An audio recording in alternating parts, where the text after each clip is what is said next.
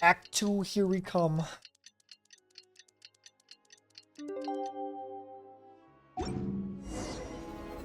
Go to the theater. Yeah, I'm actually pretty close.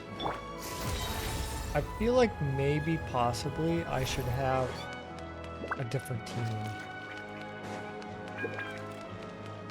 I'm sorry I bumped you. What's one of these quests? Saving? Saving? I haven't seen this in a while.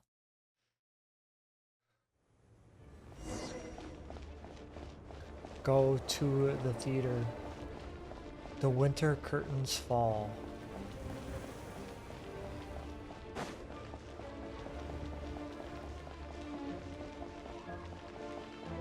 Kind of a weird POV it's giving me.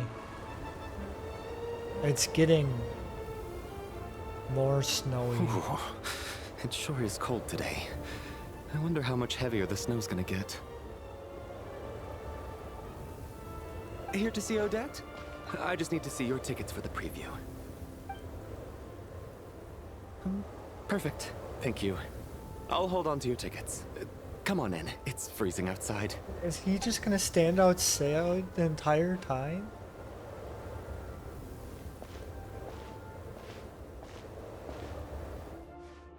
I have a bad feeling about this.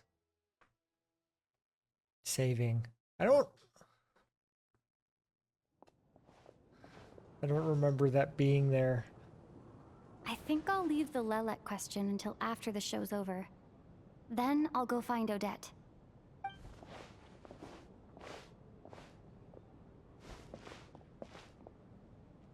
Child said he was originally going to come with Tonya. So I'm guessing Tonya's already here somewhere. Is there anyone here who looks like a Tonya? Let's see. It's a small audience. Makes sense for a preview. But wait, I do see some familiar faces. Yeah. Mr. Chuganov's back again by the looks of it. Oh, and is that Mitya? And that Fatui officer, Valeri. Guess he must be playing cat and mouse with Mitya again. He's being Oh no. supervised at the show. It looks like the show's starting, and I still haven't found Tonya. Never mind. I'll just have to take a seat for now and see if I can catch her afterwards.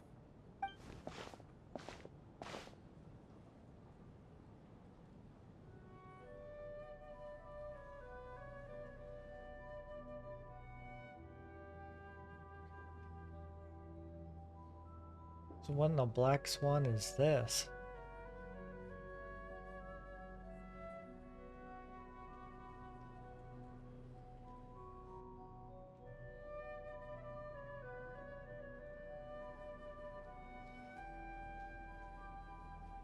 He's getting inspiration again. Or he's faking it. He didn't even write anything down.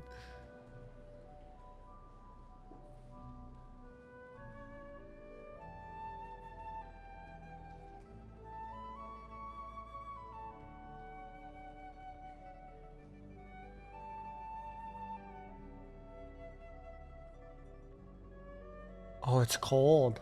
They're losing power.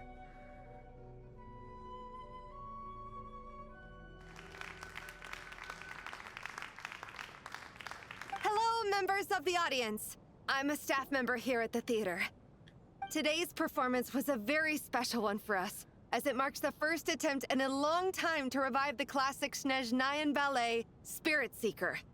To commemorate this occasion, we would love to take a group photo of the cast, crew, and audience members present today. Could I kindly ask the audience to please come up onto the stage? You get a photo op? There she is. That's Tonya. All right, everyone, huddle in a little more. Now, look at the camera. 1, 2, 3. Oh, the cute little pic. This is so cute. Are you quite satisfied, Mr. Energy Scientist? I rather hope you don't have any other escape plans to add to my workload today. What are you talking about, Sarge? This was simply my way of inviting you to watch Miss Odette's new show with me. And wasn't the performance spectacular? In the future, I heartily encourage you to take a leaf out of my book. Find some soul-nourishing pastimes to enrich your time outside of work. It was indeed a fine performance, but I must correct you on one point. This is not time outside of work. These are working hours.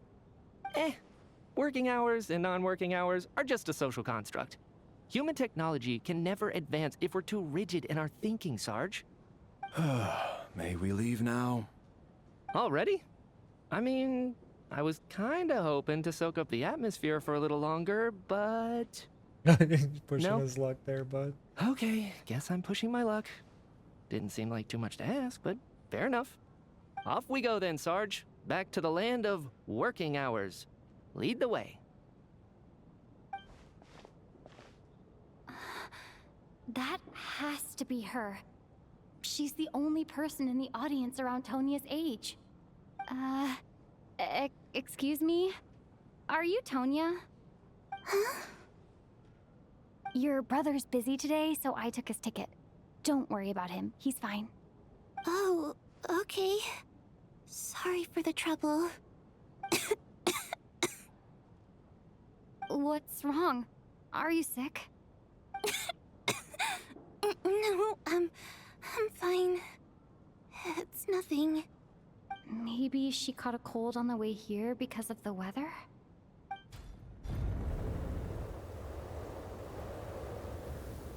I haven't seen snow like this in a long, long time. It's most unusual. I know. It's completely white out there. You can barely see a thing. I've never seen is quite such heavy heavy snow snow. in my life. Let's wait it out for now. You'd be lucky not to freeze to death in this weather, let alone find your way. Well, look at that. Maybe we shouldn't be in such a rush to get back after all. What do you think? Let's wait and see.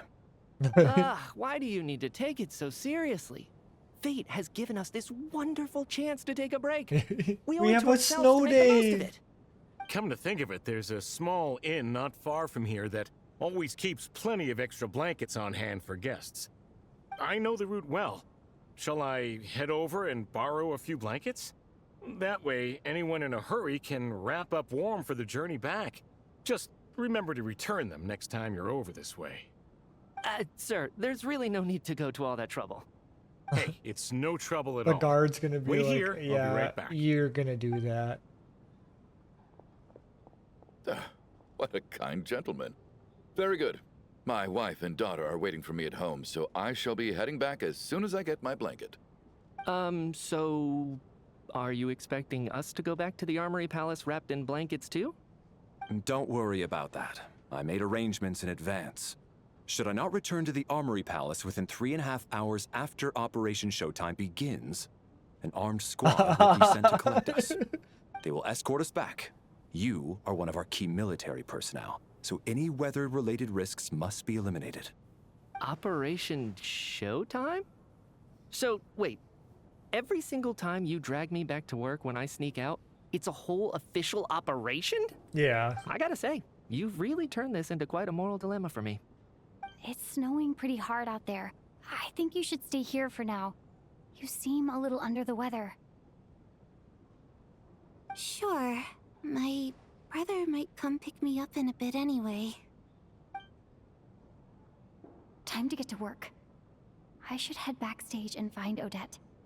I need to look her in the eye and ask her about Lelek. Excuse me, are you looking for someone? I'm looking for...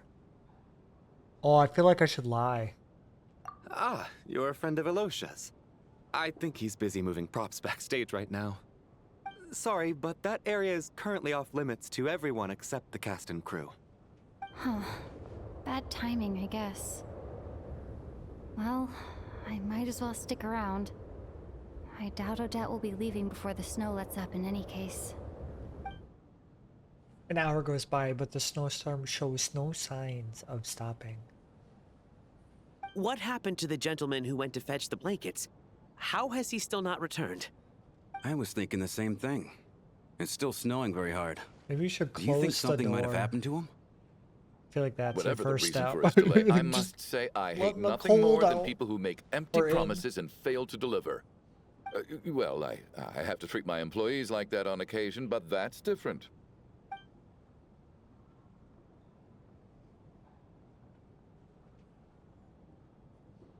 You seem anxious, Mr. Valeri. It's been nearly 4 hours since I left the armory. The army should have arrived to extract us by now. They know how much I despise tardiness and disrupted plans. There's simply no reason that they shouldn't have shown up by now, barring exceptional circumstances. Surely a snowstorm like this one counts as such. I think that's the problem. Few things in this world can stop the Snezhnayan army, Mr. Mitya. And a snowstorm is certainly not one of them. Why don't you go out and take a look? They might be right outside, waiting for your orders before they dare come in. An absurd hypothesis. I have no intention of leaving your side for even a moment until I have escorted you back to the Armory Palace. This doesn't look like an ordinary snowstorm to me. That guy who left earlier. It looked like he just vanished into thin air. Either that, or my eyes were playing tricks on me. A It's an man-eating illusion. snowstorm? Come on. Night Or hasn't maybe. even fallen yet. Spare us the ghost stories.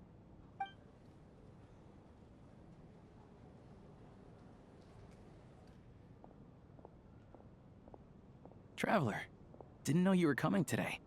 How come you didn't say anything? Not sure how I should say this. I'm here to see Odette. Oh, right. I assumed you were looking for me and Vodyanitsa. Odette's still backstage. Whoa, that's quite a snowstorm out there. I've been working backstage this whole time, so I didn't even notice. No wonder the audience hasn't left yet. Huh. Is weather like this rare even in Snezhnaya? Yeah, snow like this. I'm sure I've seen it out in the wild before, but never in the city. Actually, I take that back. I don't think I've seen snow this bad even in the wild. This is something else. It's not normal. If even Alosha thinks snow like this isn't normal, could it have anything to do with that monster people have been talking about? We can't stay cooped up here forever. Someone needs to go out and take a look. Should I go with you? No need. I have plenty of experience with snowstorms. Besides, I work here while you're an audience member. I should be the one to do it.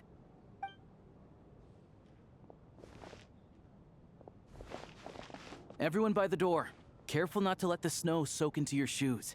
In a snowstorm, you gotta look after your toes above all else. Heading out, my man? Be careful. I've been told the snowstorm eats people alive. Thanks for the advice. I am planning to be careful. I just want to take a quick look at the situation out there.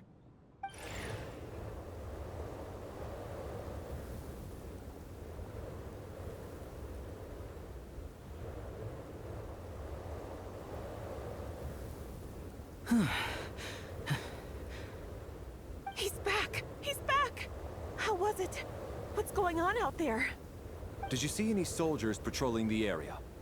Something about this storm isn't right. What do you mean by that? There's no one out there. I didn't see a single soul. And something in the air gives me the creeps. This isn't your average snowstorm. I suspect it might be related to recent events in our nation. I strongly advise everyone to stay here until the snow dies down. Are you serious? So all of us are trapped here now? That sounds a little far-fetched to me. You want to go outside and see? I, for one, am not risking my neck in that weather. This just turned from a minor delay into a major hassle. We can only hope that our friend who went to fetch the blankets just ditched us and went home. Is it really that bad? But my daughter, I won't be able to read her a bedtime story tonight. Huh? What are you all still doing here? Whoa! It's snowing hard. The crew and the cast from the backstage are quickly brought up to date on the So situation. now we're stuck here? Oh, this is terrible. Luckily, it was just a dress rehearsal today, so there aren't too many people here. On the bright side, the theater's always well stocked with supplies. If the snow still doesn't let up as we get into the evening, you can spend the night here, everyone. At least, I assume that's alright? What else are they Fine supposed by to do? me. This seems like a sensible backup plan under the circumstances. My thanks to the theater for being so accommodating. What are you staring outside and praying for, my man? You anxious to get home too? Yeah. Oh, Your Majesty the Tsaritsa, I beg you, please do not let tonight's snowstorm stop. Huh? This is a golden opportunity to spend the night under the same roof Oh. as the 2 top stars in all of Snezhnaya. It's a once-in-a-lifetime experience. I don't like him. I changed my mind. Yes, exactly. If you so much as look at us funny, you'll be seeing stars in a whole other way. Behave yourself, or you'll be begging for that blizzard. Oh, I like It's her. getting colder. I like her. We need to keep the indoor temperature up. Close the door and lock it tight. Let's head somewhere warmer.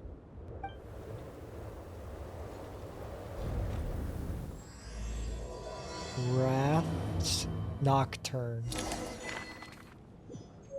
Oh. I think that's what that was. See what the others say that's going on. Act 2. I could just sit.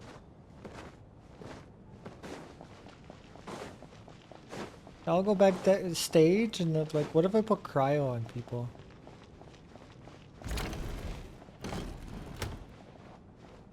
What do you got to say? And then there's the aristocrats. Easiest of all to deal with. You don't need to use any force whatsoever. All you have to do is show them the rope you plan to tie them up with. Do you know why? I don't. Do tell. Because nothing horrifies them more than the thought of a cheap, coarse rope leaving creases on their precious million more coat. They'll do whatever you ask to avoid that fate. Unexpected, but funny nonetheless. Tell me another one.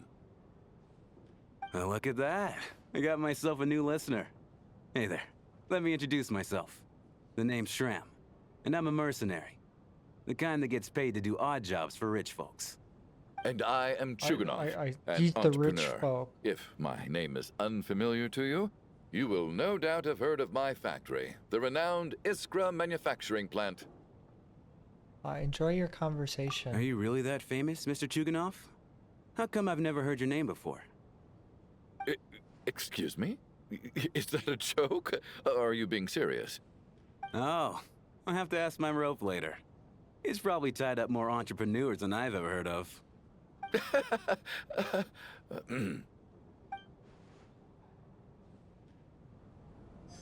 Got him. Well, that was interesting for sure. What else do we have? I don't want to talk to Odette yet. I'll talk to Mitya. This is highly irregular. A delay of over an hour during an operation like this theoretically warrants a Harbinger-level response. I wonder what the issue is. The storm, or something else. Sarge, the day you learn to let go and just enjoy moments like this is the day you'll finally understand the meaning of life. Ah, why, hello, ma'am. I believe you were the one sitting at a nearby table back at Podvorye Restaurant. Any friend of the theater's star performers is a friend of mine. It's a pleasure to meet you. I'm Mitya from the Energy Commission. Greetings. Major Valeri, head of the Special Assignments Battalion. Armory Palace Royal Grenadier Guards, 1st Regiment. I am here to ensure Mr. Mitya's personal safety. Please let me know if I can be of any assistance. Delighted to meet both of you. Miss Traveler, I cannot help but notice that Miss Odette is stealing glances at me. Any idea what that could be about? I've racked my brains, but I can't think of anything I might have done to offend her. Perhaps she noticed me spacing out during her performance? No idea. I keep racking my brain. Keep racking your brain until you find out. What? You mean I really did do something to upset her? Yeah. Well, thanks for letting me know. Yeah, maybe. I So, don't know. Mr. Mitya, is your work related to Project Suja? Yes, that's right. The higher-ups in the Fatui transferred me from the Energy Commission to the Armory Palace because they wanted me to... Really? I can't even talk about that? Pretty sure it counts as part of my private life. Done. All No, right, not I allowed. won't say anything. Sorry, traveler. As you can see, I'm afraid this pleasant chat will have to end here. Okay, I want to talk to Odette last.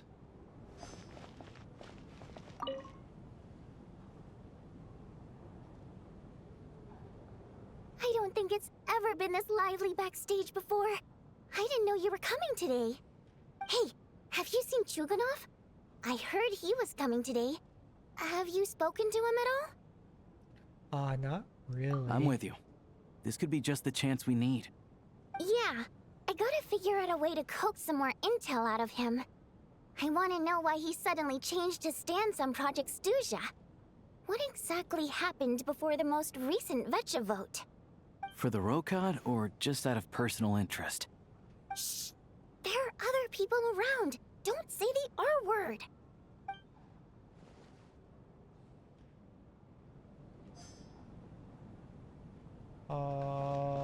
Time to go talk to the other people?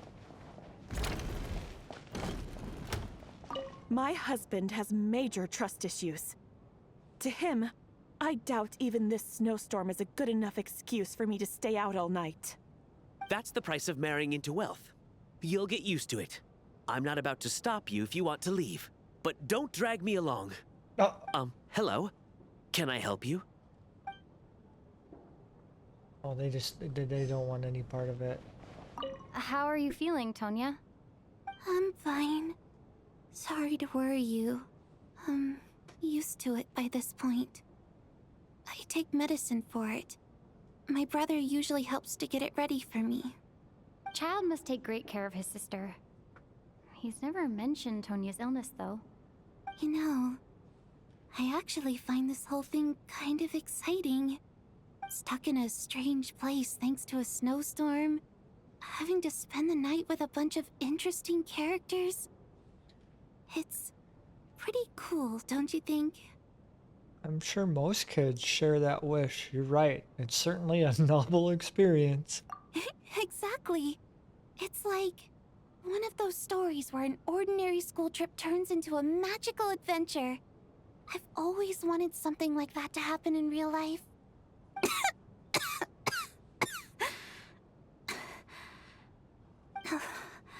I'm fine, really. Just got a little overexcited. Look after yourself. Otherwise, your brother will come after me. Yeah, we wouldn't want that. We wouldn't want child Tartaglia coming after us. Okay, Odette. I have to say, even though today was a rehearsal and there were some hiccups along the way, Miss Odette's performance was one of the best I've ever seen, even compared to an actual show. I couldn't agree more, especially considering the weight of the subject matter. It takes a truly seasoned professional to do justice to a theme like love and regret. Oh, she's Do not you think we were amused. coming on too strong? Odette's ignoring us again. What about you? What did you think of today's performance? Actually, I wasn't paying much attention. I think you could have been more expressive. Consider me a new fan, Odette. Oh my, that's very flattering of you. Thank you. I'll make sure to save a ticket for you when the show's performance ready. This doesn't seem like the time or place to bring up the subject of Lelek. I need a chance to speak with her in private. So unfair. Talk about double standards.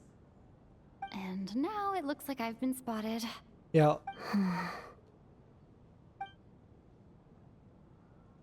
You know Mitya too? Oh. No, I don't. I just have a feeling that he might be dangerous. Interesting coming from her. Time flies by as soon as the lighthearted How's it looking, conversation, Alosha? so I can't read it fast enough. No change from this afternoon. Heavy snow with no sign of slowing down.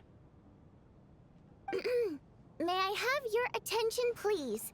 The storm is unlikely to stop tonight, and it'll be even more dangerous outside at night than it was during the day. We at the theater owe everyone here a duty of care. Therefore, we strongly suggest that you stay on site overnight and avoid going outside unless absolutely necessary. In a few short moments, we'll give you a tour of the theater's various quarters. You can choose to sleep in the VIP room, the office, or backstage. Or on the stage if you'd prefer. We won't mind. I'll pass on sleeping on the stage. What if the snow is stopped by tomorrow morning? The early birds in the audience might think we're part of some experimental new show. A drama about sleeping? That could be fun. Maybe we could come up with a title for the production. Oh my gosh, Sleeping Beauty. The slumbering heavenly principles. No, they didn't. No. Not bad. Clear selling point at least. Could be a big hit. Anyone who doesn't wish to sleep on the stage, please follow me. I'll show you to the rooms. The sleeping heavenly principles. They do be sleepy. I guess I'll call it a night. Though I feel like I won't sleep very well without Paimon here. I'm sure she'll be worried that I haven't made it back yet. But as long as she looks out the window, she'll probably realize what's holding me up. I wonder if she's feeling any better yet? At least she hasn't been getting any worse. Still, I should try and get back first thing tomorrow morning.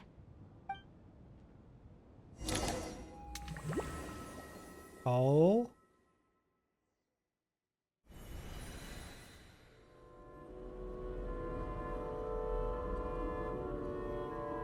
Where am I? I'm not in Snezhnaya anymore. Finally. Welcome back to the world of the living, lazy bones.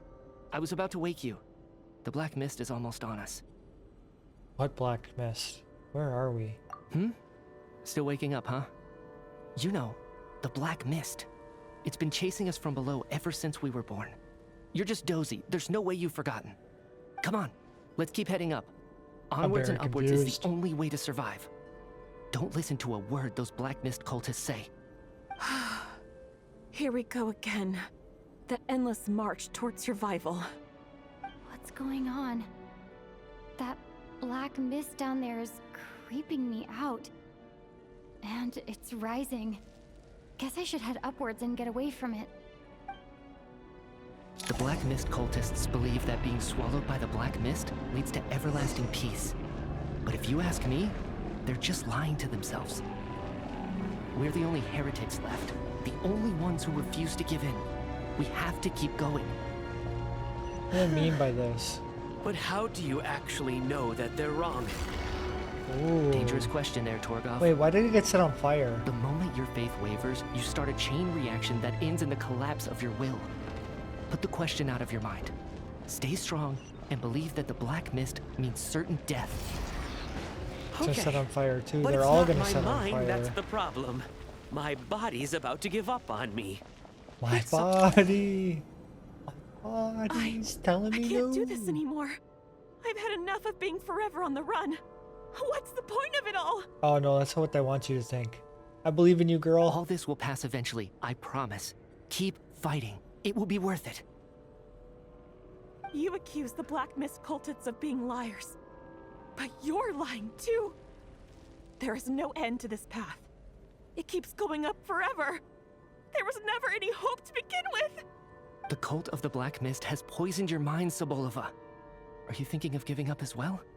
I am. I think I'll take my chances with the Black Mist over this perpetual torture. As much as I detest the Black Mist cultists, I'm just too weary. Then I bid you both farewell. Let me put my personal opinions aside for a moment and say, I hope that you both find peace within the Black Mist. I don't like where this is going.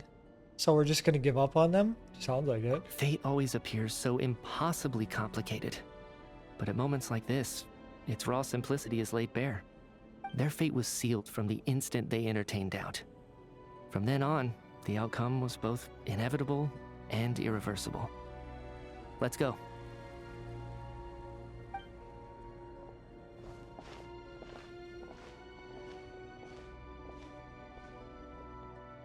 Torgov and Sobolova are gone.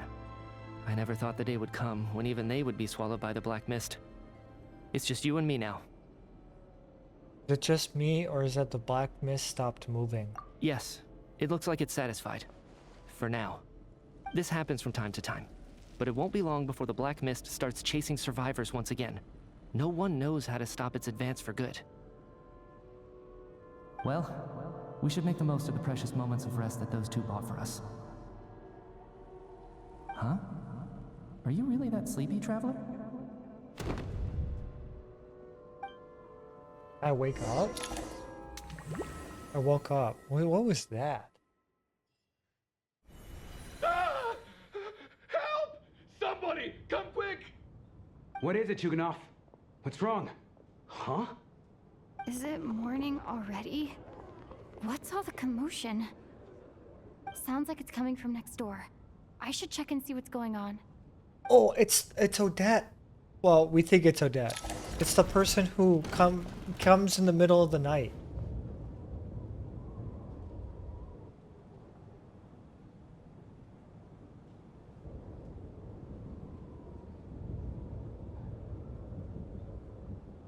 Don't look, Miss Tonya. Stay here. Okay. What happened to them?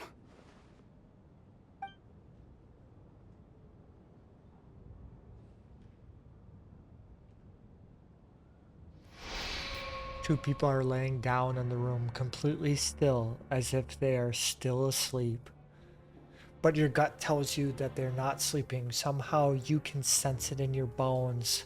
This is what death looks like. These two people have passed away.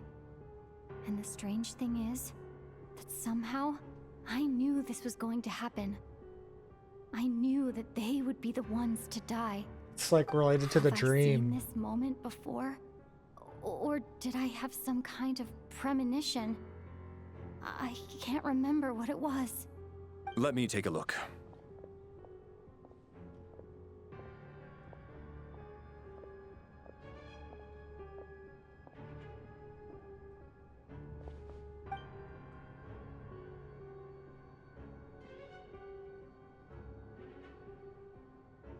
No vital signs in either of them. They're dead. The cause of death, however, remains unclear. No wounds on the bodies, no signs of a struggle, and no skin discoloration caused by the buildup of toxins. But just last night, they were chatting and joking away. This is so sudden. Could they have had pre-existing medical conditions? Even then, the odds of them both dying of sudden complications on the same night are extremely low. It's hard to believe that they died of natural causes, nor does this appear to be a suicide. Are you suggesting they were murdered? Who was the first to discover the bodies? It was me. Oh, there you are. But these deaths have nothing to do with me, officer. I got up early because I wanted to see if the snow had stopped. Then I noticed that the door to this room was open, and it looked like there was a man and woman inside. I just went over to see what was going on. I had no idea they were... I can corroborate this. I was doing my morning exercises near the stage. When I saw Mr. Chuganov heading this way, I followed him. I can also confirm that I didn't see a single person approach that room before him. The snowstorm was raging all night, and it's still going now. There's no way someone could have come in from outside, correct? You mean an intruder? No, not possible. I slept by the door last night as a precaution. There's no way I wouldn't have noticed if anyone had tried to open it. Everyone, split into pairs and search the theater for anyone in hiding or any signs of suspicious activity. I'll follow up with a full search of my own shortly. Go. There is no time to waste. You pair up with Tonya. After the thorough search, you're satisfied that no one else from the outside the group is in the theater, and everyone is exactly as it was last night.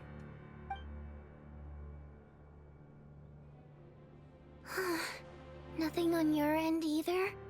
Backstage is clear. No signs of suspicious activity. We checked the basement. Also clear.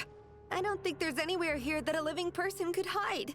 I didn't find anything either. Are we certain that the theater doesn't have a back That door? means it's one of or us. any tunnel or passageway wide enough for a person to fit through? No, there's nothing like that.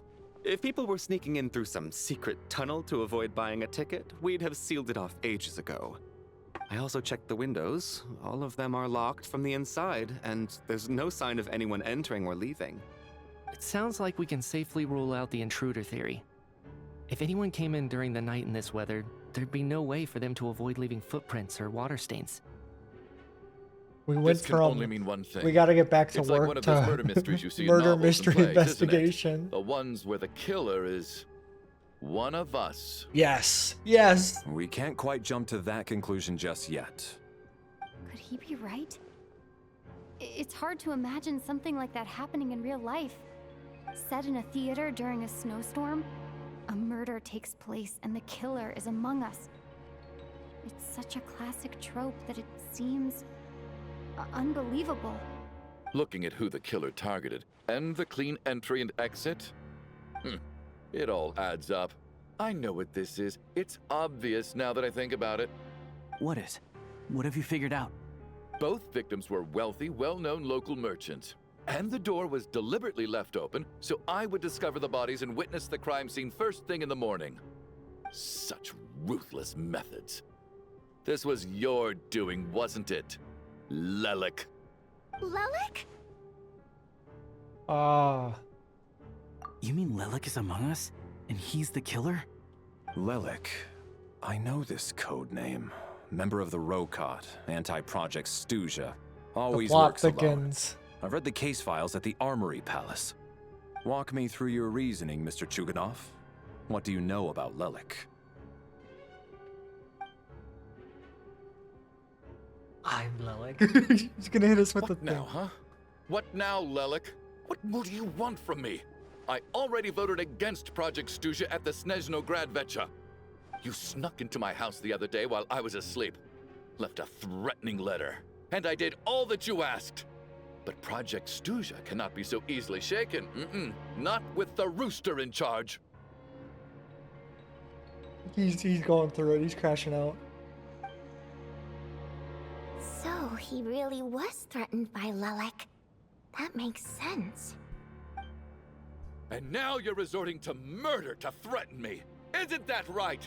I knew it. The Rokot despises the rich. The lives of the wealthy are but refuse in your eyes. Show yourself! Which one of you is Lelik, Tell me! I'll do whatever you want! Odette just steps up and be like, it's me. I think he's going crazy. Everyone's just watching. Was this really Lelik's doing? Would Odette really do something like this? If Odette really is Lelik, this seems out of character. But then again, how well do I really know her? I'm probably the only one here with a compelling theory about Lelik's true identity. But if I reveal it now, I'll be putting Odette in the line of fire. What should I do? I don't think it's likely that Lelik killed anyone. At least from the stories I've heard, he's never killed anyone before. And his name has never come up in connection with any murder cases. Besides, Oh, what if even she Lelik knows? did want And to she's threaten you, protecting her why girlfriend. resort to such an extreme and roundabout method? It's not his style at all. Vodianitsa doesn't know that Lelik might be Odette, but her assessment is pretty much identical to mine. Miss Vodianitsa, why do you suddenly feel the need to speak in Lelik's defense? Defense? Oh, no, it's just... I'm worried that we're jumping to conclusions here, so I wanted to share my point of view. Also, I don't think the Rokot is as bad as you're making it out to be. Well, if you think I'm so wrong, what's your theory then, Why don't you tell us who the killer is? The case is still evolving, Mr. Chuganov. Please do not prevent others from expressing their opinions so early on in the discussion. Even so, there's no denying that the recent threat received by Mr. Chuganov may well be an important clue. It's our So first there's clue. still a good chance Well, that technically Lilith second is clue. right The first here clue is among the 2 us. dead bodies. I can't do this anymore. I don't care if it's still snowing outside. I have to get out of here. He's gonna be like, nah, you can't. Whoa, take a beat. We all know it's far too dangerous out there. Even the soldiers couldn't get to us. Go out that door, and you might not live to tell the tale. And whoever this Lelik is, they're surely not going to murder anyone in broad daylight. Be sensible, my man. You're safer inside. As much as I regret having to say this, I'd like everyone to cooperate and refrain from exiting the premises until further notice. Because as things stand, every one of us is now a suspect. Even myself. It's true. Unless anyone has further information to share, let's adjourn for now. Feel free to keep searching for clues. This is the most Make sure you don't collaborative go off murder alone. mystery investigation of all time.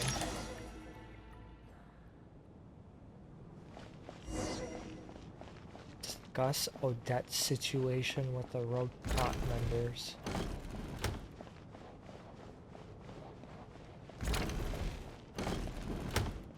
You're right. That was my bad. It was a knee-jerk reaction. I didn't think it through. Luckily, no one suspected my identity. Hello. Oh, phew. It's just you. I thought someone was eavesdropping. Since Vodianitsa and I were on the same page earlier, I think I should share my thoughts with the Rokot members first. You tell your friends about Child's intel on the Lek and your views on the current situation. Whoa, whoa, whoa. Are you serious? I don't know if this counts as gossip, but it's definitely on track to be the juiciest this whole year. It is the tea. That is for sure. Odette? Really? Odette? Oh god, how dumb does this make me look? Lelek has been right under my nose this whole time, and I didn't notice a thing. We don't know Actually, yet. it's exactly what you'd expect. Sometimes, hiding in plain sight is the best strategy. And now that you mention it, the more I think about it, the more sense it seems to make. It all adds up. What are we up to now? 1, 2, 3, 4... What are you counting? Odette's identities. She's my coworker, specifically a ballerina, and also a Fatuz, a member of the Rokot. Now, Lelek. That's it must a lot. Be so exhausting. I just want to give her a hug. I guess since same. I've always known her as a member of the Fatui, it never even crossed my mind that she could be involved with the Rokot, let alone be Lelek. I don't understand. If she's with the Fatui, what reason could she have for being so opposed to Project Stusha? Probably best if you ask her that in person. Well, since you waited until now to bring this up instead of announcing it to everyone earlier, does that mean we're all on the same page here? She doesn't seem like the type to kill innocent people. Yeah. Lelek may not follow orders from the Rokot leadership, but as far as I'm concerned, she's never crossed the line. If anything, her actions benefit the poor. We need to confront her face to face. Do you think she'd really admit to being Lelek? I don't know. We'll have to see how it goes. For now, we'll work on the assumption that she didn't kill anyone, and see how much she's willing to tell us.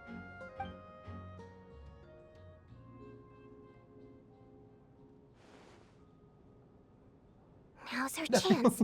Odette's alone. Let's go. This is so funny. We're just Hey, peeking. Odette! What is it, you guys? Shh! Keep your voice down. We need to talk. So, you're Lelek, aren't you? What? Alright, fine.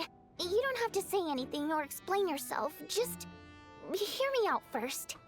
None of us believes you'd kill innocent people. Whoever murdered those 2 people last night, it wasn't you. Traveler was the first to figure out your identity, but she kept quiet during the discussion just now. Still, it's clear where the group consensus is heading. Everyone believes Lelik is the culprit. If your identity is exposed, you'll be in a really bad spot. We're your colleagues, and we know what kind of person you are. I don't want anything bad to happen to you. So, can you clue us in? Tell us everything. The more we know, the more easily we'll be able to cover for you. Alright. Yes, I'm Lelik. Oh, and it's no, actually... I'm not the murderer.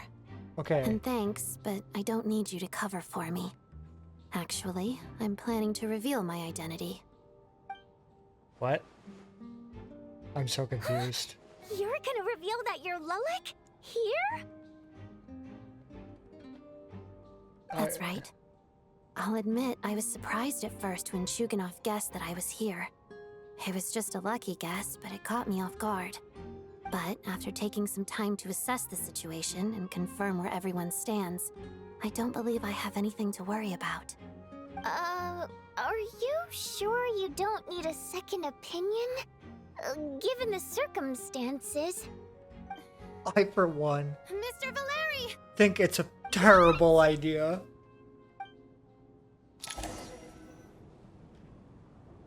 Valeri gets everyone to reconvene. Odette gets straight to the point and announces that she is Lelik. So... Odette is Lelik? I don't know what game you're playing, but you've got a lot of nerve. It's just one identity. So what if it's exposed?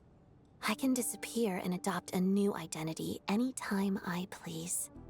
I made my peace with this when I chose to become Lelik. But more importantly, I promise I am not the murderer, which means that someone else is. So, if anyone still insists that I did this, you'd best produce the evidence now. Or I'll actually Otherwise, become the I murderer. suggest that you bite your tongue. Because if you really believe I killed 2 people without making a sound or leaving a trace, pointing fingers at me would surely only make you my next target. She's got a point. Is this really the truth, Miss Odette? Yeah. That's confidence, all right. I believe you. Yeah. A real no-nonsense attitude. I can see why Marionette said that she's on track to inherit the title of the Fair Lady. Are you seriously buying this? Hey, officer! She just admitted to being Lelik. Aren't you going to do something about this? I do have one question, Miss Odette. Why have you chosen this moment to come forward and reveal your identity? If I didn't say anything, everyone would be focusing all their efforts on finding Lelik. And that is exactly what the real culprit wants. I don't want to be the that is scapegoat so who lets the good, murderer actually. get away with this crime. You eliminated one Despite all suspect the and accusations, changed the she focus made on the the smart evidence. choice. A remarkable display of rational thinking under pressure. Clearly, Odette's talent extends far beyond the art of dance. She thought so far ahead. Ugh, why do I always feel like I'm one step behind her in everything? You've convinced me. Dealing with the murder case remains the top priority right now. Let's put the name Lelik and all related incidents aside until further notice. Nevertheless, the group still considers you the prime suspect. I assume you have no quarrel with that, Miss Odette? I understand. You're welcome to keep an eye on me around the clock. I have no objections. Mr. Chuganov? For my wife and daughter's sake, I'll let you off the hook for now. But don't think you're forgiven for breaking into my house and threatening me. Just wait till we get out of here, Lelik. We'll settle the score then. Oh, I don't know if you want to pick a fight. Well, I'm on Odette's side.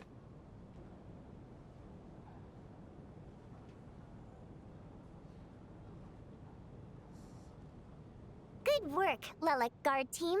And Lelik too. Here, have some hot water. Lelik guard team? Turns out Valeri knew about my exploits, so now I've been told I have to guard Lelik with him. Shouldn't you be facing my way if you're guarding me? At the moment, it looks more like you're my bodyguards. If the true culprit is indeed still at large, as you have claimed, we must keep our guard up against them also. Don't worry, Tonya. We'll get through this. Once the snow stops, the officials will step in. The investigation will get easier, and then we'll be safe. But once the snow stops, won't everyone just leave? You're gonna miss us, huh? Well, some of us work at the theaters, so we'll still be here. I'll even give you a special backstage pass. Really, Miss Vodyanitsa? That's awesome! I feel like she did it. For life. I feel like she did it. Aw, you're so cute, Tonya. I don't know why I think that. All The right, heart? let's Oh my swear to gosh. it. It's her I or the promise to give you stagehand the that's pass, sitting down. And you promise to never change your mind about being my fan. Promise. Don't indulge her, Tonya. You don't have to swear an oath over things like that. You really do get carried away sometimes, don't you, Miss Vodyanitsa? Hey! Mind your own business!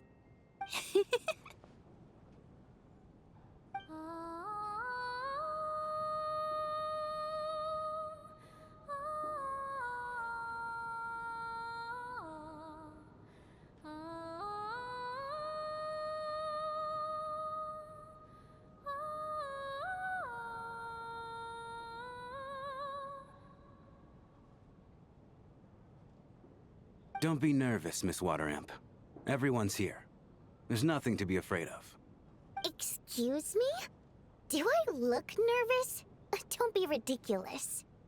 No. You sound nervous, lass. Oh. Wait, but how... Okay, plenty of people know that I'm a water imp, but still... How come you understand our primary mode of expression? Primary mode of expression. I've not come across that concept before. Do enlighten me, Vodyanitsa. They sing. Well, it's just... We water imps tend to communicate our emotions to each other by singing, rather than facial expressions. The emotions we convey through song take precedence over our facial expressions. So, we think of it as our primary mode of expression.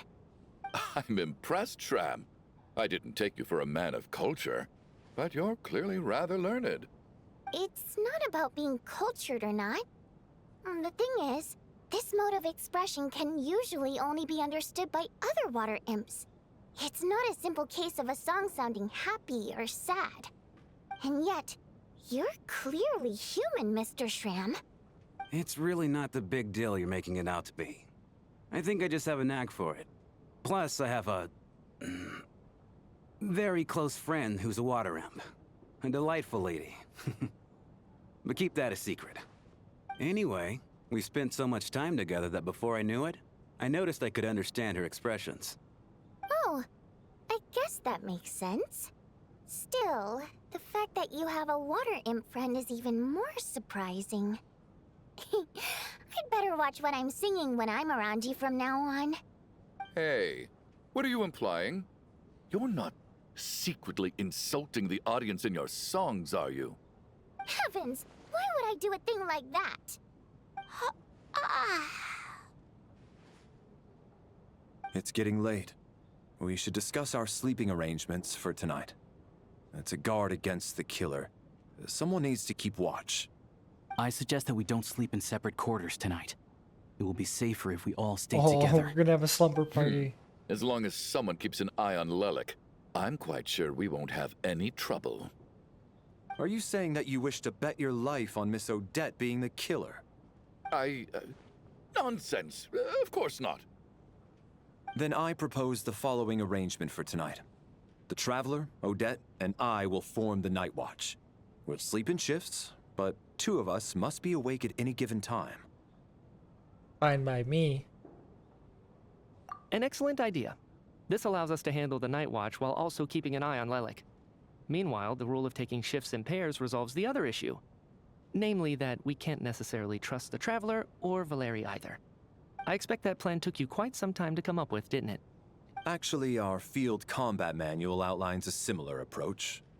although the scenario there involves guarding prisoners overnight during field operations. That being said, I must clarify that I harbor no disrespect towards you personally, Miss Odette. In fact, Lelik's numerous covert operations make fine textbook examples for military agents. He's I flattering care less her. about respect and more about the fact that you just robbed me of 2/3 of my sleep tonight. I'm calling dibs on being the first to rest. Good night. Fair enough. You ruined my bedtime. That's a valid reason. As night falls, you and Larry take the first watch together. Everyone is sleeping on the stage, making the scene right out for absurdist theater. Eventually, the time comes for the first shift change. It's almost time. We should wake Odette. How are you faring? I'm not sleepy. You should get some sleep. I'll go after you. Oh, not going to argue with that. I'll take a quick nap. If you start to feel sleepy, wake me up anytime. It's finally time for Odette and I to share the night watch. I should wake her up.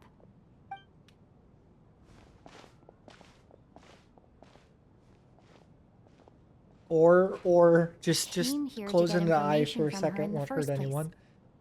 Maybe I should think about what questions I want to ask before she wakes up. Oh, too late for How that. long are you gonna keep staring at me? You're awake? Big Couldn't sleep. eyes. My mind's been running haywire. Plus, there's something I've been meaning to talk to you about. Oh, I already know where this is going. You too? I had a hunch that you wanted a conversation too. Let's take this chance to clear the air, shall we?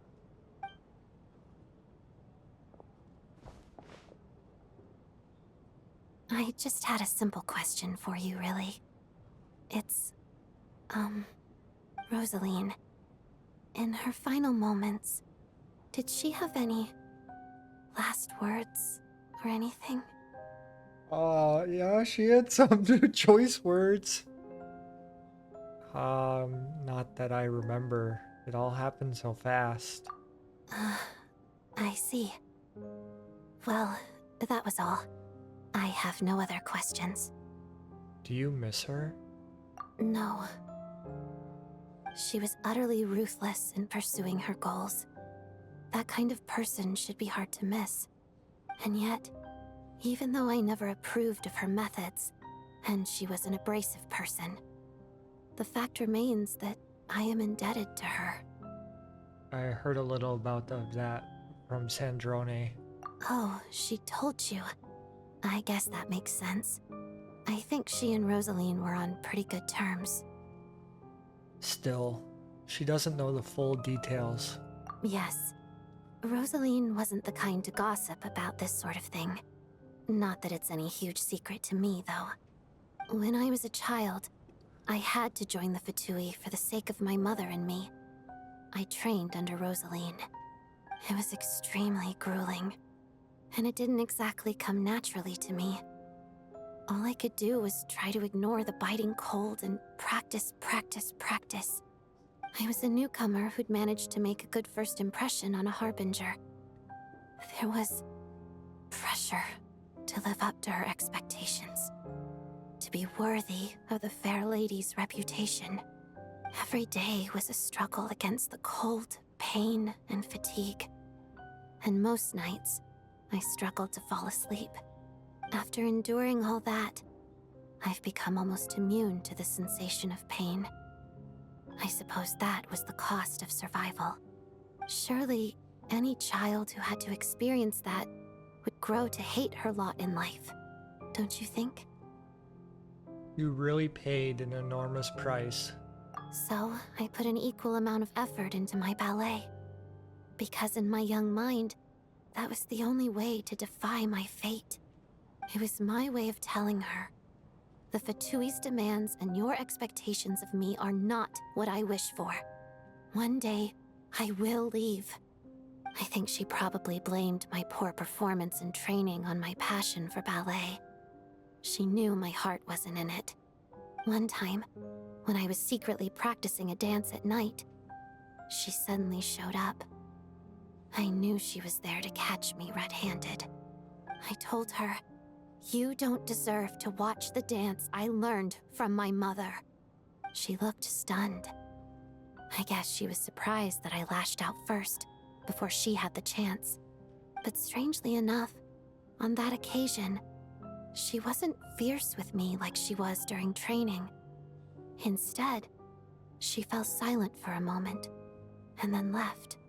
After that, she never interfered with my dancing or asked me how it was going. She never came to watch me dance again either. Not even once.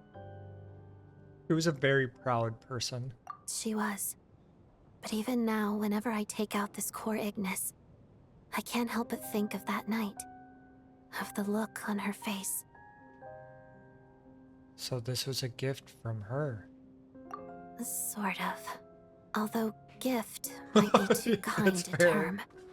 This is her flame sealed within ice.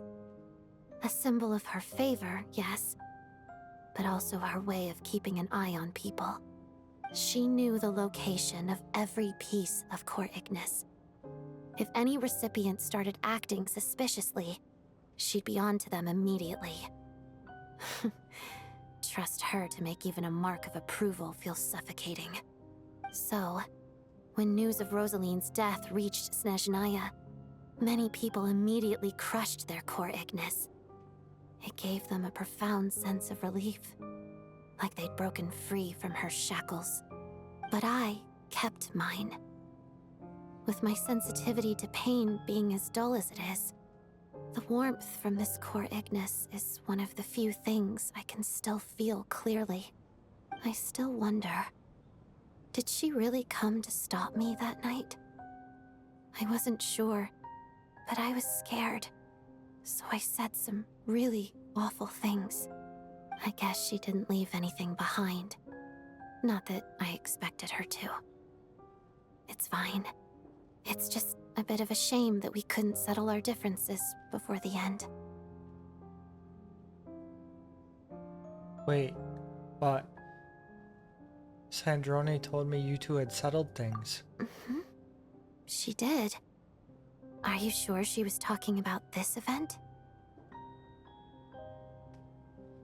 She said that Arlecchino gave Rosaline some advice and that Rosaline went to see you. Huh. No, she didn't. I didn't even find out that she'd gone to Mondstadt until a while after she'd left. Wait, in that case... I think you should go and see the Knave. Okay, I will. Thanks for letting me know. There's something I'm trying to figure out. I'm beginning to suspect that Paimon's mystery illness is being caused by the energy research behind Project Stuja. Paimon's very important to me, so I have to get to the bottom of this. I figured that since you're Lelek, you might know something about all this. The ultimate goal of this energy experiment is to create a weapon for the final battle. The weapon's construction was completed in Nocturne. Now, all that remains is to arm it with a sufficiently powerful energy. So that's why they've been doing experimental bureau, or the experimental design bureau. So this is the purpose of the energy experiments. Yes. The weapon's development and all the related experiments are overseen by Lord Piero, the Jester. And the lab is located deep within the Armory Palace. I'm not sure why this experiment would be making Paimon feel unwell, though. The best way to get to the bottom of it would be to go there in person. Once we get out of here, I'll help you apply for an entry permit. Are you sure? Let's not forget, you're also the Fatui. And I'm hardly the organization's proudest member, as you know. You answered my question about Rosaline. I want to do you a favor in return. It's that simple. Simple. Huh? What's wrong? Are you not feeling well? You two seem to be hitting it off. Ooh, stay calm, just act normal. I thought you were sleeping. Of course I was. In the military, one learns to fall asleep quickly, even in the most inhospitable environments. It's vital to staying alert and energized. Why? Is something wrong? No, nothing, nothing. Even if he was awake, he can't have overheard us, right? Well, thank you both for keeping watch. Traveler, I'll take over for now. It's your turn to get some sleep. Sure.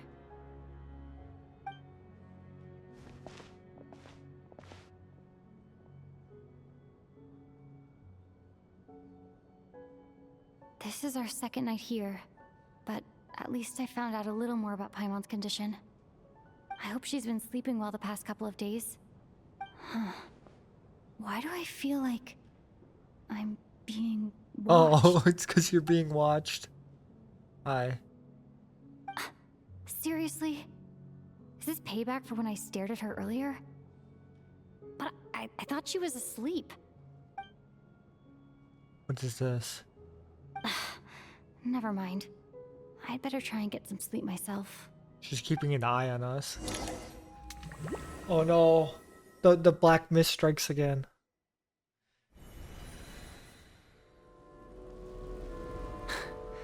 Hey, what are you spacing out for?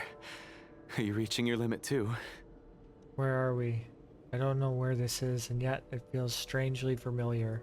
How long have we been walking for? Do you remember? I know how this ends. Ever since we noticed that thing above our heads. What was it called? I have an idea of what's going on. Star key? Or key star? Anyway, the person who named it was swallowed by the black mist. Whatever it's called, ever since we noticed it, we've been walking up and up, hoping that as long as we reach it, we can find a way out of this place. But it seems like no matter how far we walk, we never get any closer. I think I know what this is doing. Well, we've come this far. You never know. Maybe we're almost there? Come on, enough moping. Let's go. The black mist is catching up.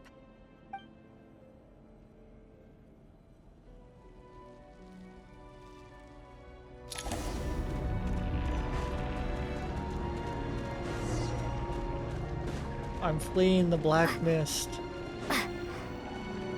What are you? Monsters! Watch out!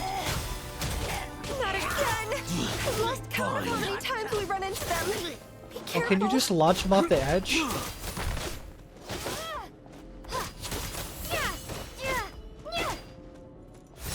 Backup is here. Is it because of the sword that I'm using? It's not catching up, is it?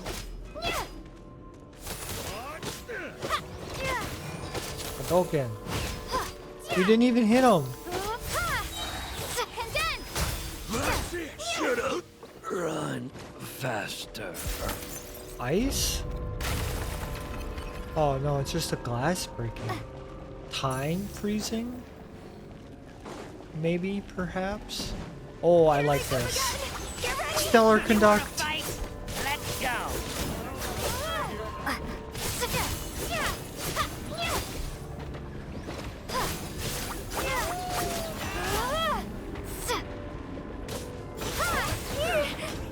I'm stuck. Quicken. Oh, goodbye. Into the mist you go. Everything's breaking again. We don't have to fight them. We just have to send them into the mist. Monsters ahead of us. The black mist behind us. Feels Can I like just there's keep no going? escape. Yeah, no, I can't. Where's the Fatui? Get a hold of my hammer.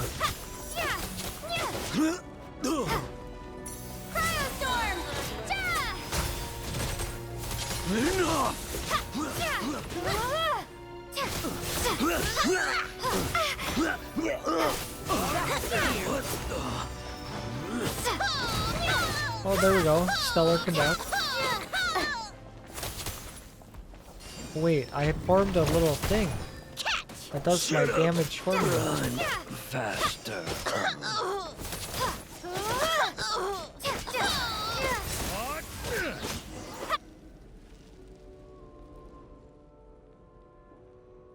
Are you hurt, Coolish?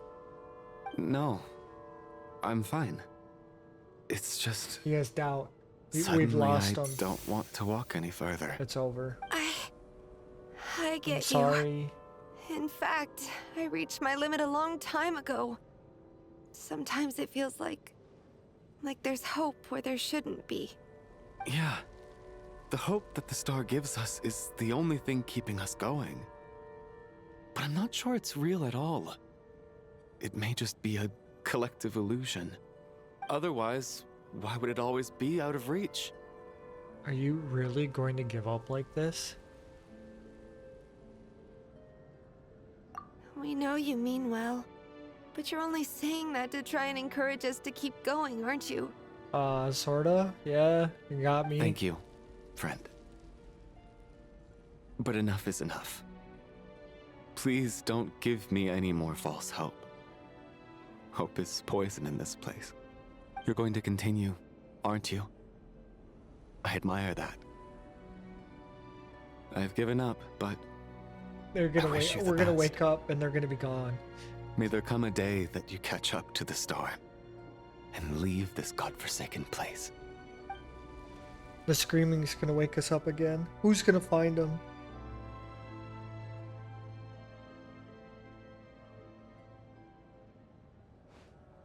Hey, we're there.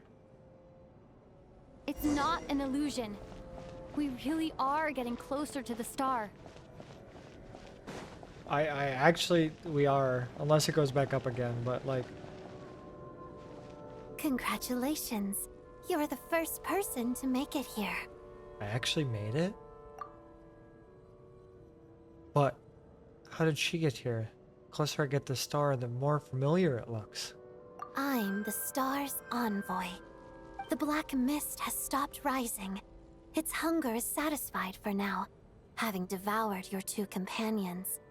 This is a good opportunity. I'll let you get some rest before we continue. Continue? Aren't we going to leave? Hmm? What do you mean, leave? The star represents the starting point. It's the waypoint for the beginning. Congratulations on reaching the starting point. Once you are ready, we will head out and walk upwards. I will be right by your side the whole way. After everything I went through to get here? This is just the start? I have an idea. That's not Odette. It's not Odette. It's not Odette. Huh? What's And it wrong? wasn't Mitia either the Hey, first time. Don't give up before the journey's even begun. I don't know who it is, but it's not them. I know that for sure. Rampana! Rampana! Is that Vodyanitsa's voice? What happened? Coolish! Wake up! Please wake up! The drama about sleeping, which was a joke the other day, is now playing out on the stage. No one counted on it truly being a tragedy. Everyone is gathered around the two sleepers in the center of the stage. Without even inspecting the scene, you already know what happened, as if someone had told you in advance. There's a mist around this. Deceased. Deceased. The situation is identical to that of the two casualties yesterday. We cannot ascertain the cause of death. At least there are some elements that we can rule out this time. They slept on the stage with everyone else. So I suppose the surrounding environment can't be a relevant variable.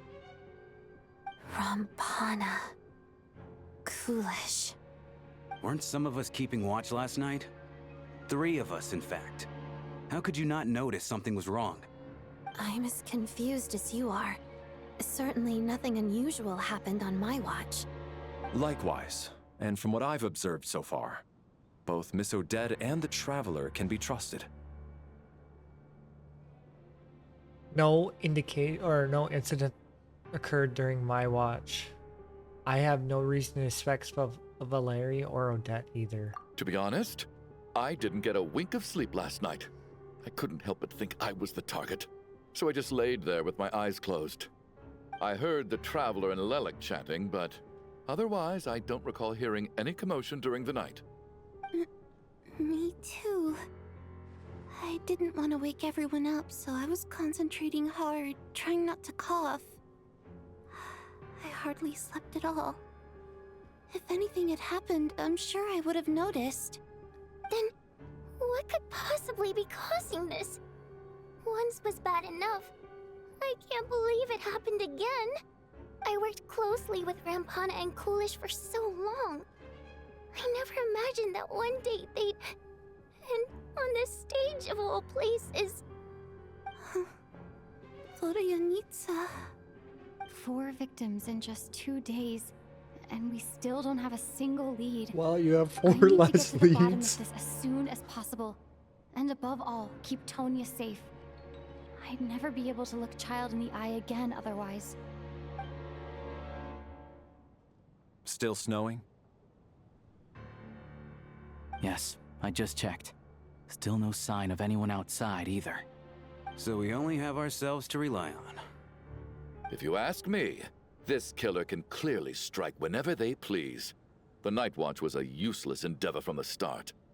Lelik must be an expert in poisoning. Clearly she used some poison that can't be detected on the corpse. Oh, okay. Nice try, bud. Here we go again. Oh, Listen, Metia. I was already thinking to myself last night, was Lelik's reason for revealing her identity the real story? Well, now I have my answer. It most certainly was not. What do you mean She's by been that? playing us for fools. You get off on this, don't you? Revealing your identity, only to carry on with your killing spree? I mean, you're That's next, a hideous bud. thought. One that only a hideous mind like yours could dream up. How dare you? Yeah, he's so next. That's enough! Yesterday, you named Lelik as a suspect because the victims were both wealthy merchants. Lelik might have had a motive then, but today's victims were just ordinary people. Not to mention that they were colleagues of Odette and mine. What reason would she have to murder them? Let me guess, just to scare you?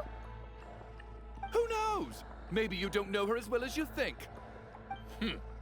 I implore you all to ask yourselves, how many people are there really in this world that have what it takes to kill another person?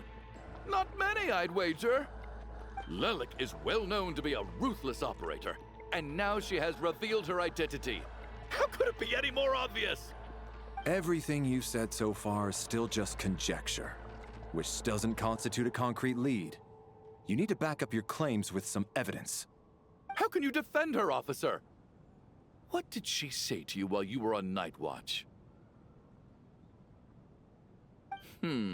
Maybe I shouldn't be so surprised. You military types are always colluding with criminals to target the rich.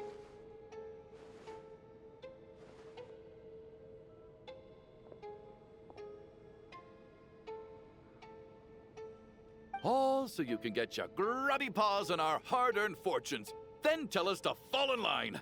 The Fatui, the Druzhna, and the Rokot. Thugs, the lot of you. Yeah, I'm sure. Don't you dare.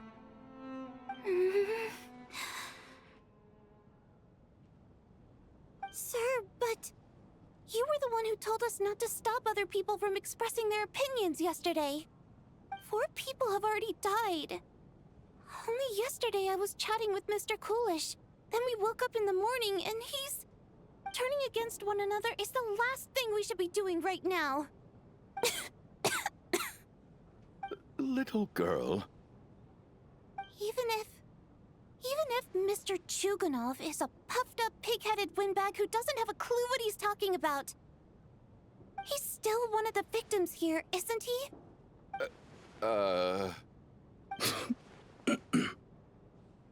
Quite. I had no intention of resorting to violence. But you're right, Miss Tonya. I ought not prevent him from speaking his mind. In any case, I believe Mr. Chuganov has calmed down a little now. We may resume our discussion. I don't think there's any need for that. What is there to discuss? Nothing about this situation is normal. Did you have an idea, Metia? You're the brainiac here, right? Come on, clue us in. I've been mulling something over. All the leads we have so far concern things from outside the theater. Miss Odette's alter ego, the threats Mr. Chuganov received. But then there's the 2 double murder crime scenes themselves, which have given us absolutely nothing to go on whatsoever. That's highly unusual. Even with the most careful killers, there's always some evidence left behind. So what are you suggesting? I think this could be a supernatural event. It isn't characteristic of human-on-human homicide at all. Correct me if I'm wrong, but Oh, supernatural. aren't you supposed to be a scientist? That doesn't sound like a conclusion someone like you is supposed to make. I got into scientific research because of my insatiable curiosity. But if the present situation defies all known scientific explanations, I don't mind shifting my curiosity toward the paranormal instead. Now that you mention it, I remember when I first came to the theater. I heard rumors about this place being haunted. Haunted? Yeah, I think I heard the same thing. But I mean, they're only rumors, right? We've worked here for years. Surely we would have noticed any spooky goings-on by now. Well, this has taken an unexpected turn. A haunted theater? If Paimon were here, she'd probably be hiding behind me in fear right now. Why don't we take this opportunity to look for clues again with a more open mind? Maybe a different perspective will help us see something different. Very well. Whether it's criminals or ghosts we're looking for, the same rules apply. Everyone needs to tread carefully. I'll move the bodies into the same room for now. Supernatural? I think it's...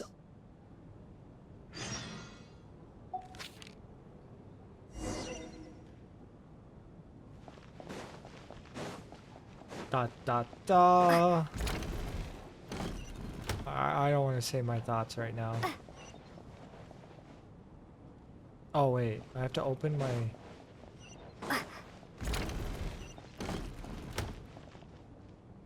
Tonya? Did you find anything? Not yet. Still looking. So... Are we supposed to be looking for something paranormal? I think I'd prefer teaming up with you than looking around on my own.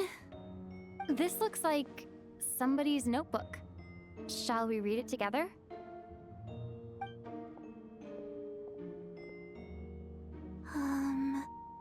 Well, it doesn't look scary or anything, so I guess it should be fine. Alright, let's read it together. A diary letter. You once told me I would understand someday, but even now, I still don't. I don't believe anyone should be forced to abandon their homeland because of a change in power. She never considered the feelings of us water imp nobles. Every inch of the land reflects memories of my childhood. If I close my eyes, I can still hear everyone's song echoing everywhere. I will not forgive those who drove us away, and I will miss you very much, Mother. I often find myself missing that dress with those tassels, the heavy bed curtains, and the first ray of sunlight that would stream into the manor each morning. But it's alright now. If I narrow my eyes just a little, the light seeping through a crack backstage feels as if it was the one in our manor. I know that life is gone forever, and I can miss it all I want, but I also feel that what I have here now is no less than what I lost. The fantastical set designed by the prop master, the many fans who come all the way just to see me, and the quiet dancing girl who doesn't talk much. These are all mine. I won't lose any of it again. Never. Absolutely never.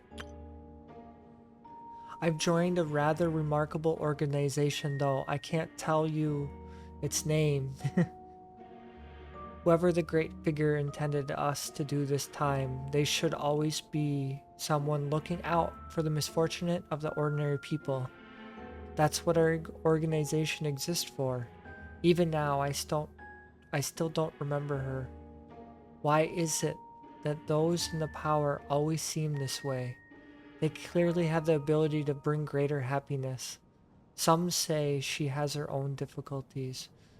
But what could possibly trouble someone so seemingly omnipotent? Never mind, I shall just focus on what I do. I suppose you'll all hear about our organization sooner or later. The name is... Never mind. I'll leave it a mystery for now. Huh. This has to be Vodyanitsa's writing, surely. Maybe it's a little rude for us to peek at this. I feel like I just read someone's secret diary by accident. You did. Since it's an accident, it should be fine. It sounds like she's writing this for her parents, right? I don't understand. Why put this stuff in a notebook instead of mailing it in a letter?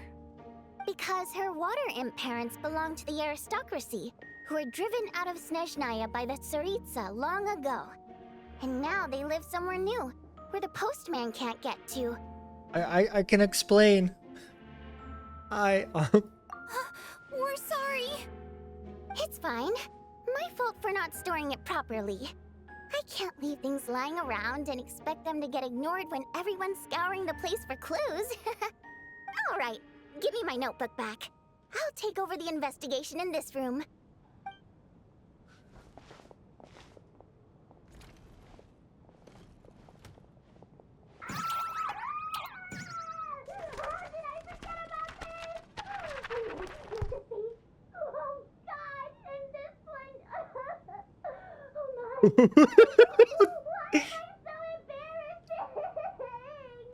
It was beautiful.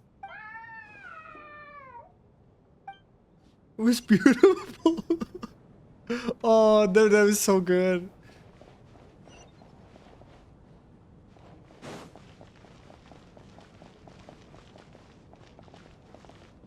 Wait, it said, what do I do? My quest inventory? Read.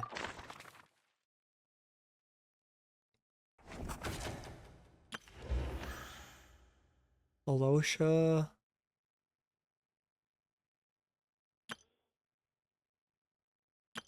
Okay, they all come on.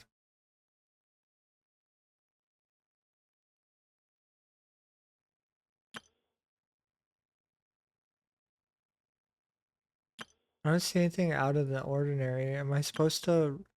Me, the fourth descender, a traveler from beyond the stars. I actually just adore that they did that. Odette.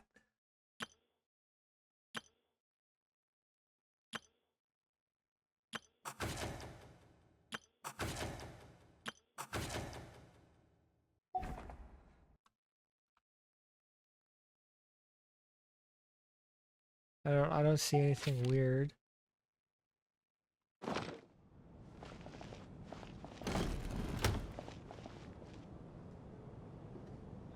Ah, traveler. Since you're here, come take a look at this. Alosha found it. We're both curious to hear your perspective. It appears to be well, an investigation report. And the focus of the investigation was the rumors of haunting we heard about earlier. The commission is clearly not as simple as previous cases involved the folklore studies. It appears to be connected to something far more mysterious. An extinct civilization. The creatures of ancient gods? Or the powers from beyond this world? The possibilities leave ample room for speculation. From now on, we should take this as a lesson. The simple surface does not imply that what lies beneath shares the same level of existence or nature. Ley lines themselves do not possess a powerful ability to either devour or guide souls. In most cases, once the soul and the body are deceased are separated, the soul is drawn directly into the ley lines, leaving no room for lingering existence. However, evidence shows that the connection between the theater area and the ley lines has been obstructed. though only partially, not completely severed. Still, there's a granted certain souls unwilling to return the ley lines an opportunity. If their resistance is strong enough, they may even linger within the theater themselves indefinitely. In theory, however, these souls within the theater are incapable of influencing the physical world. Only under extremely rare circumstances can they produce phenomenal observations to the human eye. Overall, they can be considered harmless. This assessment may be conveyed in advance to the theater's management to reassess them or reassure them. But to me, the investigation does not end here. Uncovering the reason why the ley lines has been obstructed in the true focus of this inquiry.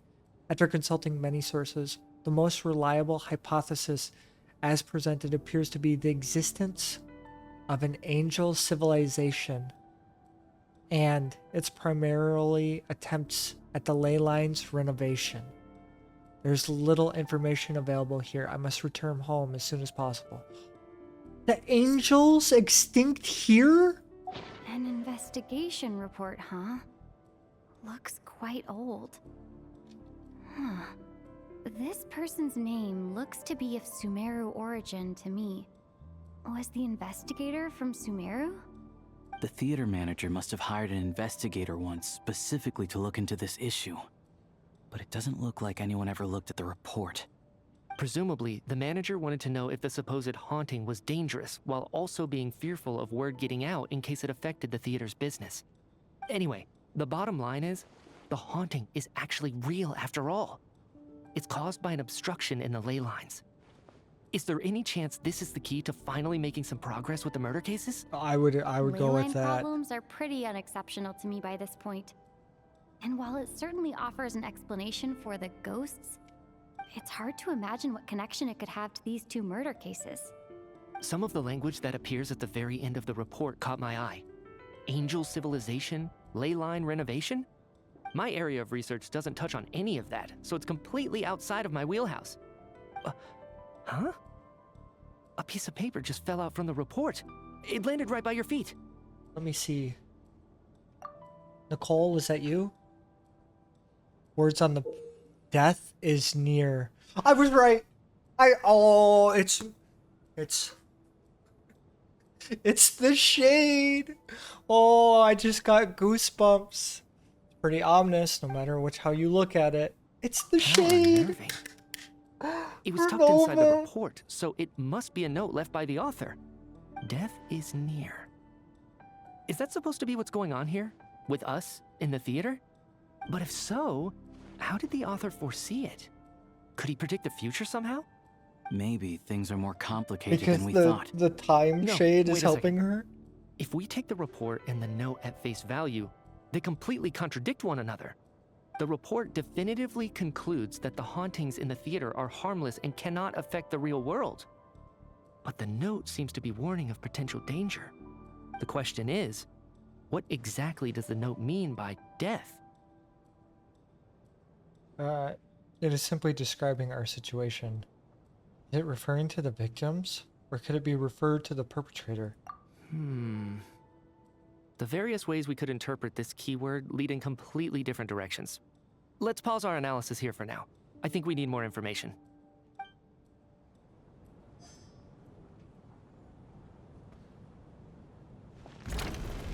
Oh, we're getting closer.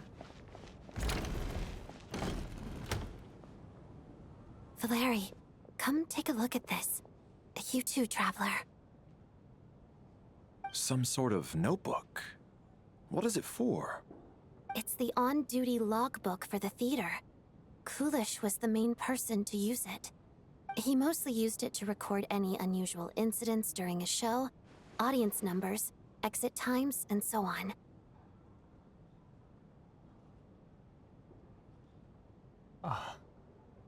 I think he was holding this book at the time. Yes, he'd always have this logbook with him when he checked tickets at the entrance. This should confirm a lot of key details about the recent show. So, you find anything unusual? Yes. The number of people, I've checked and double-checked, but the numbers just don't match what's recorded in the logbook. Apparently, we have an extra person among us. Are we certain that logbook is accurate? Could someone have sneaked in without buying a ticket or something? Unlikely. Coolish took his duties very seriously. I've rarely seen any errors in his work. Not to mention that this was a dress rehearsal, meaning smaller audience numbers and tighter ticket restrictions than usual. Everything would have been well within his control. We no longer have our tickets with us, do we? They got collected on entry. I assume there's no way we can check them again. Unfortunately not. The theater recycles tickets. Once people are in the door, they don't tend to leave until the show ends, so we collect the tickets at the point of entry. Too bad he's dead. If he were still around, we could just ask him. Still, I'm inclined to believe that this discrepancy in the head count is significant somehow. Did an extra person just materialize out of thin air?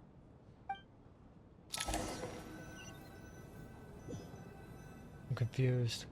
If we take all this together, it's not impossible, is it? If anything, it's the natural conclusion. Oh, I beg to differ. This sounds to me like a product of a researcher's vivid imagination. And perhaps it's because I'm still viewing this through the lens of a typical murder investigation. But still, I'm struggling to be persuaded by your theory. Does it really sound that far-fetched? Alright, well, let's treat that as speculation for now. I do agree with what you've said, so let's go with your idea for now. Good. Okay, now that we finally have some meaningful leads, I think it's time to reconvene. Let's get the others.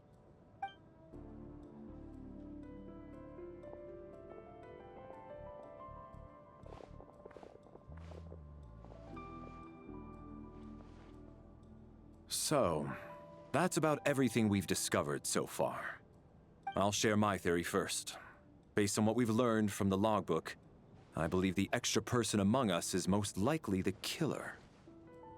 If the killer had simply bought a ticket, it would have greatly increased the risk of their identity being exposed. I expect he or she either hid in the theater ahead of time, or found a way to slip past the ticket inspection. They then blended in with the group and waited for an opportunity to strike. What about the note found in the investigation report? Any thoughts on how that fits in? The killer may have simply planted it there as some sort of sick joke. I've seen my fair share of psychopathic killers. They love playing cryptic mind games. So, it has nothing to do with the haunting of the theater after all. This theory makes sense to me. If we have an audience member unaccounted for, chances are they didn't come here to watch the show. Could it really be that simple? I don't think it's that simple. So, in other words, I think all we we're have to do is trapped in find out some who got ley in here line without a ticket, and all our problems will be purgatory. solved? Then let me make one thing clear. All the theater staff should be well aware that I came here for the rehearsal legitimately. Yes? There's no way That's I'm all he the one cares who didn't about. have a ticket. It's true. I hear you used every trick in the book to get a hold of that ticket, too. Everything short of throwing a temper tantrum and rolling around on the floor at the entrance. I most certainly did not degrade myself in such a way. Probably a stupid question, but I might as well ask. Did anyone here get in without having their ticket checked? Guess it was naive of me to expect them to just admit to it. Especially after the unprompted Lelik reveal. Once was already a miracle. Twice would be unfathomable. It was actually me. The most likely extra person who entered the ticket is...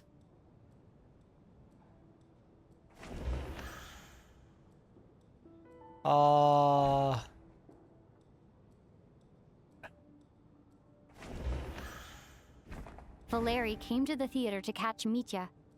Those two should be able to vouch for one another, and their motives are clear. That's okay. I don't believe any of us here knew Shram before all this. If no one can verify Shram's identity... That's a good idea. That was my initial thought. Got Mr. him. Shram, did you really go through the ticket inspection to get in here? Huh? Me? Why am I being singled out, my friend? Do I seem that suspicious? It's not that you stand out as suspicious, more that everyone else has been ruled out as trustworthy. Okay. Well, we spent the best part of 2 days together now, so I'm sure you can all tell what kind of person I am. I don't know. 2 days I'm a isn't true enough. gentleman. I never dream of doing something like sneaking to the theater without a ticket. Yeah, I have no doubt that you're a good person. But the problem is, none of us here actually know you, so That's a no fair one can point. say for sure that you are who you claim to be. Although, actually, what was it you said last night? Yeah, you're friends with that water imp, which is why you understand our primary mode of expression. Last time I checked, there were barely any of us remaining in Snezhnaya, since most of the water imps left. Could you tell me a little bit more about your friend? There's a good chance I actually know her. And Got I him. suppose it's also kind of a way for everyone else to get to know you a little Got better. him. Set him up well. Exposed yourself, buddy.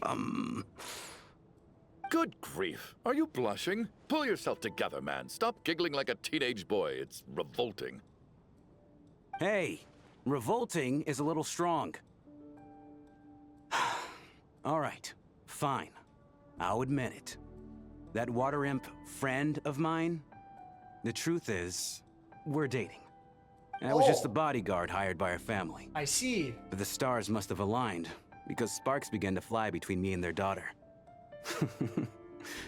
Never in my wildest dreams did I think I'd get so lucky. We don't need details. Just get to the point. Okay. I'm just a little hesitant to reveal her name, that's all. You know how it is. These are delicate times. Even with me to protect her. If word gets out that she's dating a human, both the Fae and human factions will give her a hard time. Really? Wait, no. That can't be. Huh? Shram, what the devil are you talking about? Why is everyone looking at me like that? Surely you can understand where I'm coming from. Delicate times? Factions? What? Yes? You know, the Civil War? Last time I checked, the Fae and the humans were still at each other's throats. If I'm not mistaken, the last significant civil war in Snezhnaya history was over 400 years ago. What? When Her Majesty the Tsaritsa had just taken the throne and was consolidating her reign. What do you mean, 400 years ago? Are you Conran or What's something? going on here? Is Shram from the past? All right, Mr. Mitya, you win this round. As far-fetched as it is, it appears that your theory may be correct. I'm just as amazed as you are. I didn't even believe it myself, to be honest. Is someone going to explain what's going on here? No. From the look on your face, you figured it out too, haven't you, Traveler? Oh, yeah, kinda. Yeah. Oh my gosh. According to the theater duty log, it seems to be an extra person in the scene. The letter wrote to her family but never sent. Wait, I need to hear her name again. I need to get better at saying it. The clue that has yet to surface. Investigative report of the alleged theater haunting. No. The truth lies within the clues we've already discovered. The theater's ley lines have been modified to block souls within its grounds from returning to them. Some souls can even wander this place forever. Mr. Shram's statement proves he's from hundreds of years ago. Oh, he's dead. He never left. According to the investigation report on the theater hauntings, Mr. Shram is very likely a lost soul wandering the theater. The music is so eerie.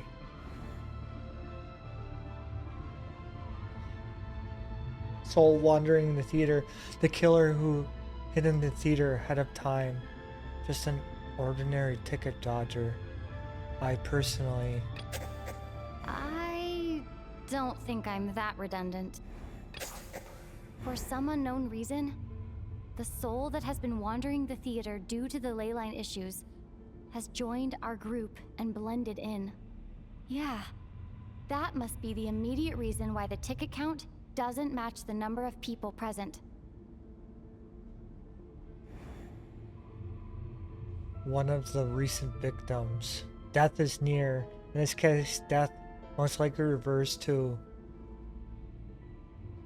someone who died long ago. The contents of the investigation report have been verified. There are indeed ley line issues and wandering souls in the theater. Death likely symbolizes the deceased. Mr. Shram, for instance. Death is near. Huh. That must mean that there's a dead person in our midst. That's the truth, isn't it? Yeah. It's so true. Yeah, the logic is clear now. The investigation report said that there would be souls stuck wandering around the theater because the ley lines were cut off. Mr. Shram must be one such soul who died in the theater a long time ago. In which case, that also makes him our extra person. So when the note said death is near, it must have been referring to death as in the deceased, people who died a long time ago. Someone who died a long time ago. In short, there's a dead person among us. The extra person we've been searching for is a ghost from the past. You mean I'm a ghost? No. Don't make jokes like that, my man. There must be some mistake. But even if I was dead, I know for a fact I didn't kill anyone these past 2 nights. Yeah, even if all that's true, the report also said the souls inside the theater can't affect reality, right? They're harmless. Then what if the problem isn't the souls at all, but the ley lines themselves? The ley lines have a powerful ability to attract and devour souls. Let's say that the ley lines are like a black hole, constantly seeking to engulf souls. But the souls that don't want to return are trying to avoid being sucked in. Huh. Why does this analogy sound Because so you've familiar? lived through it twice, Lumi. What happens when the black hole can't achieve its goal? I'm only speculating here, but what if it ended up swallowing innocent souls by mistake? Or intentionally taking other souls to compensate? That could explain why we weren't able to determine a cause of death. If you're right, and their souls were devoured by the ley lines, it does make some sense. It does seem to explain a lot of the things we couldn't make sense of. Does that mean it's true? Except there's no concrete evidence. Mitya is relying on a lot of logical leaps. Still, it seems like the best explanation we have under the circumstances. All right, so how could Shram not know that he's dead? Seems a little unlikely that he hasn't noticed anything unusual even after several days interacting with us. On the contrary, it's perfectly normal for a soul to wander the theater for centuries without questioning their existence or reason for being there. It's simply what's natural for them.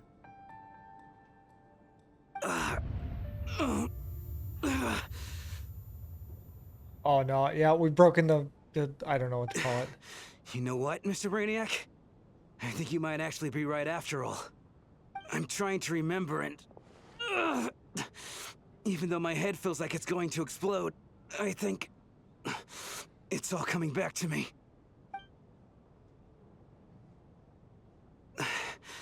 I was the one who didn't want to remember my own death, so I forced myself to forget. Well, I'm sure those are painful memories. My lady and I snuck out to go on a date one day. We bought tickets for the theater. It wasn't really my thing, but I was just happy to be together. All of a sudden, This is a tragedy. a group of people burst into the theater, shouting for all the water imps to get out, performers and audience members included. It was clear the conflict between humans and Fae had reached a boiling point. This time, the extremists were even coming after the water imps who had nothing to do with the war. I thought I could pull one over on them, so I took off my jacket, draped it over my lady, and tried to sneak out amid the chaos. But I got caught. They started shouting, calling me a traitor to humanity. But I was going to do whatever it took to buy her a chance to escape, no matter how many people stood in my way.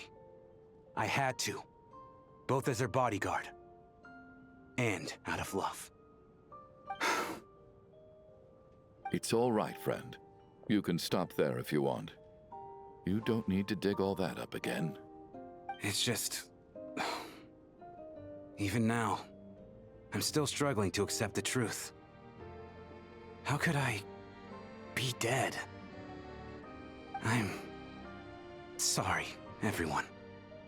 If I'd known I was a dead man walking, I wouldn't have dragged you down with me. If I'm the cause of all this death, oh, well, how are you punish him? He can't go anywhere. But, Mr. Shroom... No. I refuse to be a burden. I know what I have to do.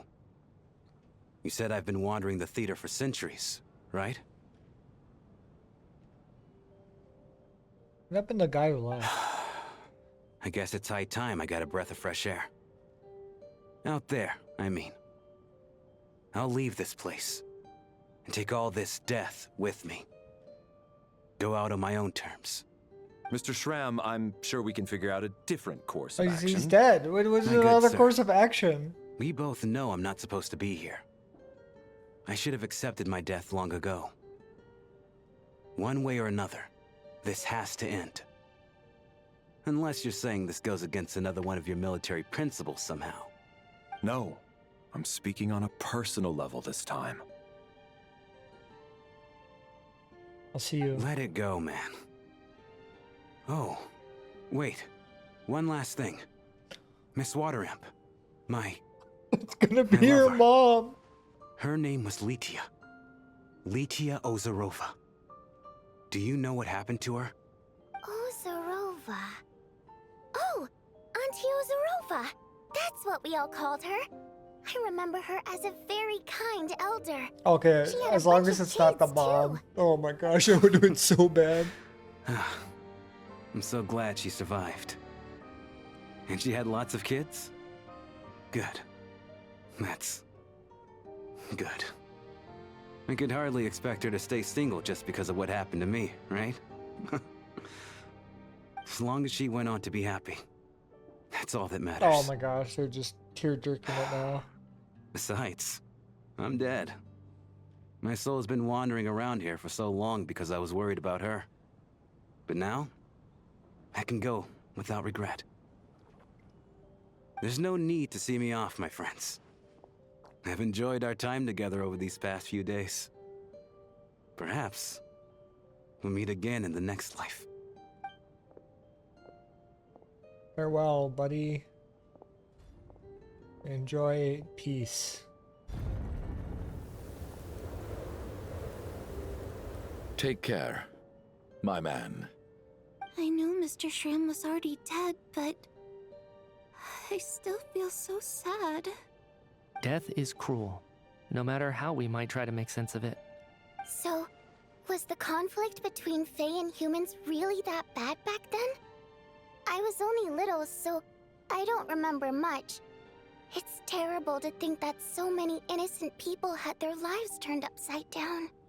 Even the historical records about that time period don't say much about it. All people know is that the Tsaritsa founded the Fatui, drove out most of the Fae aristocracy without explanation, then used her terrifying power to suppress the humans. It seems to me like the Tsaritsa chose to make herself the enemy. She downplayed the conflict, directing whatever animosity both sides had for each other at herself instead. That's also why, despite how brutal the conflict was at the time, there hasn't been much lingering tension between humans and Fae since. Things have been fairly harmonious for the past few centuries.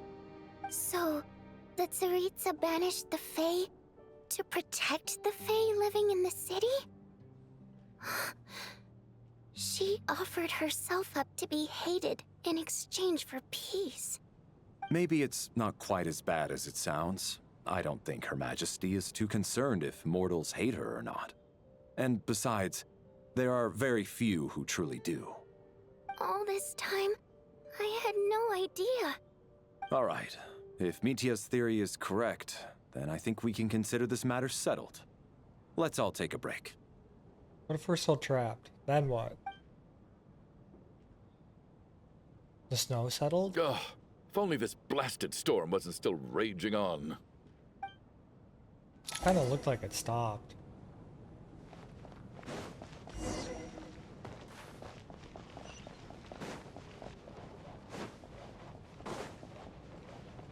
Now what? Now what? I gotta look at the picture again.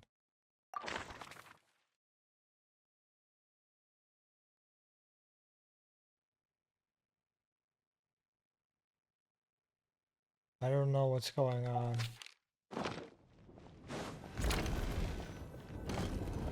I'm waiting for the intel to reveal itself. Looks like now we can just rest until the snowstorm stops. I still can't believe Shram turned out to be a ghost who'd been in the theater for hundreds of years. To think he was dead this whole time. What a strange turn of events. Knock knock. Hi. Hmm? Knock knock. You know the door isn't closed, right? You don't have to knock. Think of it as a signal then. When I'm entering someone else's room and I knock, I'm here as Odette. If I don't knock, it's Lelik.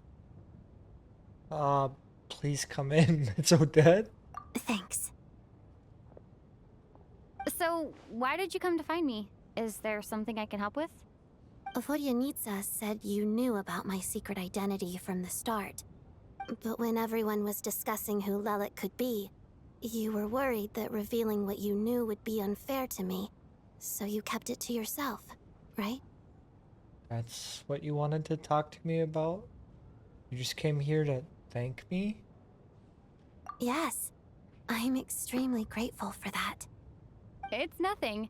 I mean, you didn't hold what happened with Senora against me, so I should thank you for that as well. Actually, there's something else as well. I found myself in a situation similar to the one you were in when you helped conceal my identity. So I thought I'd come and ask you for advice. I'm honored. What's the situation? It's about Mitya.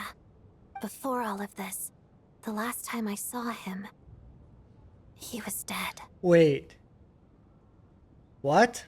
As I'm sure you know, my goal as Lelik was to stop Project Stuzha. Well, when I found out the tech lead for the experiment behind Project Stuzha was Mitya, I immediately started planning to track him down and threaten him to back out.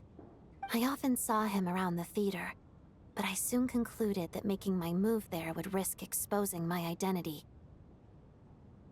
So I decided to infiltrate the Armory Palace and go directly to his lab. That way, the threat would be much more effective. There must be... That must be basically the most classified place in Snezhnaya. If you manage to infiltrate it, you really do have what it takes to be a Harbinger. Well, I suppose there was a bit of luck involved. But I am a Fatus, so I already had some familiarity with the building's layout. But when I finally made it to his lab, Mitya seemed to be dead. How did you know? Are you sure he wasn't just dozing off? I checked his breathing and his pulse. He had no vital signs whatsoever. I'm certain of that. I thought maybe another anti-Project Stuzha activist had beaten me to it, and chosen a much more brutal method. So I made myself scarce. That's why you were so on guard around Mitya that first night here. Yes. When I saw him sitting in the audience during the performance, I could barely contain the shock. To me, it was a miracle. Somehow, he'd come back from the dead. But then, the murders started happening and things got so complicated that it wasn't really at the front of my mind. That is, until Mitya himself said there must be a dead person among us. Then I couldn't ignore it any longer. And yet... You thought that bringing it up right away would single Mitya out, just like when everyone was suspecting Lelek. Exactly. I thought there could be something I was missing.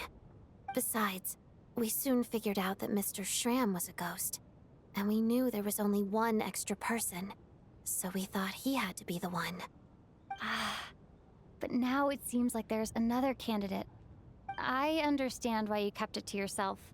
There was so much information being thrown around during that discussion. Bringing up Mitya would have just introduced more confusion. So, what do you think we should do? Let me confirm one thing first. When was it that you found Mitya dead? Around a week ago, sometime in the afternoon.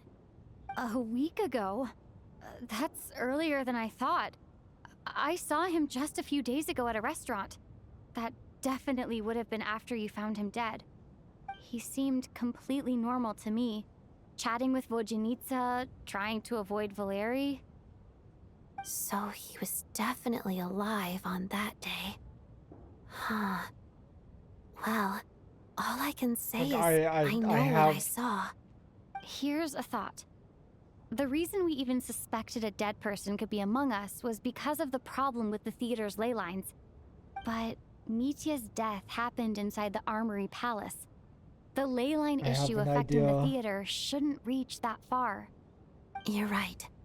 I guess he doesn't fit the profile of the person we were searching for. Oh, they're so... I think the chances they're giving of you it being him tidbits. are very low. Surely he can't have died for real in the Armory Palace. Unless... Unless what? Unless he really did come back from the dead. You're right.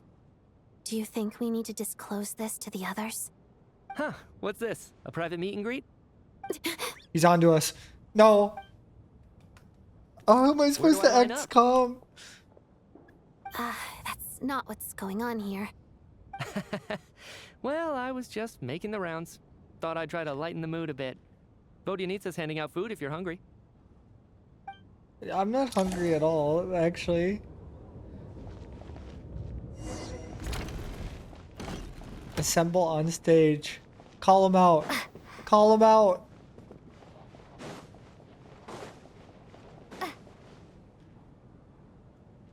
I'm so scared. Outside, the storm continues to rage, and before you know it, the night falls upon you. What is going on with this storm? Could it be connected to that monster that just arrived in Snezhnaya? I almost hope it is. Her Majesty the Tsaritsa left to vanquish that beast herself. We just need to wait for her triumphant return. Do you think people still feel the cold after they die? I'm wondering about Shram. Oh, maybe we should have given him a coat before he went out there. Death itself is cold, isn't it? I'm sure the storm will embrace him. Well, I hope he has a safe journey. I'm going to miss him, I think. It's not like we can blame him for Rampana and Kulish's deaths. Thinking back on it, we barely made it out alive ourselves. Once we get out of here, how are we going to explain what happened to their families?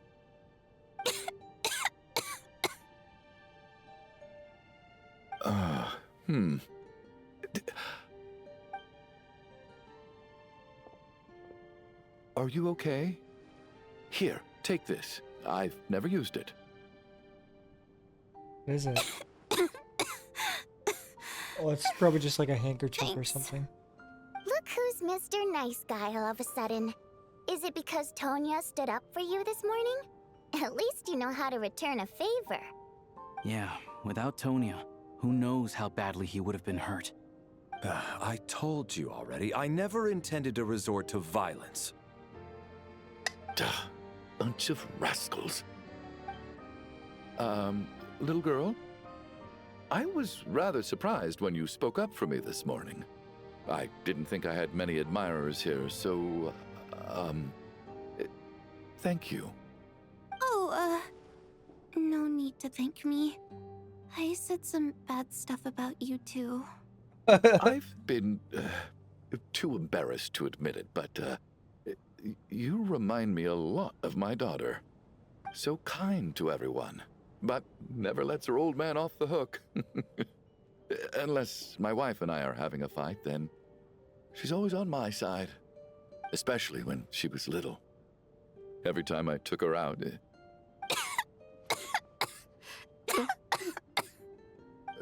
All right, easy now. How long have you had that cough, Tonya? I don't know. It's probably been a while. I'm fine. Are you taking anything for it? Yeah. I'll be fine once I see my brother. He's gonna pick some frost fairy flower leaves and brew a tonic for me. I'll feel much better once I drink that. I see. That's good to hear, then. We should probably discuss arrangements for tonight. Now that the deceased has left our midst, there shouldn't be any more incidents. However, out of an abundance of caution, I'll keep watch. You just want to be Shouldn't we take shifts? Mr. I can take Dreamy one if needed. to save the day. No need. I managed to get a nap in earlier, so I have plenty of energy right now. After all the tension of the past few days, everyone else should just focus on getting a good night's sleep. He's gonna be dead, isn't he? What a long day. This whole situation turned out to be way more complicated than I expected. But Valeri's right. I should just try to calm down and get some rest. The last thing I want is to give myself nightmares. I'm in the realm again. Why? She's awake. She's awake! Get over here, you big lug, and take a look! If you must call me something, call me Mr. Door. The Black Mist is coming. You need to go. Where are you?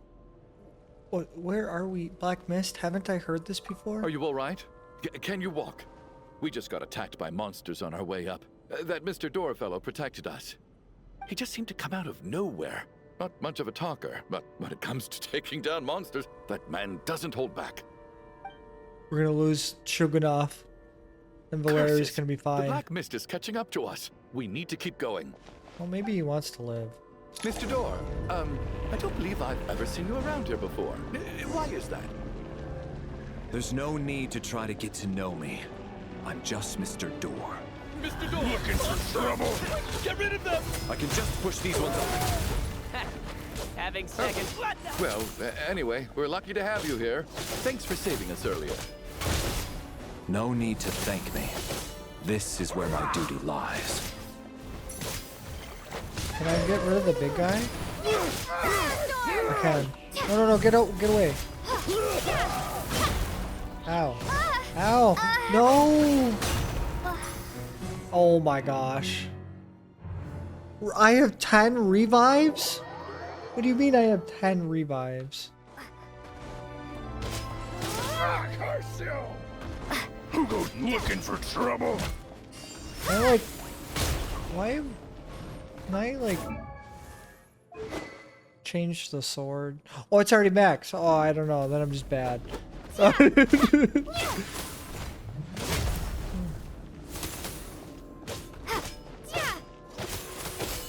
Oh my gosh. Where's my friend?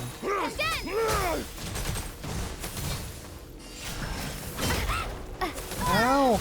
He's so relentless!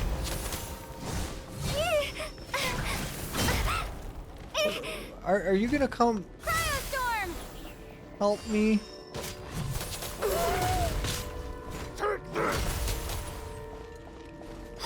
He's kind of tanky. What am I supposed to do?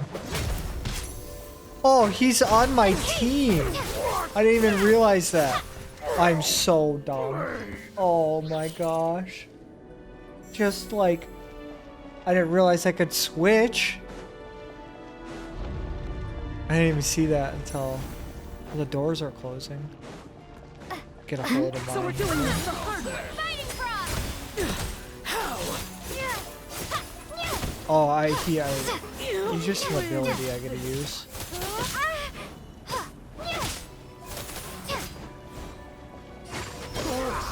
Remarkable work, Mr. Door. If I had your muscles, I'd do the same. No.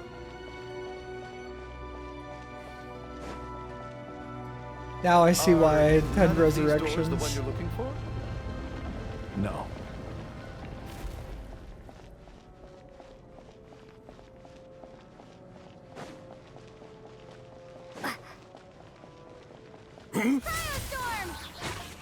Should I still grab Ice Coffin? Get a load of my hammer. I said that at the perfect time, and then he's still here. Come no closer. By my command. Sir! Miss me. Condense and crystallize.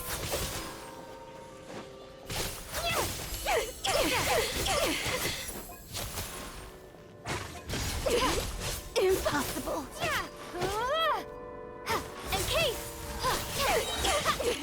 Okay, we did it. I'm so exhausted. And the black mist is still rising. Oh. Wait, look! There's more monsters down there. Are they coming from within the black mist? No, no! They're gaining on us! Quick, keep going, or they'll be at our heels any second! I'm gonna make it out. Mr. Door, what are you doing? We need to get out of here. They're coming! Found it.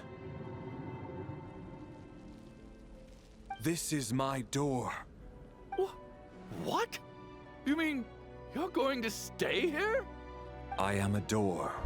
This is where my duty lies. So he meant a door for closing, not for opening. No! You saved us. We can't leave you behind. You must keep going. A door can only keep things out for so long. You must make haste. But... Oh, you're right. Let's go. We can't let Mr. Door's sacrifice be in vain. Is this how Valeri really goes? The black mist isn't moving anymore. Looks like both the monsters and Mr. Door are gone.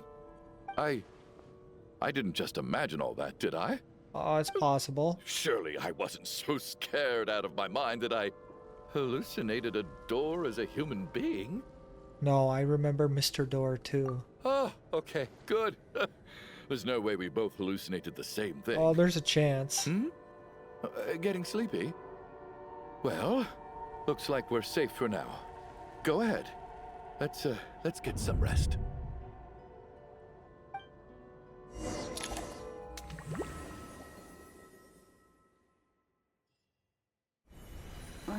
What time is it? Is it morning? I think I had a nightmare. Oh, I guess everyone's still asleep. These past 2 days have been exhausting. Valeri's keeping watch though, so he's probably the only one awake. Valeri? He's dead? He's dead, isn't he?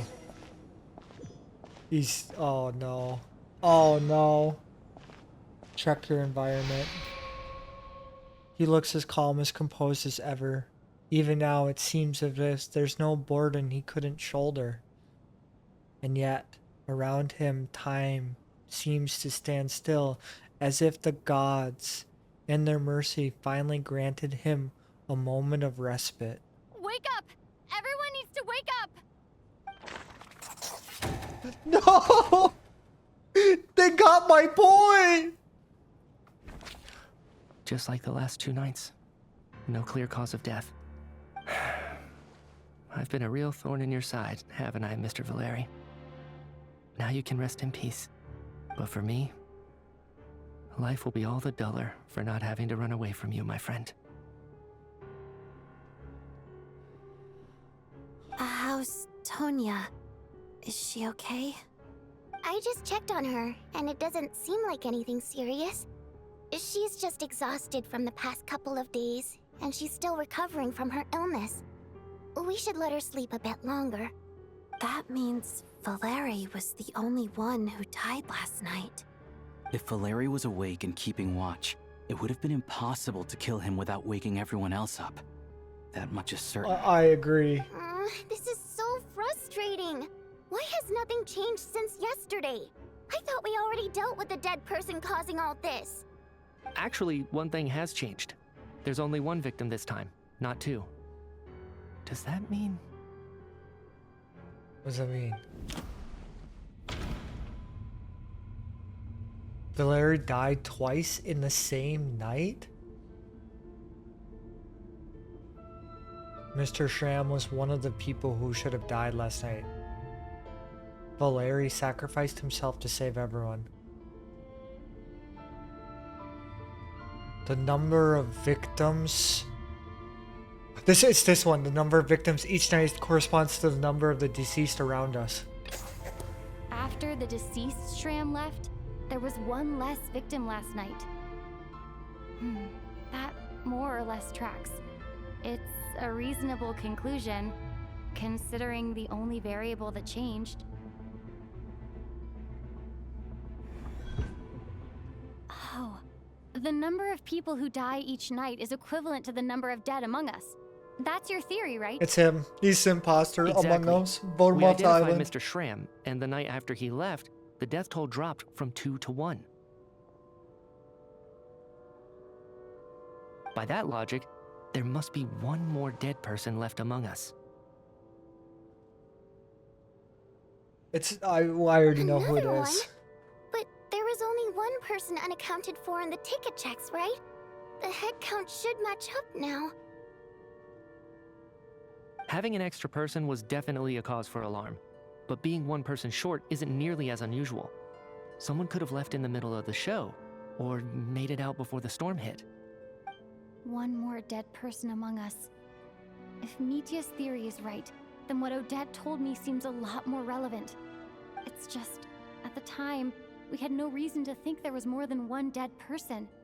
If only we'd taken it more seriously as a possibility, maybe this could have been avoided. I'm sorry. This is my fault. I had information that could have been helpful, but I held back. I should have brought it up right away. I'm partly to blame as well. I was too quick to dismiss Odette's concerns. What is this about? What have you two been getting up to behind my back? Sounds like there's some big news you've been keeping from the rest of us. Well, we're all ears. No, you're all ears, bud. Odette tells the group about finding Mitya dead. I'm the dead person? Yes, it's you. Wow, that's certainly news to me. Odette and I talked about it yesterday, but we thought it just wasn't possible, so we left it at that. Yeah, I don't blame you. If I'd been there, I probably would have reached the same conclusion. It just sounds too unbelievable. Let me just try and verify this. I just scoured my memories trying to think back to the afternoon Miss Odette mentioned. But I honestly have no recollection of dying. That's where I'm different than Mr. Shram. Having seen Mr. Mitya a few days ago myself, I also find it hard to believe he could be the other dead person among us. Well, if it isn't Mitya, then who? Do we vote on it? If you don't mind me asking, Traveler, I believe you mentioned that you know Tonya's brother. Had you ever met her before all this? No, never. Wait, are you saying... Now just 1 minute. I know where this is going. You can't just randomly point a finger at anyone you want. You're in the hot seat, and all of a sudden you want to divert our suspicions onto somebody else? Trying to pick a fight, Mr. Chuganov? Whenever you open your mouth, all you do is attack people, and I've had enough of it. If you don't want to engage in a civil discussion, you can shut up. You little brat! Did Mitya ask about Tonya because he suspects her? I suppose I only identified her by age and nothing else. Could that mean... I'm just saying, you're going around casting suspicion on people for no reason. How could Tonya be dead? I can vouch for her, if nothing else. I've seen her before. She's the sister of that Harbinger, isn't she? The one called Child. Oh, really? You're telling the truth? Since being here, I don't think I ever mentioned she was Child's sister specifically. Does Chuganov actually know her? If Chuganov can vouch for her, then it can't be Tonya either. In which case, it seems unlikely that there's another dead person among us at all. Miss Odette, could you go over that afternoon with me one more time, when you found me dead? No problem.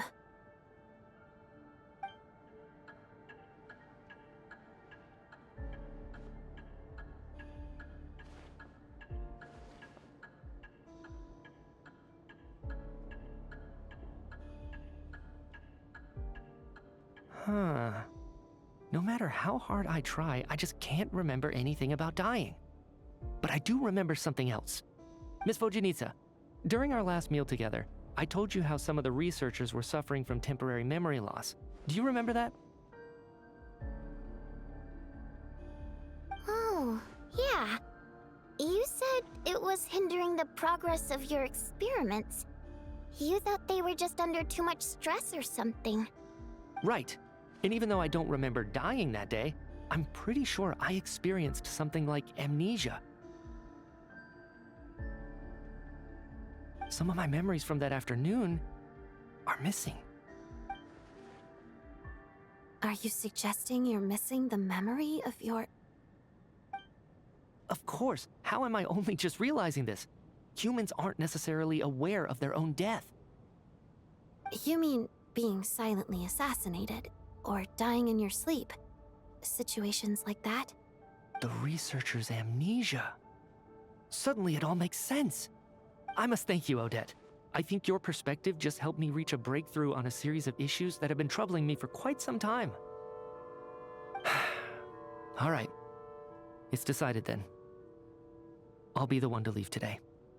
Oh, that was easy. Oh, leave? Hey, wait a minute. Aren't you rushing into this? What if you're wrong? You'll pay with your life. Well, Come on, kid. Aren't you gonna fight for your life? This seems like a rash decision. I have other reasons beyond what's been discussed.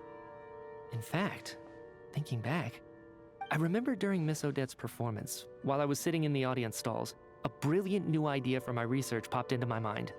But then, my train of thought suddenly cut off. I can't remember it now at all, and I didn't take any notes. I guess that must be another instance of temporary amnesia. No. Hold on. I see where you're going with this. You're suggesting that each instance of temporary amnesia is a death, right? There's a glaringly obvious flaw in that idea, no? How can one person die so many times? I believe Miss Odette's account. During the period where my memory is blank, I must have been either dead or in a similar state. All it would take is for the same thing to happen in the theater, and I would come under the effect of the ley lines in this vicinity. This increases the likelihood of me being the deceased, does it not? But... There's no evidence to suggest that anyone other than me is a candidate for the deceased. So allow me, as a scientist, to treat this as an experiment. Please relax, everyone. I don't think things are as bad as they may seem. If I really am the deceased, then to leave the theater will be a relief for me. If, on the other hand, I'm still alive right now, well, apparently you've all witnessed my resurrection recently anyway. Who's to say I won't return from the dead again this time? Mitya's right. This is the only thing we can try right now. I think he's deliberately downplaying the gravity of the situation, though. He probably doesn't want to burden everyone. What is a scientist if not someone who gambles on experiment after experiment in an attempt to obtain the truth? With this snowstorm, the ley line phenomenon, ghosts of the dead, and my amnesia, we've been paralyzed by not knowing and powerless to do anything about it. It's a terrible feeling. But if I do get resurrected, you can be sure that I'll come back with the truth of all this. Just you wait.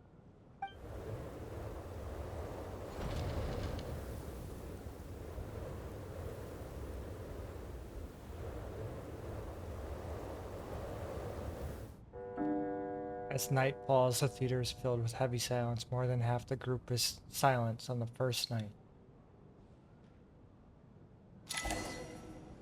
Beyond the loop.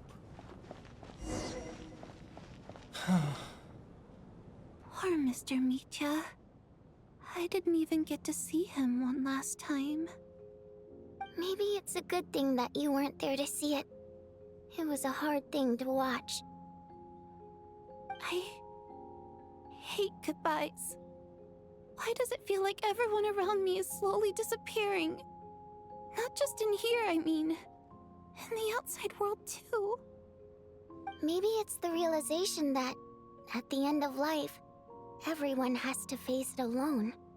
Come to think of it, the main reason we're still alive right now is pure luck. Each morning here, for every one of us, there's the chance that we might not wake up. You could take it a step further and say that the same is true outside, too. Who can never be 100% sure when they drift off to sleep that they'll open their eyes again in the morning? If I make it out of here, I'm going to cherish every moment that I'm awake and live without any regrets. Without regrets? I feel like a strange sense of anxiety has been quietly growing inside me over the last 2 days.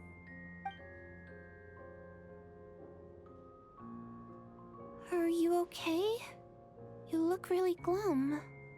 If something's bugging you, let's talk about it. There's only a few of us left here now. After everything we've been through, what's the point in keeping things bottled up?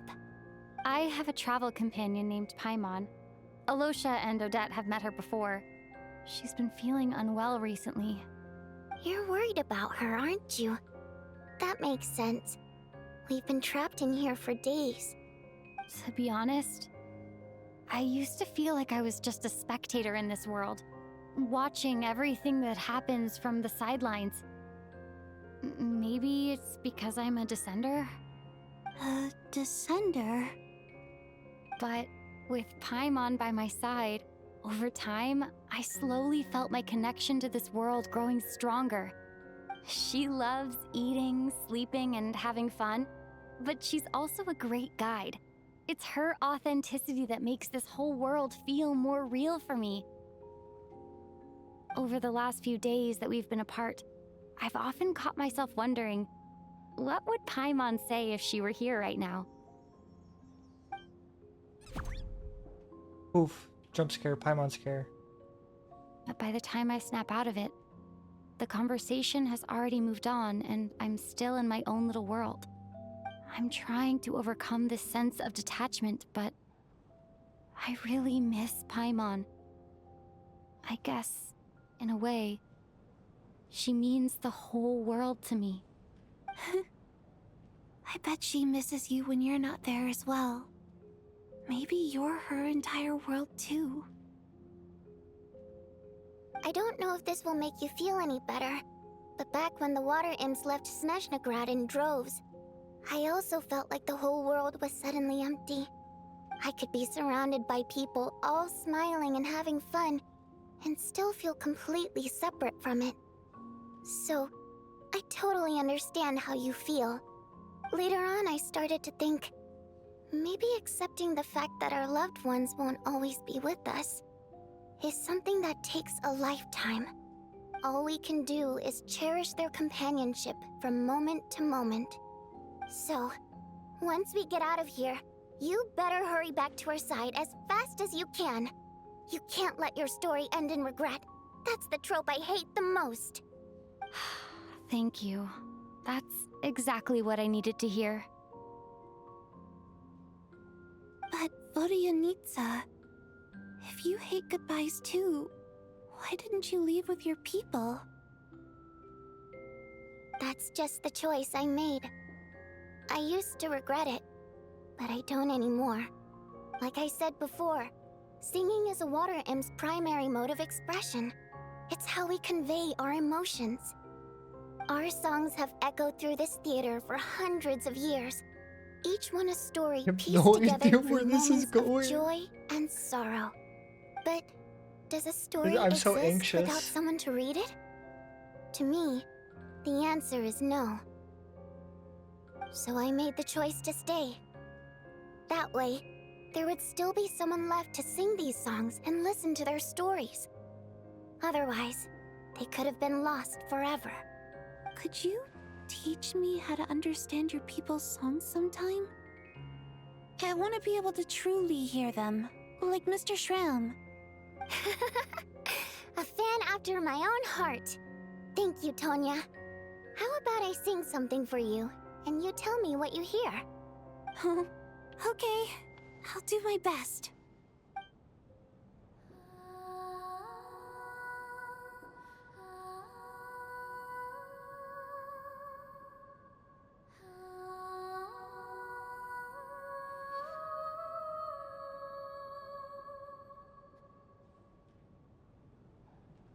I've never heard that one before. I feel like I can hear a sense of longing somehow. I wonder why that is. Color me impressed, Tonya. You're a keen listener. Most people can only tell if a song is happy or sad. I didn't think you'd be able to pick up on such specific details. So, what's the song about then? Come on, tell me! I've actually never performed this song in the theater before, because it has more of a ceremonial purpose for our people. It's not meant for the stage. It means something like, "May those we have lost watch over us, and follow this song back home in the night, so that we might be reunited once more." So it's kind of like a requiem. A call to be united with our loved ones in our dreams. No wonder I could hear that sense of longing. You sing it for loved ones who have passed away. I hope it reaches them. It's getting late, Tonya, and you're not well. We should all turn in early. I suppose there's no reason to keep watch tonight. Okay, but, before I go to bed, could you sing that song a couple My biggest more times question for is me, if time Rodionita? passes normally. Of course. Anything for my #1 fan.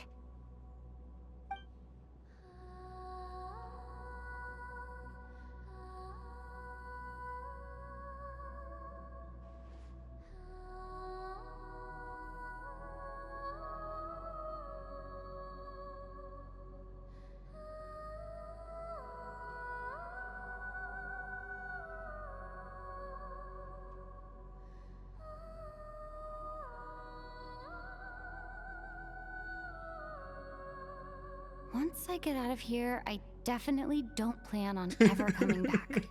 But I guess that means I'll never get to hear Rodionita sing again. That's a sad thought. No. Before I fall asleep, I should cherish this moment of companionship while it lasts.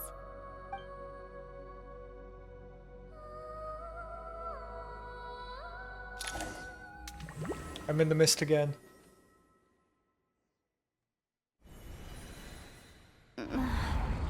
Where am I? It's so dark in here, and I feel kind of dizzy. Am I alone? Huh? What was that noise?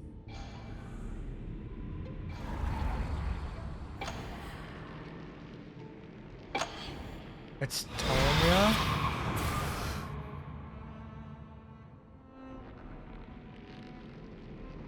Return, O spirits.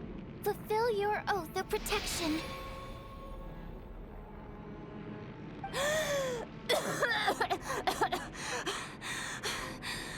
I would have crashed out. I'm alive? What just happened? No time for questions. Quick, over here. Turn on the switch. We need to bring back the light.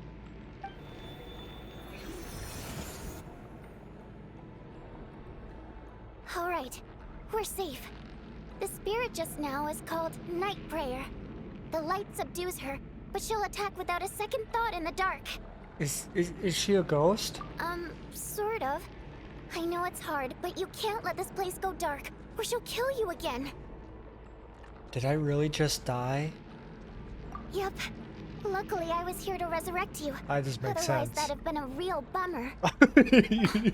A bit more than a bummer, I'd say. That would have been a buzzkill. Wait, So you have the ability to resurrect people?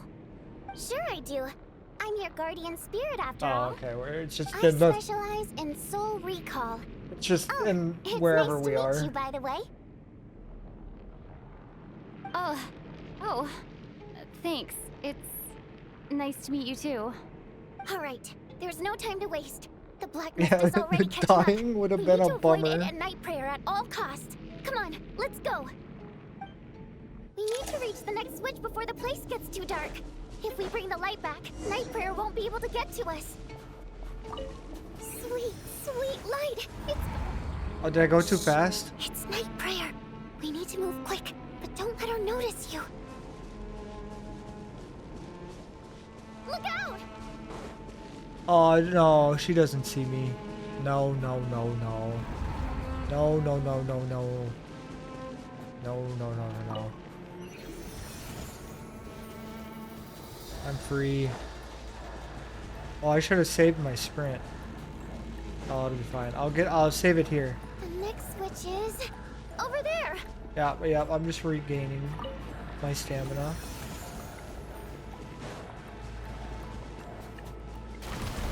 Oh! I'm in the train car. Okay, Express, get me out of here. Himiko!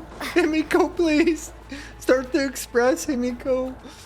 I want off this train! I want off this train! Having train patches on the same time, Arrowverse. This is just cruel.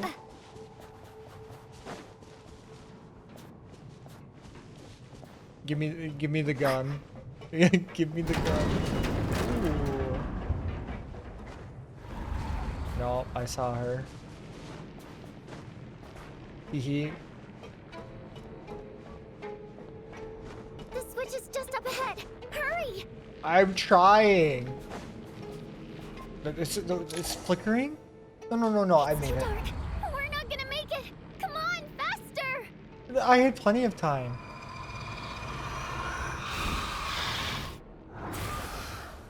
Traveler! I won't let you die like this. Not on my watch.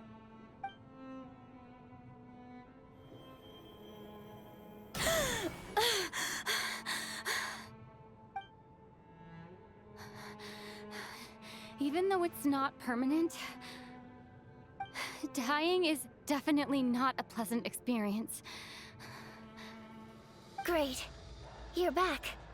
Yeah, thanks to you. Time for you to get out of here. Quick, before the light runs out. What about you? You're not coming with me? I can't. I've already been used up. Used up? What does this mean? A guardian spirit's skills are finite. I can only resurrect someone so many times. I might not look any different, but my essence has been exhausted. Now, I will slowly start to fade away. I can go no further. The black mist is where I belong. It's okay. Why didn't you tell me sooner? Because it wouldn't have changed anything. That knowledge would have just burdened you. And a guardian spirit's role is to protect. But... Go. Now, before it's too late. I already hear night prayer approaching. This is so deep.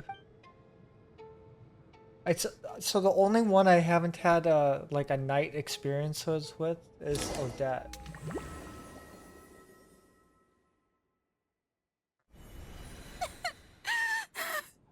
Odianitsa! How could this happen? Odianitsa! Well, I guess there's no need to inspect the body. You're beginning to grow numb to the tragic death that await each morning.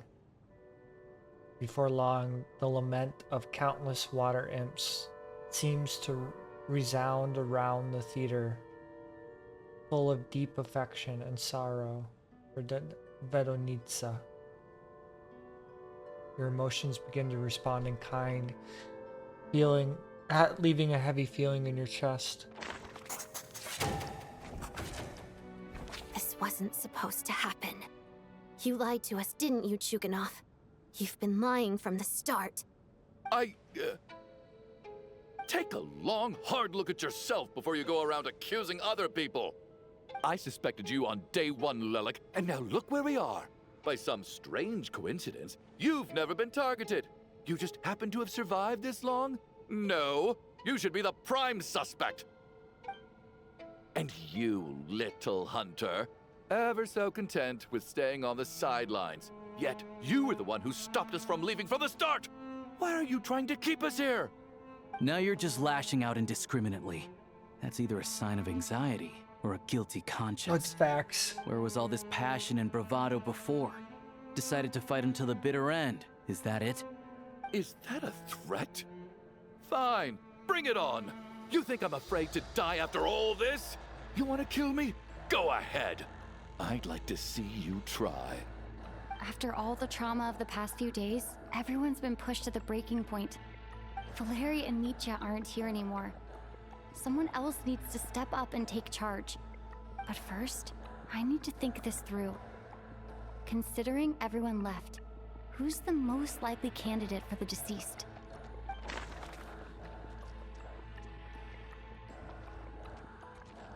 It's me! It's me!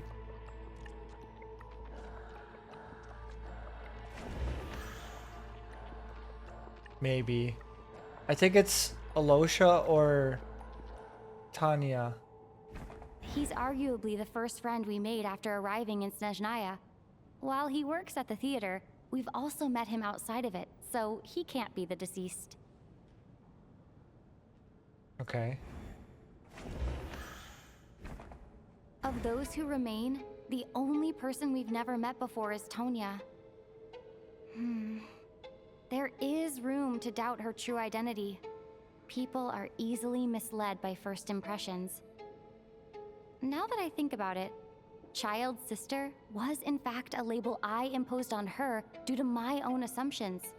But Mr. Chuganov vouched for Tonya's identity yesterday, with basically no other possibilities left. Could it be...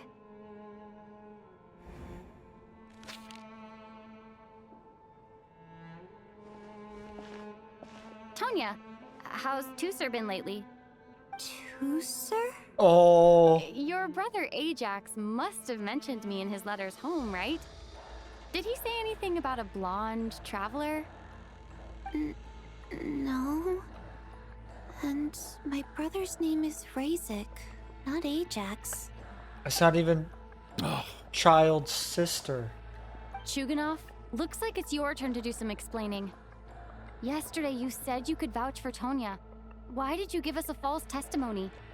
I knew you were behind this, Chuganov. You've been lying through your teeth from the start. Everything about you is fake, down to the wife and daughter you're always talking about. Your entire family man persona is a charade, isn't Unless it? it's him. That night, when I infiltrated your place as Lelik, I noticed you were home alone. Didn't think much of it at the time. Just thought everyone else was out. That's also Thinking back on details. it Odette, now, you have so that many doesn't seem details. very You just likely. need to tell us all. My guess is, Girl, I you love live you. alone, don't you? Even that was a lie? But why would he lie about having a family?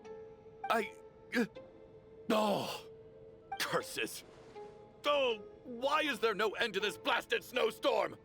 If it would just stop. If it would just stop.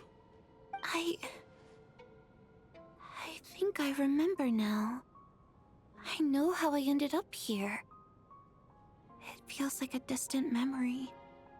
We voted. at the Wait. same time, If she's just dead, like we it was voted yesterday. Mitya off the The island reason for I'm no always coughing reason. is because I got sick with frostbite. The locals usually call it the snow cough. It's not a very common illness. It's partly genetic and partly caused by the cold climate, but it can be fatal. They sent me to the hospital as soon as they found out I had it. And I spent so So long lying there in that hospital bed. After a while, I felt myself growing weaker and weaker. Nothing seemed to be working anymore. Neither the treatment that the doctors were giving me, nor the medicine my brother was brewing from frost fairy flower leaves. So one day, I told my brother that I wanted him to take me outside for once, so things could be like they used to, just for one day. I wanted to meet loads of friends, experience new things. He agreed. He snuck me out of the hospital, and we escaped. We got to the theater, bought tickets, and went inside. Oh, it was all so exciting. I remember the show very clearly. It was amazing. But I found myself getting sleepier and sleepier. Oh, Tonya. When I woke up, I couldn't find my brother anywhere, so I guessed he'd already left. But there's no way he'd leave me behind. So I decided to stay here and wait for him. At the time, I figured he'd probably gone to brew some more medicine for me. I was planning to chew him out for abandoning me when he got back. Tonya, it sounds like by then you'd already... Yeah, I know. I understand now. Dead, aren't I? This cough and the feeling weak. It's probably just my body's memory. I mean, at least it's a child After all sister. of that, it turns out I can't blame my brother after all. I was the one who abandoned him. I'm sorry, everyone. I realized this much too late. It seems like death skewed my perception. And now I've dragged you all into this mess. Your name probably isn't even Tonya, is it? Didn't that ever strike you as odd over the last few days? Well, when I was little, my brother and I read a storybook, and Tonya is the name of one of the characters. When we escaped from the hospital, our family and the hospital security were looking everywhere for us. So when you first approached me and said my brother had sent you, and called me Tonya, I thought he must have chosen a fake name that only the two of us would know. Because he was afraid of getting caught. Now, it seems like that was just wishful thinking. At least your memory of death isn't painful. That is a small comfort. Now it's your turn, Shuganov. Talk to us. I believe no lie is ever told without a reason. You're right. I was lying. I happen to know that the Harbinger child and his sister Tonya managed to get tickets, so I lied to you and pretended I knew them. And yes, I was lying about my family too. The truth of the matter is, I lost them a long time ago. I just refused to accept reality. And now I've spent the second half of my life living a lie. I'm a joke.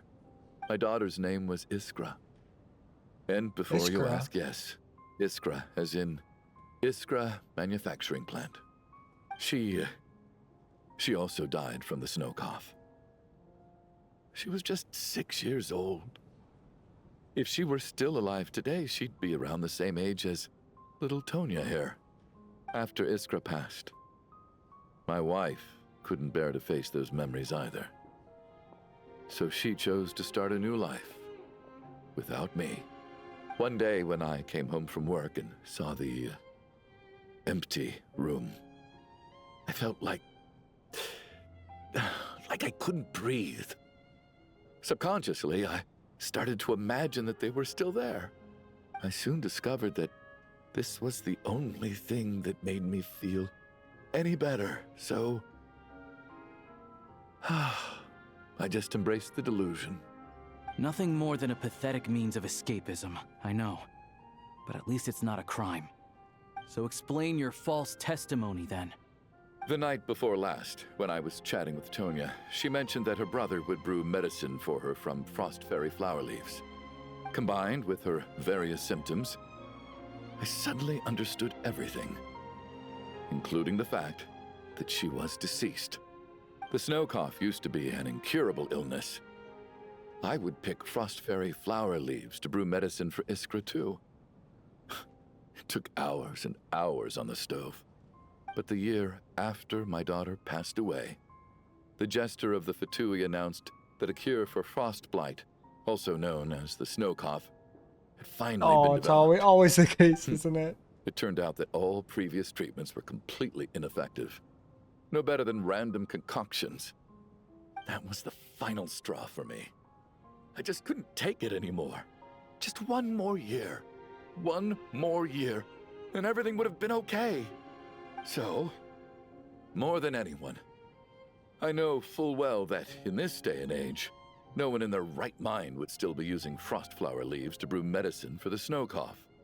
Poor Miss Tonya, therefore, had to have been from an era when snow cough was still a terminal illness. So, you projected your daughter onto her? Even though you knew she was one of the dead?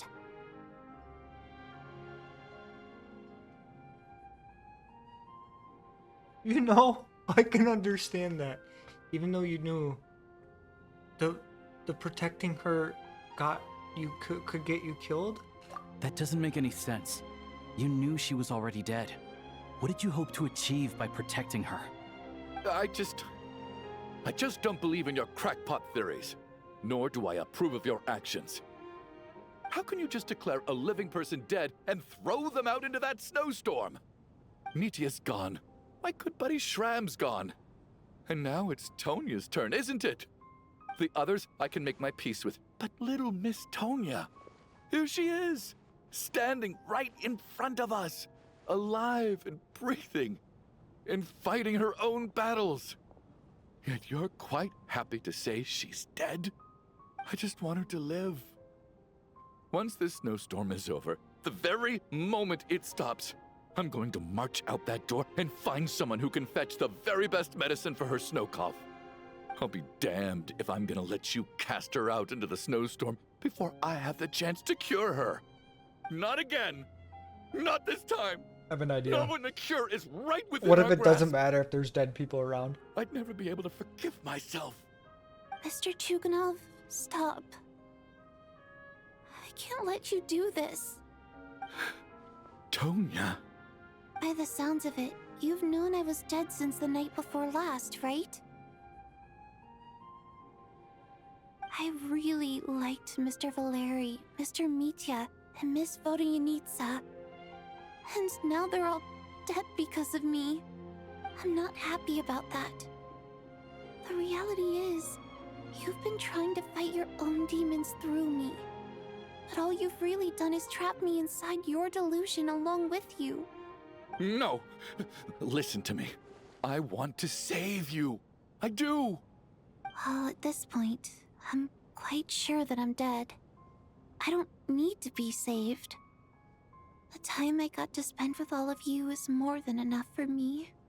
Despite all the bad things that kept happening, I got to meet so many interesting people and spend so many days and nights by your side.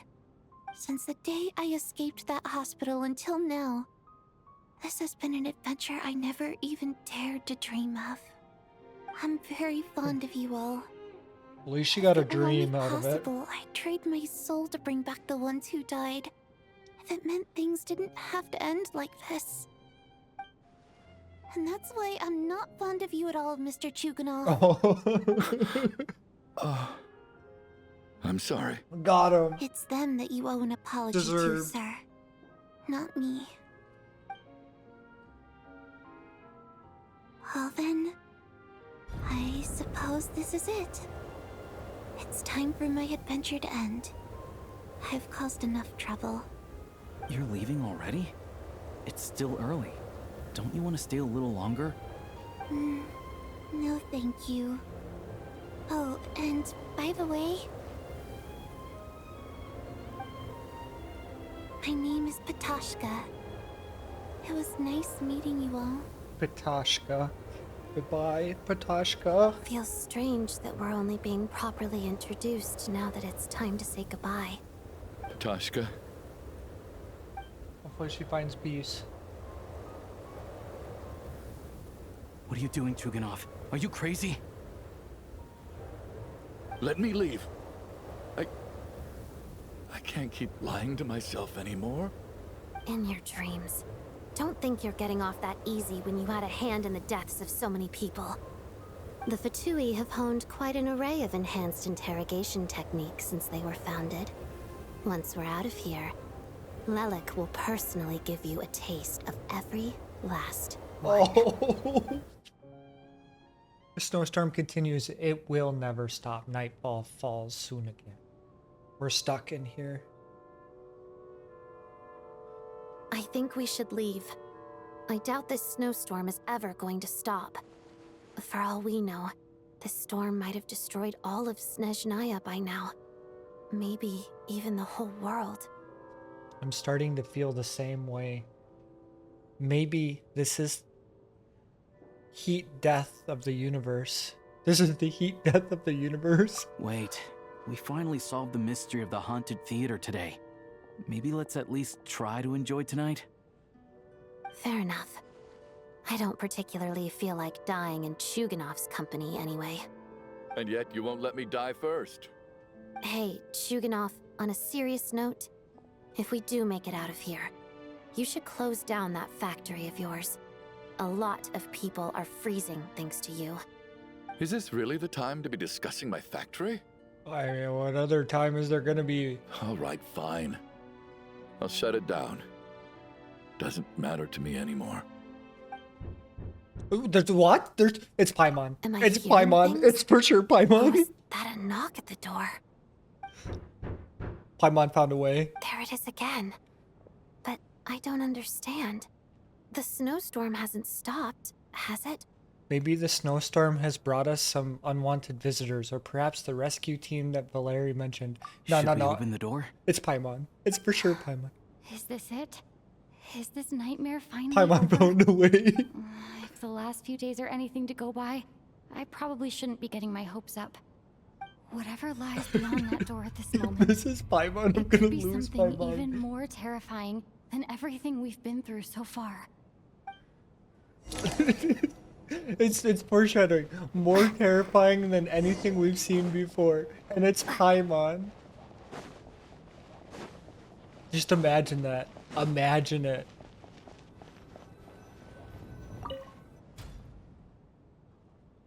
Oh. I'm disappointed.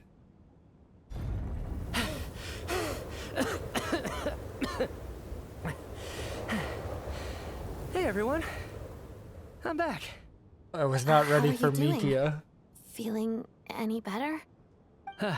Much better, thanks. Whew, it is so good to have you guys here. I was a little worried that the theater would be empty by the time I got back. Let me see. Tonya and Vodyanitsa are missing, which means Vodyanitsa died last night. And then you discovered that Tonya was the other dead person. Am I right? Not Tonya. Patoshka. First, tell us how you made it back here.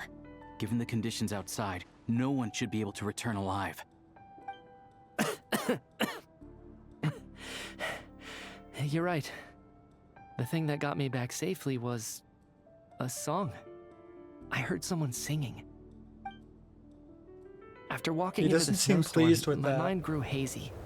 I don't know how long I walked through the storm before my mind completely slipped away. Then, suddenly, I heard the sound of singing. The voice instantly brought me back to my senses, and I regained consciousness. So I followed the voice, searching for the source of the singing. I searched and searched, until finally, just a few moments ago, there was the entrance to the theater, right in front of me. The singing. I've actually never performed this song in the theater before, because it has more of a ceremonial purpose for our people. It's not meant for the stage. It means something like, "May those we have lost watch over us. and follow this song back home in the night, so that we might be reunited once more. That must have been Vodyanitsa's Requiem. Who knew it actually worked? That song is meant to guide the souls of the dead. Mitya, that must mean that you... Huh. No kidding. Huh, seemed like I guessed right then. This is what I've been so desperate to tell you about. When I first stepped out of the theater, I was still quite lucid. My memory of it is still pretty intact. I remember the outside world being completely different than what I'd expected. It was like this was a world where only the snowstorm existed. There wasn't a trace of any humans or buildings ever having been there. Yeah, I kind of got that. I don't know how else to describe it, except to say that it just didn't seem like the real world. Yeah, you're trapped somewhere. And as for the Requiem, if I was guided here by Vodyanitsa's song, it can only mean that I must already be dead. And this is my soul, not my body. But I didn't experience a clear moment of death while I was out there. Nor do I feel any different now than before I walked into the snowstorm. You don't seem any different to me either. In fact, this is something I've been wondering about for a while now. If souls aren't physical, shouldn't they lack tangible form? Both Shram and Patoshka were clearly deceased, and yet their souls didn't look or feel like ghosts at all. They were visible, tangible, no different than you or me. This raises a truly terrible thought. Is that really what Mitya is suggesting?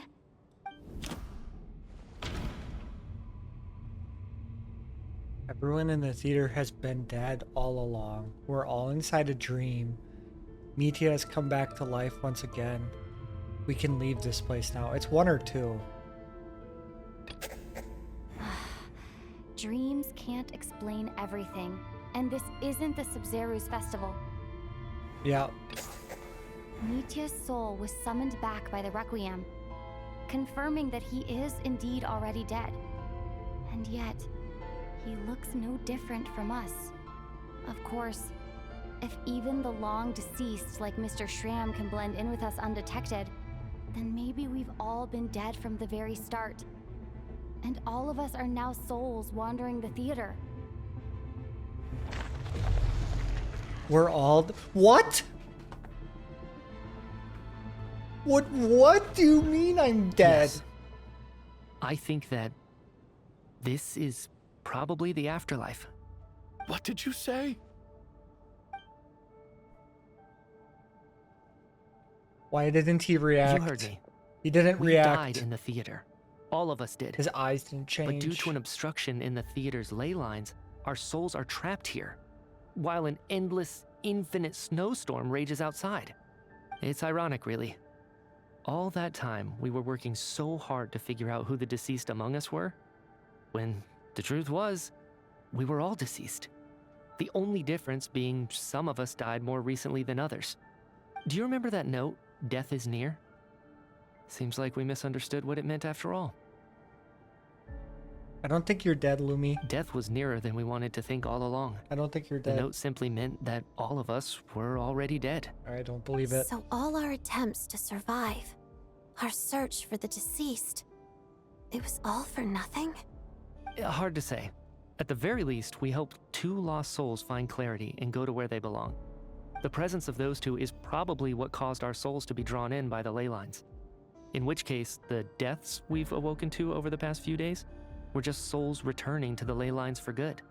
If what you're saying is true, doesn't that make us the lost souls now? Huh, no wonder.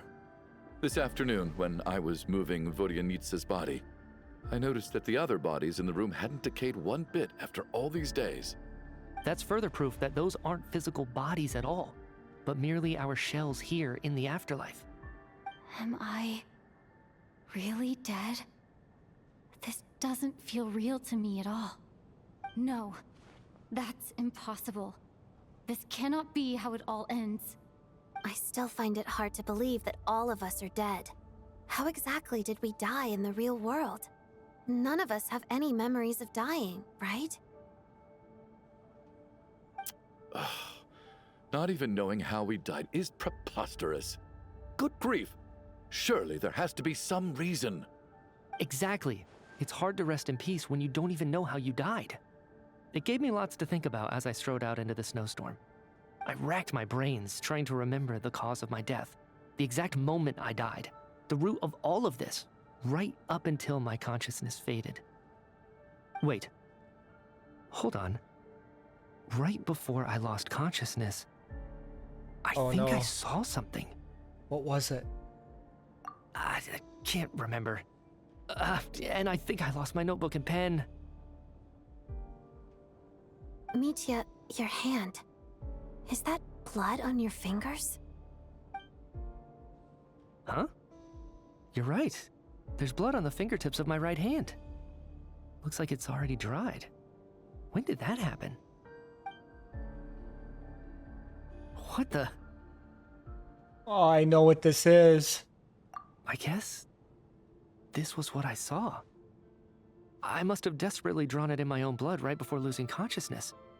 What's wrong? Do you recognize the symbol? I recognize that symbol. Renova, the ruler of death. Huh? Alosha, do you still remember that Snezhnayan folktale you told me about? It was about the Grim Reaper. Renova. When someone's about to die, he appears as an incarnation of someone familiar to guide their soul into the afterlife. And as soon as you recognize his face, your life is over. I heard a similar tale when I was little. You think the Why is Grim he away Reaper in from this story us? refers to the Why is he ruler of away death from you us? mentioned? That's right. In which case, death is near could also mean that the Grim Reaper is here, disguised in a familiar form. No, no, it's not. Death, the It's him, isn't and it? the Grim Reaper? So it's a triple entendre. When I first saw this note, I thought it contradicted the investigation There's report. no way. But It's now it seems him. like that was the whole intention. So the Grim Reaper deliberately misled us. Then we started suspecting each I'm other losing and my searched for the mind. deceased while they hid in plain sight. By that logic, the one person most likely to be the Grim Reaper incarnate is...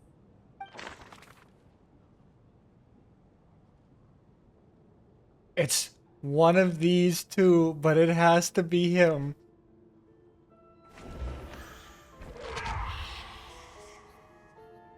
What? No doubt about it. It's Alosha. Looking back at how everyone has acted over the past With the few picture, days, Dad? Alosha is most likely the Grim Reaper lurking among us.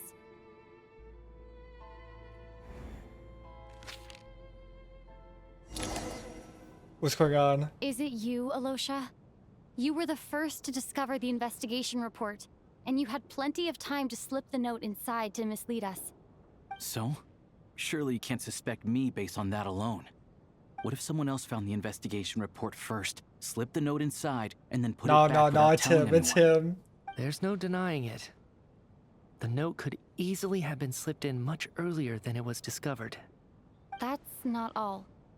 I've also noticed that, although on the surface, Valeri, Mitya, and sometimes I were the ones taking charge of the situation, looking back now, even though you didn't say much, you were always subtly guiding everyone from the sidelines.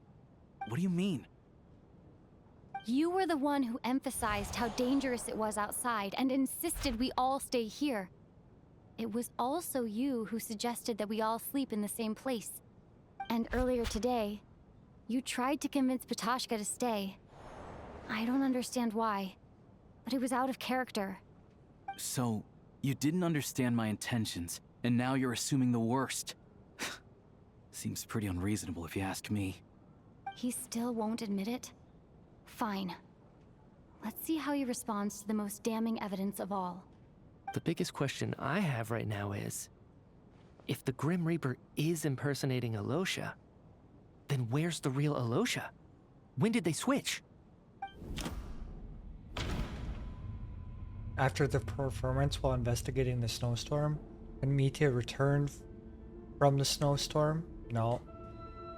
When we discovered the incident report, the first night we slept in the theater. No, Nothing related to Alosha happened that night. I should think about this again. That's right. This was the moment. Right at the start, before any victims had even emerged, Alosha was switched with the Ruler of Death while everyone's guard was still down. Well, there was... I have goosebumps. When all this began, right after the performance ended and the snowstorm began to pick up, no one suspected anything unusual. We just assumed we were snowed in. It wasn't until we discovered the bodies the morning after that we realized something out of the ordinary was going on. The music. But it's clear now that the oddities actually started earlier than that, when Dimov walked into the snowstorm and never came back. Right. So Mr. Dimov was the first victim, not Sobolova and Torgov. And if we pinpoint that moment as the beginning of this incident, then one thing becomes clear. Alosha, you are the only person who walked into the snowstorm and came back without the help of Vojanitsa's Requiem. More precisely, Alosha never came back at all. The one who came back was the Grim Reaper. Not bad. Well, since you've backed me into a corner, I suppose there's no point in keeping up the act anymore. Ah! Alosha? No. You're the Grim Reaper? No. I am no such tired cliché. Mortals should address me as the Ruler of Death.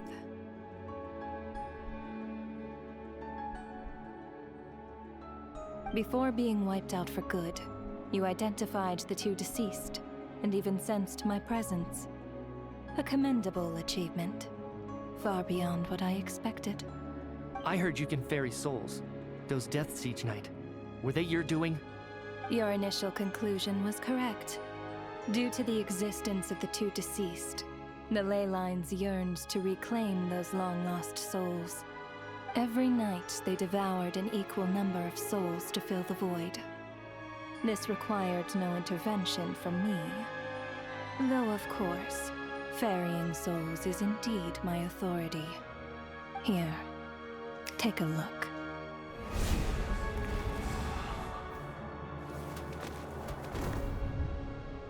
Odette! What are you doing? That takes care of today's two. Don't get so worked up. You are already dead, and your souls must return to the ley lines. I know we're already dead. You murdered us, didn't you? Murdered? No. Murder is when mortals usurp my authority. Death is my jurisdiction. If I require someone to die, I need not resort to such laborious methods as murder. You simply met the criteria to trigger my curse of death. I know about the curse of immortality. So there's another death-related curse too? You cursed us? When? And why would you do such a thing? So often, humans pray to me, begging to know when their death will come, and what form it will take. But few people ask why. If you must have an answer, know that death comes simply because one's time has come. So you're not going to tell us the truth? Hold your tongue. By all rights, you shouldn't even be allowed to speak with me. Those angels from the past are to blame for the reckless renovation of the ley lines here. It's made my work on this occasion infuriatingly complicated. Work? So trapping us here, making us watch our friends die, that's just another day at work for you? You clearly have a lot of questions. Fine. As a reward for your remarkable accomplishments over the past few days, I shall answer a few of your inquiries. Her voice is provided they so aren't too beautiful, by the unreasonable. way. After the physical body dies, the soul must return to the ley lines for that person's death to be considered complete. My work encompasses the entire process of death, including, naturally, the guiding of souls into the ley lines, with which you are now so familiar. You must also be rather familiar with Natlan's Night Kingdom, I presume? It was I who supported the creation of the Night Kingdom. It provided a convenient means of guiding the souls of Natlan. Here, too, the ley lines connected to the theater underwent some modifications. The angels hoped to make them capable of accommodating the souls of some special creations. But this actually hindered their ability to accept ordinary souls to some degree. This effect manifested itself after you died from the curse in the theater, leaving you stranded in the afterlife, unable to achieve a complete death. But if souls who die from the curse of death fail to return to the ley lines within a short window of time, they will miss their chance for good. Then, they will remain forever suspended between life and death, no longer subject to the authorities of either. So if you don't resolve this matter soon, and see all our souls return to the ley lines before long, we'll escape your control. Mitya is sharp. This must be what Renova was worried might happen, and the reason she got involved to begin with. But Keep your mouth shut. Authority to guide souls. Why didn't you just show yourself and get it over with? Why hide among us in the form of Alosha? You seek to understand the mind of a god. Very well.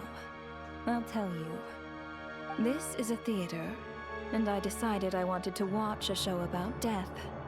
That's why I encouraged you to take the events to the stage. I found myself getting quite immersed. I suppose the entertainment you provided makes up for all the trouble you've caused me by being so defiant in the face of death. There. Are you happy with my answer? I love her so Can't say much. I am. Yeah, no, Really? no, she's good. I get it. It's the stereotypes you humans have about gods. Malvika, Just I moments understand ago, you so were much complaining now. about how I infuriatingly understand you. complicated your work here I has been. understand why you wanted to Work is work, sacrifice I get it. yourself. There are times when it's a huge pain, but you just have to get it done, right? That's a rather unique perspective for a human. You are in fact correct. There is a pain point in this case. Due to the obstruction in the theater's ley lines, there is a hard limit on the number of souls they can receive each day, making it impossible for me to ferry all your souls at once. Revealing my identity too soon would inevitably have led to futile resistance, and there was a risk that any souls who chose to run would disappear. Then there was the issue of the 2 lost souls you called the deceased. The way you resolved that quandary was all part of my design. That's what I don't understand. If all of us were souls of the dead, what made their presence among us special? For centuries, they have refused to return to the ley lines, exploiting the issues created by the angel civilization to resist being drawn in. Centuries of obsession accumulated during this process. You may think of this obsession as the resentment of the dead, and in this quantity, it was a bomb that could have detonated at any moment. It reached the point where I could not afford to leave it unchecked. But the only way to fix it was to help them acknowledge their own deaths, make peace with their regrets, and willingly walk into the snowstorm. Only then, with my guidance, could they finally return to the ley lines. Otherwise, you would not like to know what the consequences would have been. I vaguely remember seeing Patashka, but in the most terrifying form. Was that in a dream? Is that what would have become of her if she hadn't returned to the ley lines? I see your dreams brought you many revelations. So you see, death in fact grants wisdom to mortals. Souls connect to all things in the world and see the chain of cause and effect between them. It's nothing unusual. Anyway, giving psychological counseling to lost souls is not my strong suit. That is more of an angel's role. It was something I could not resolve directly using my authority, so I decided it was easier to leave the bomb defusal to you. Meanwhile, of course, their presence caused the souls of other members of your party to return to the ley lines each night. From where I stand, that was killing 2 birds with 1 stone. As both issues slowly resolved one another without me having to lift a finger, all I had to do was stay close by and keep the situation under control. Then use my authority to wrap things up at the end. And, of course, while I was at it, I thoroughly enjoyed watching this drama, dealing with death from a mortal perspective, play out on the stage. Sounds like you had it all figured out, Grim Reaper. I just did the math. You said there's a hard limit to the number of souls the ley lines here can receive each day. It's 2, isn't it? That much is obvious, even to a fool. It's time to review this whole affair. If the ley lines can only take in 2 people per day, I need to go over the deaths from these past few days again. While she's here, I'm timed. It's like each day's deceased in order. Looking back now, none of us had the faintest idea at the time. From the moment the staff member named Demoff walked into the snowstorm, the incident had already begun.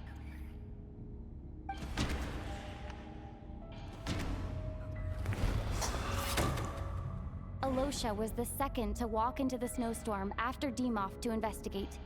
During this process, the ruler of death assumed his identity, making him one of the victims.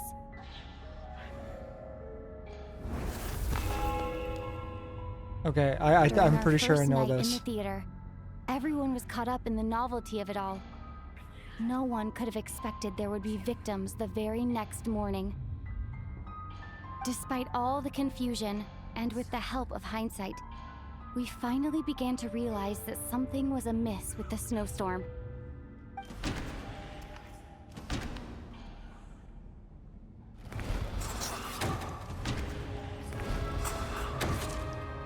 The ley lines devoured Torgov and Sobolova on the first night.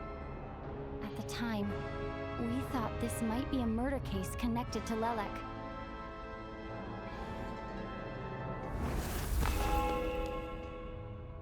Odette and I spoke a lot that night. 3 people were on watch, but in the morning, we discovered that someone had fallen victim all the same.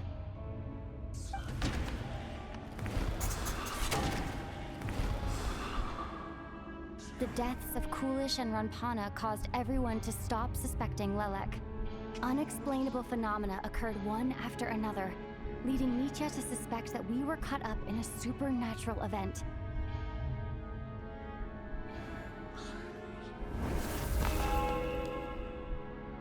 Later, we discovered that there seemed to be an extra person among us, and subsequently discovered the existence of the deceased.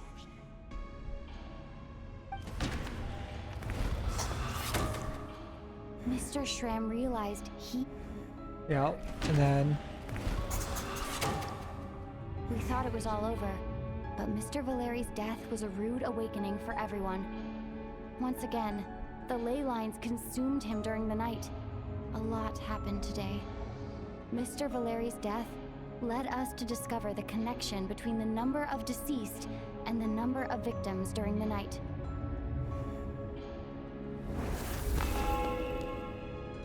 The fact that there was more than one deceased seemed to bring us back to square one. Odette revealed some information she had been keeping to herself.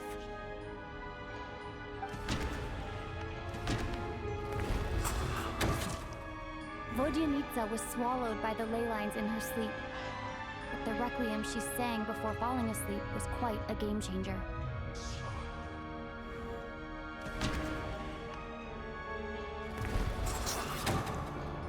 As it happened, Patashka filled the void left by Mitya's return from the ley lines by walking into the snowstorm this morning. The girl I thought was Child's sister, Tonya, turned out to be another of the theater's I feel like deceased. we're not on the day yet because they took Patashka was about to Odette. walk into the snowstorm at that time, and Renova, unaware that Mitya would return, was concerned that her soul would overflow from the ley lines. That's why she used Alosha's voice to try and persuade her to stay behind. Looking back, I suppose that was an early slip-up on her part. Oh. No one could have expected anyone who walked into the snowstorm to return. But just after nightfall, Mitya returned, bringing crucial information with him.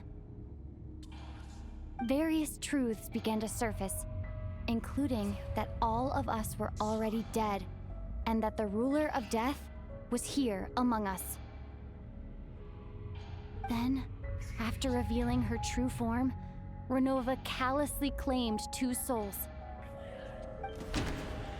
We have to wait a day. We have a chance to get out.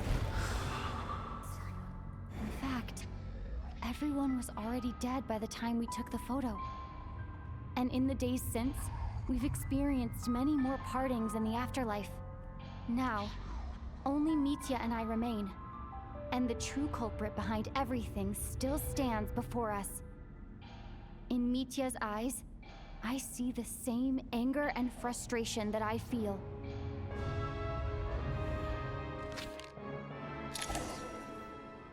That covers everything.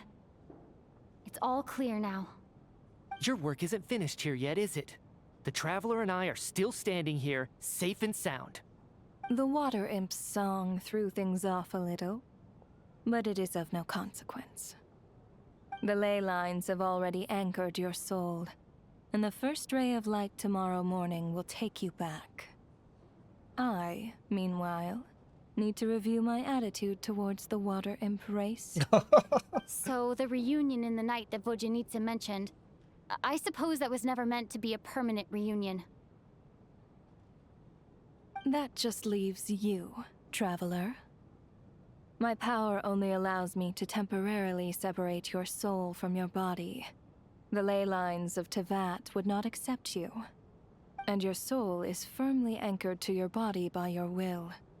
For a descender like you, who is not bound by Tevat's rules, your death can only be brought through the most violent of means, such as directly destroying either your body or soul. But you haven't done that yet, have you? Thanks for letting me know that I at least can still be saved. I have no interest in involving myself with Descenders. For now. Although, this may change if Asmodee remains missing, or you insist on interfering with our affairs. Oh, so we're getting One left last off the question, then. hook? All our struggles and sacrifices here, they were meaningless from the very beginning, weren't they? Death abides no reason. Besides, what you call sacrifice is merely a concept created by humanity. To me, it is nothing more than a self-indulgent charade in the face of death. Mere mortals fantasizing that their actions could reclaim something from my grasp. A truly laughable idea.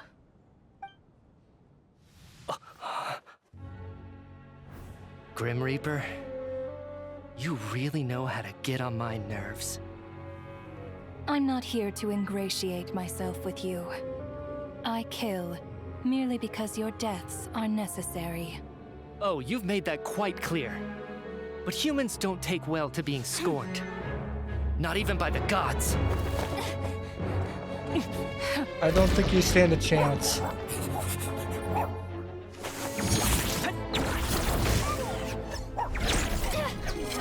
I think she's toying with you.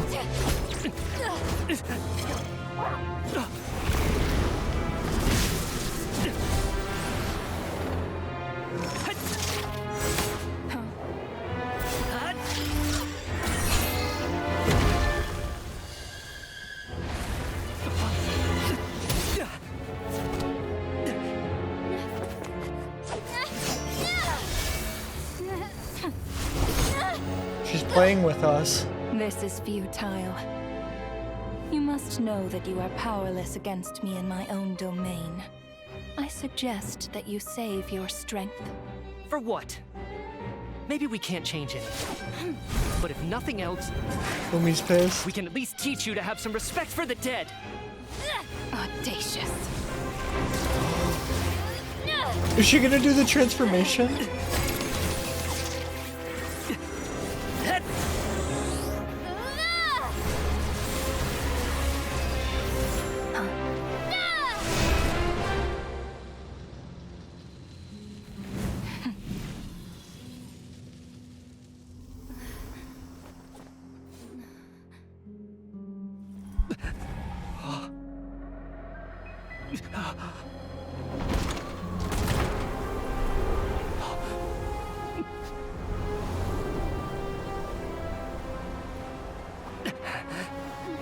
don't think this is even close to being over.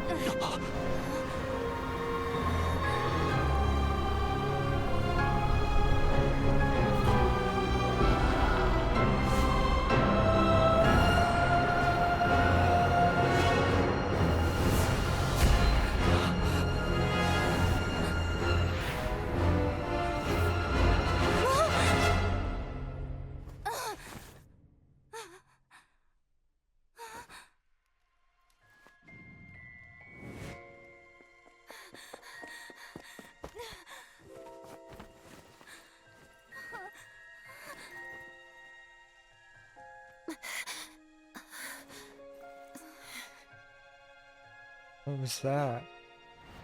Are we all okay?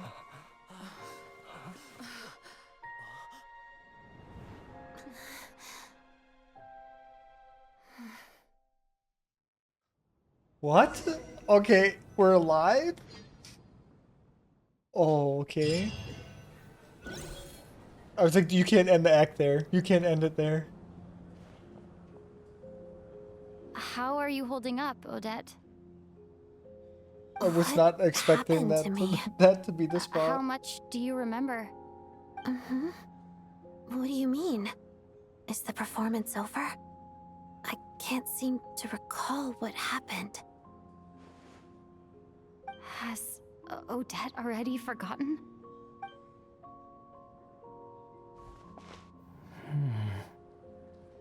Mitya? Oh, I'm sorry. I guess I spaced out there for a second. Remind me who you are? Don't you remember anything?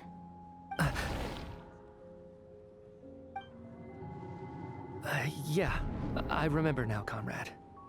Looks like we guessed right. Just like me when Odette found me at the Armory Palace, for some reason, everyone killed by the Ruler of Death eventually came back to life. Just with one catch. They forgot what happened while they were dead. Odette and the others have already forgotten everything. Why were you able to remember this time? Could this be the reason? You said this is the Ruler of Death's symbol, right? I don't see anything there. You don't? Huh. Okay, I guess that makes sense. I carved this into my hand in the afterlife, so it's not visible in the physical world. Does that mean I carved this symbol into my soul? What an unsettling thought. Still, at least I get to remember what happened. I suppose it's a blessing in disguise. What about you, though? The Ruler of Death mentioned that you're a descender? Is that why you can remember? A full explanation would get complicated very quickly, but that's essentially it. Well then, now that it's all over, let's figure out what we've learned. The first thing I notice is that everything here is precisely as we left it, right before our deaths. This confirms that time passes differently in the afterlife than in the real world. They say that right before death, time slows down and your whole life flashes before your eyes. That must be how you know you have one foot in the afterlife by that point. Anyway, clearly the few days we spent in the afterlife probably only amounted to a few short minutes in the real world. This also aligns with previous reports of widespread temporary memory loss among the Armory Palace personnel.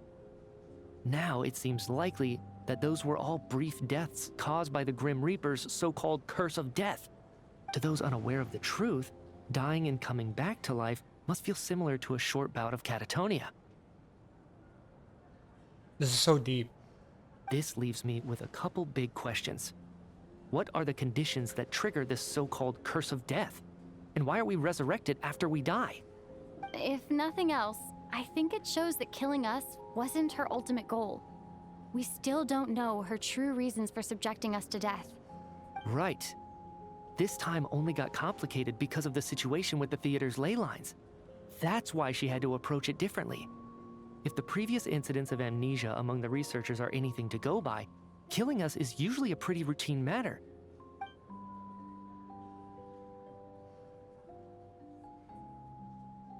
Come to think of it, wasn't I about to note something down before I died? I can't remember what it was, but I think it was something related to my research project. Oh, no. Keep that thought to yourself. Sorry, Traveler. I'll catch up with you again later. Right now, I have to make a trip back to the Armory Palace. Keep that thought to yourself. No, I don't want to know it. Ma'am, if I may, no one of your description has ever shown up in my investigations into Mr. Mitia's friends. Yet, you two seem very familiar with each other. Could you perhaps tell me where he was in such a rush to get to? And, by the way, have we ever crossed paths? Forgive the presumptuousness, but I feel a vague and indescribable sense of familiarity about I got some news for you. I can explain everything. Could you help me gather everyone in the theater in one place? Everyone gathers upon stage, but this time you do so in the real world without everything outside being devoured by a snowstorm. Due to the unique properties of the theater's ley lines, it seems no one has completely forgotten their existence in the afterlife. As you recount the tales of what happened, people slowly begin to remember, as if accessing memories of a distant dream. Everyone is lost in thought. Everyone confirms their own fate with each other until finally today's show draws to a close. Does that mean he's gonna shut down the factory? The first question I have. Does this mean you're shutting down the factory? So, Chuganov really is going to shut down the factory.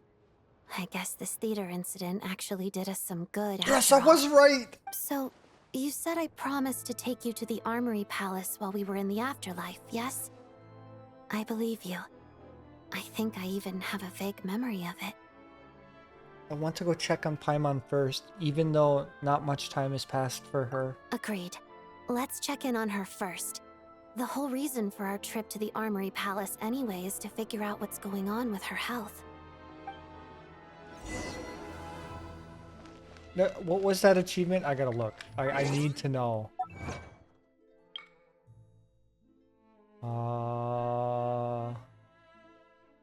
The 3 deaths of fate.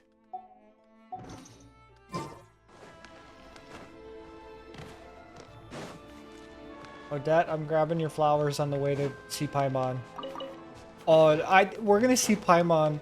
Renova's gonna be there, and then we're gonna be see you in 42 days. That's what's gonna happen, right? That's totally what's gonna happen, right? I don't want that to be what happens, right?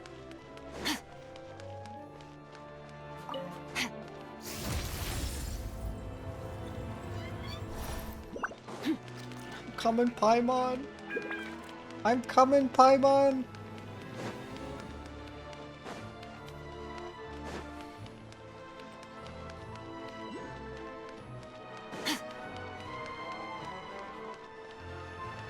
Merciless.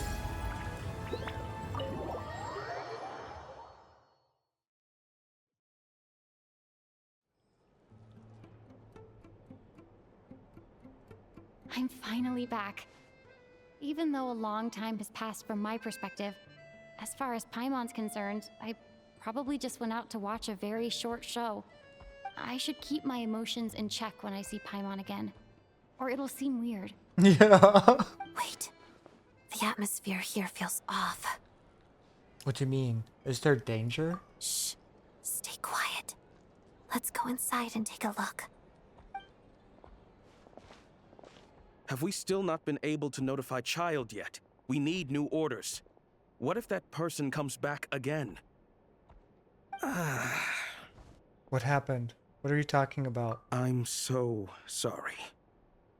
Under the circumstances... No, Paimon's missing. There was really nothing we could do. Tell me, what happened to Paimon? It was the Jester. He came here in person and escorted Miss Paimon away. He's the director of the Fatui. His authority supersedes all others and cannot be questioned. There was nothing we could do. The Jester? How long ago did he leave? And what was Paimon's status? It was about an hour ago. Miss Paimon was fast asleep at the time. The Jester simply walked off with her as if it was only natural. I assure you, he absolutely did not use I am. Do you know where they went? The Armory Palace, most likely. Lord Piero, the Jester, has been overseeing the experiments there lately, keeping a close eye on their progress. Oh, I'm about ready to throw hands. Has heard about it by now. I'm surprised he came in person. Whatever his reason for taking Paimon, he'll most likely return to the Armory Palace first, which is exactly where we were headed anyway. Then lead the way, Odette. Okay, let's go. I am so ready to throw hands. Not Paimon. Saving? You don't always see that? It's just up ahead. Quick, let's get inside. No, I'll go alone. You know I'm planning to force my way in. You're with the Fatui, so you should stay outside. I was hardly planning on taking you through the official channels anyway. I'm here to force my way in, just like you. I may be a Fatus, but I'm also Lelek, enemy of Project Stuzha. Paimon's safety is paramount right now. With me around, you'll have an extra pair of hands. Okay. There may be devices inside that are easier for an insider to deal with. If you say so. Let's go. There's no time to hesitate.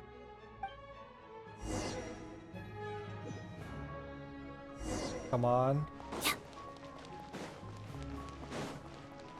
Okay, I actually have to change something. I can't configure my team in the current state. Okay, well, it's okay. Hey, who are you?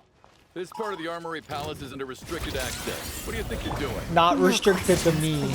We're short on time. You can't do anything to me. I'll make sure.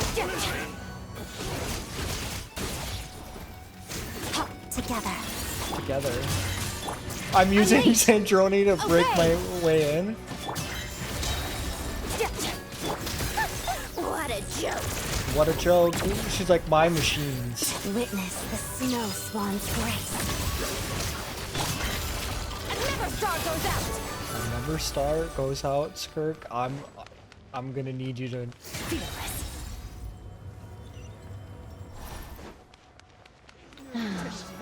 Hey. Let us paradise Paradigm shift.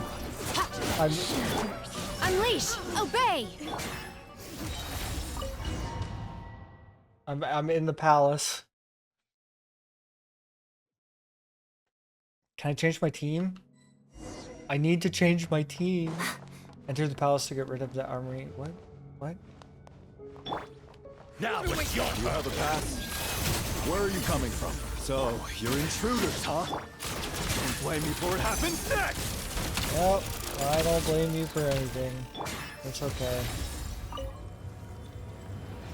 The Armory Palace is hidden this deep in?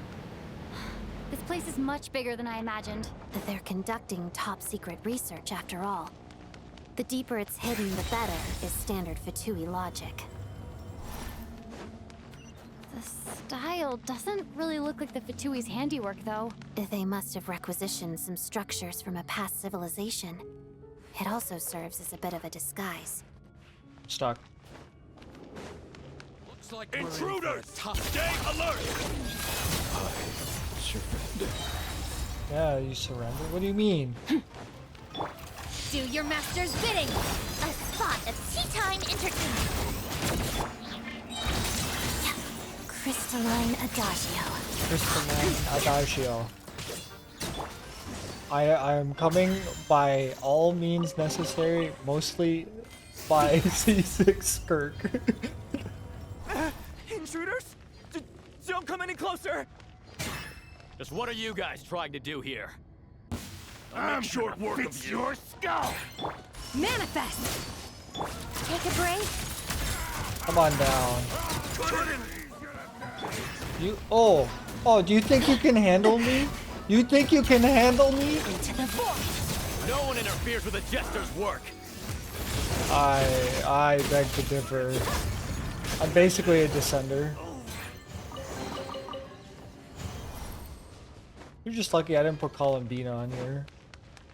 I'll beat you with only Harbingers. Merciless. What is this? Oh, I have to do the thing. I forget how to do this.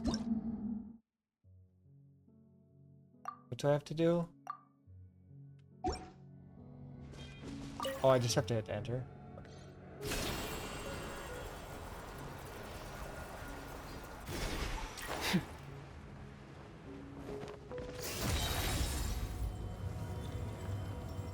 Oh. Looks like no one's guarding this place.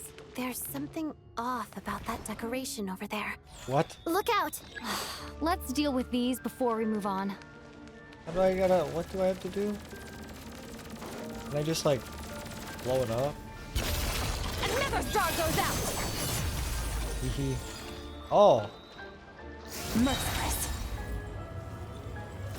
What a joke. Is it easy? Test my hypothesis. Thank you, Sandrone. I'm attacking your boss. Thank you, Sandrone. I'm attacking your boss. Well, that's not exactly true.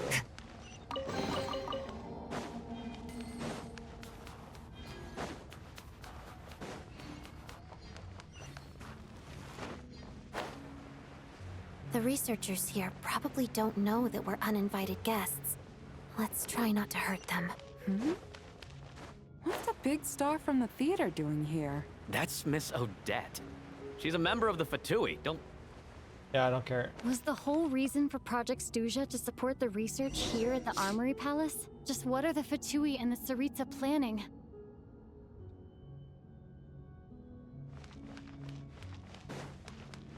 Don't talk to anyone. Don't talk to anyone.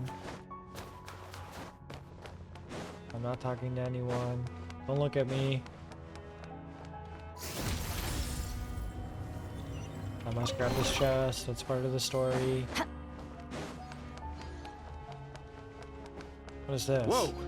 Who are you? Never seen you around here before.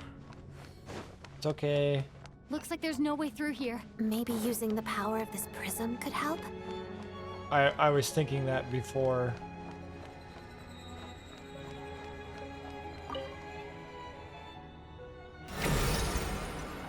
Oh, what?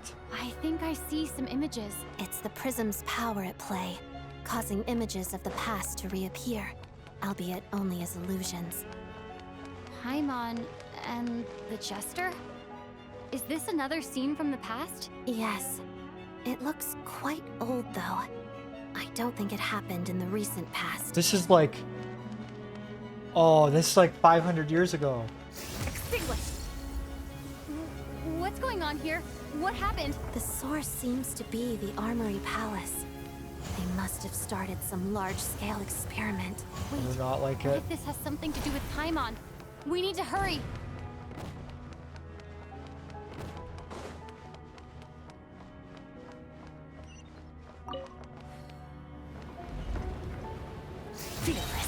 Did I lose my energy? We're almost there. The Armory Palace is just up ahead. Paimon, please be okay. Mission. I'm not.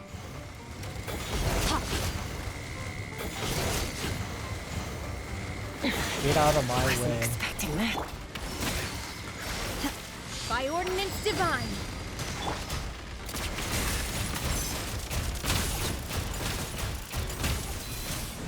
Shadow moon, walls of the snowflakes. Fearless. Into the void.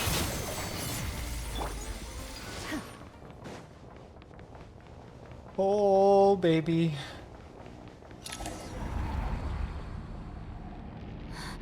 What's going on? It's Renova's here. I remember this feeling. It's the curse of death. No, not now. Why is the curse of death striking again already? Odette?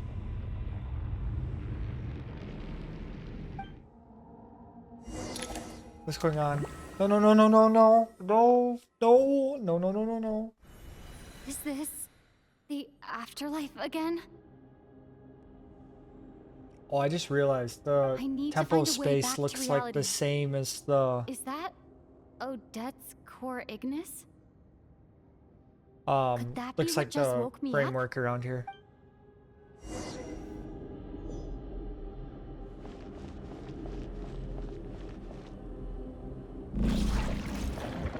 Hi, Renova. Hi, beautiful. I'm just trying to slow me down, huh?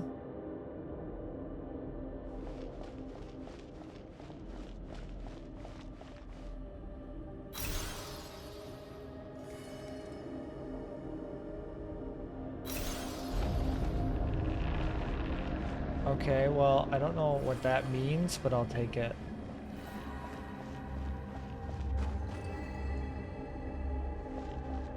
What's leading me out of here? I can't even sprint. This place is so cool. Oh, wait a minute. Yeah! Oh, these immersion puzzles are so good. Wait a minute. I just have to... Oh, the black mist is coming up. Come on. Come on, we can get out of here. Come on. We'll stay in a game where you can sprint all the time. When you're in this area and you can't do anything, it's infuriating. Odette! Odette! No signs of life, but past experience says that she should be resurrected before too long. Right? Did Odette intentionally use her core Ignis to guide my soul? I feel like something similar happened in a dream I had before. Thank you, Odette. If not for you, my soul wouldn't have found its way back to my body so quickly, and I might not have woken up so soon. But I'm sorry. I don't have time to protect you. I have to use the time you bought me to get Paimon back.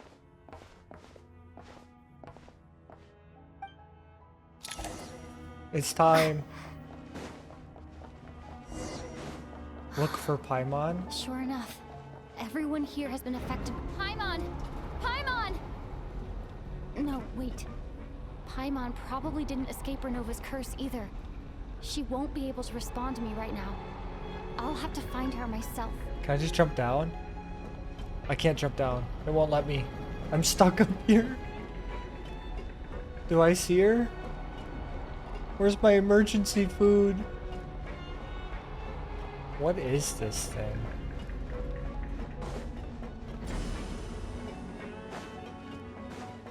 Mitya! Is this the laboratory he works in? What happened here to trigger the curse of death again so soon? I'll have to ask him when he wakes up. Finding Paimon has to take priority now. Oh, is that her? It's Paimon.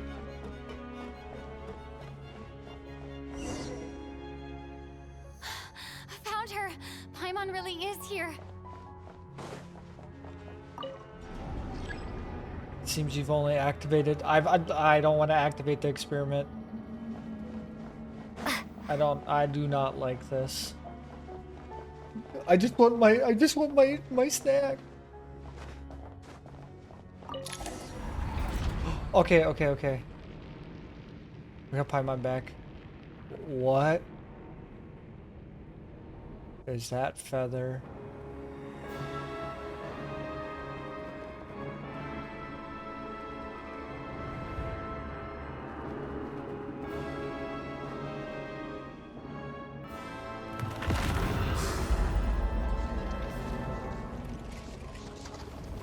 I love you, I think. Renova? You don't learn, do you? Renova? You've already been involved in one mass death, and now you show up at the scene of another. This might have passed for a coincidence the first time, but a second time? Am I to assume you are intentionally interfering in Snezhnaya's affairs? I'm just here for Judging Paimon. by your expression, it seems that you understand little of what is going on here. In that case, a word to the wise. Do not interfere in Snezhnaya's affairs. A civilization that fails to learn its lesson constantly depletes its own worth. It will one day lose any reason for its existence. And as a descender, You are perfectly suited to be the lifeline to which a dying civilization might desperately cling. Consider your position carefully. It's so true, actually. No advice needed. I'll make my own judgments. Suit yourself. When the day of reckoning arrives, not even a descender can hope to escape unscathed. The time for resurrection fast approaches. The mortals here are not yet worthy to behold my form. So that will be all for today.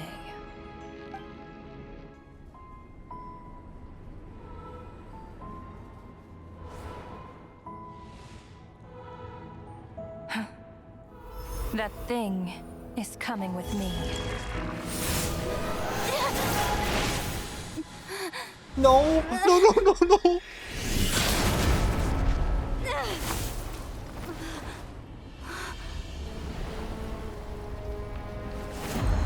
Piero! You awoke sooner than I thought. The curse of immortality is stubborn, unable to enter the ley lines, yet not content to remain a spirit. Ruler of death, what do you want? You perplex me. Both you and you. That thing may be a creation of Celestia, but it possesses none of Celestia's power, let alone authority. Your obsession with it baffles me. No matter, the resurrection will soon begin. It's worthless anyway. I'll reclaim it next time. Oh, we're pissed. Hey, who says there'll be a next time? Huh?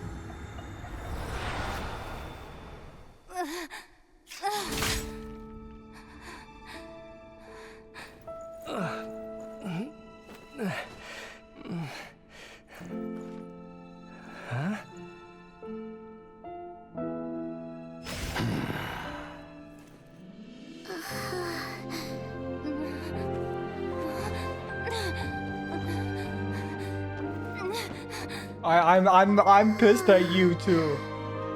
Traveler?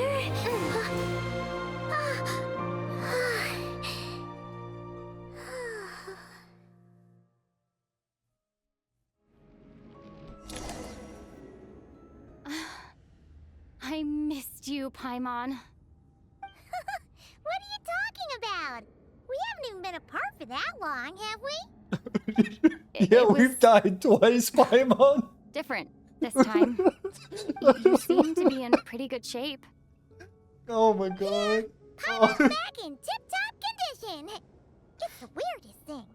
Paimon fell asleep earlier, and when she woke up, she found herself here. The Jester and that guy talking to him used some kind of energy on Paimon, and she could kind of feel it canceling out that other thing that was making her feel unwell.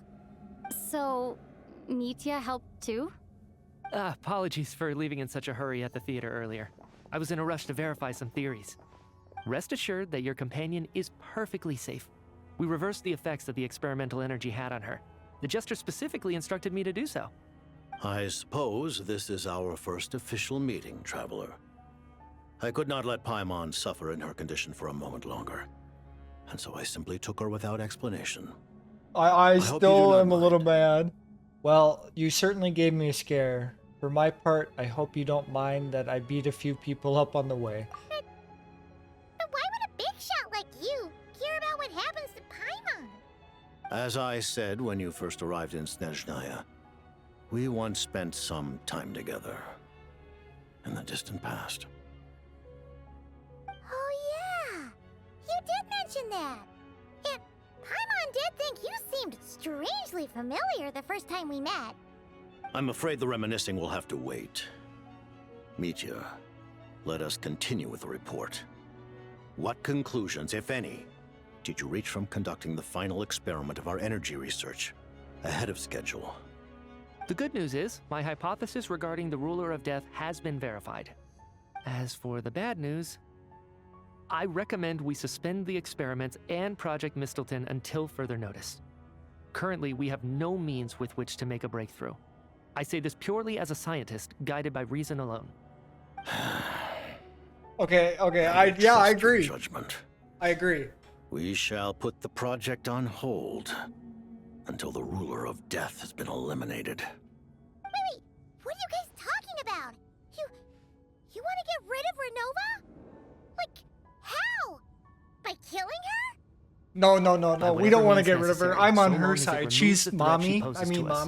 I mean mommy. Until then, everything we do will be in vain. After what just happened, I'm I've on her ascertained side. Renova's goal, or rather, the trigger condition for the Curse of Death. Okay, let's hear it. What she's doing is blocking Snezhnaya's technological progress, preventing us from possessing any means with which to threaten the heavenly principles.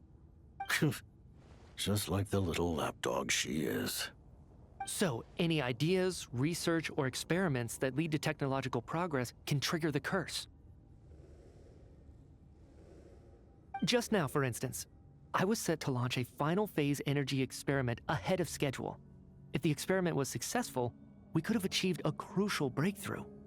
As expected, though, the moment the experiment began, all the researchers, technicians, and witnesses died from the curse.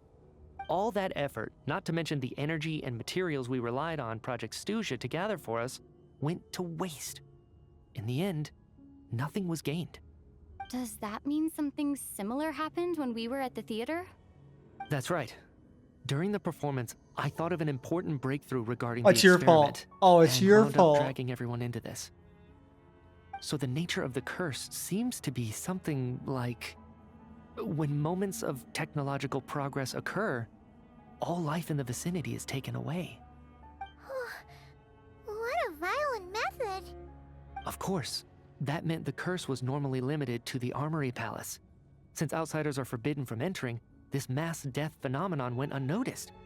Until Odette came along. I believe she was the first witness.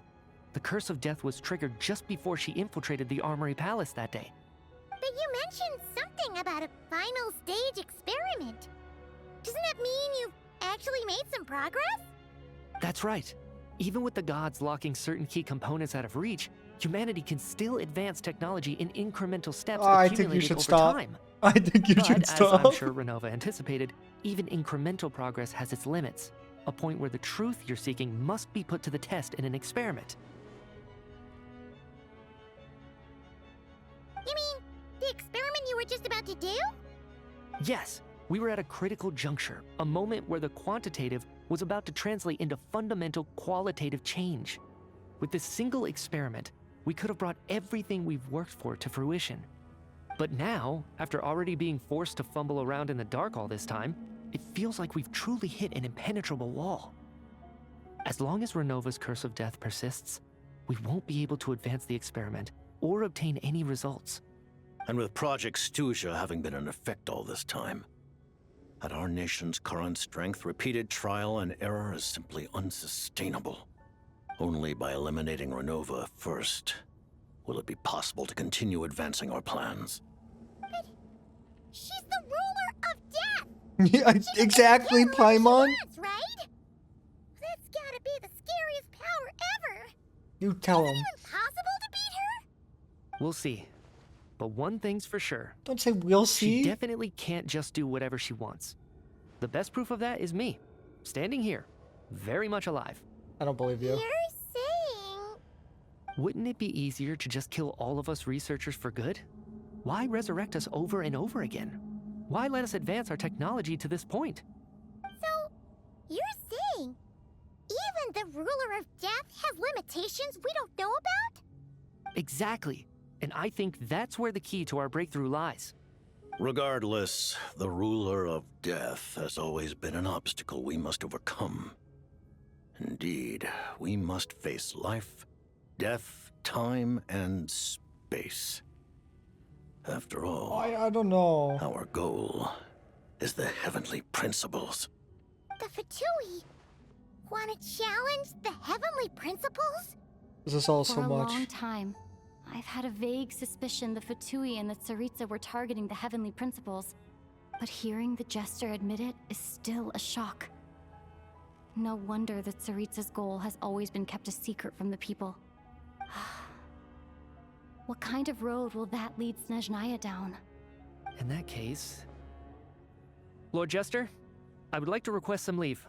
I'd like some time to organize my thoughts and go over the data. Granted. Get some rest, put the experiment out of your mind, and take care that the curse of death doesn't affect any civilians.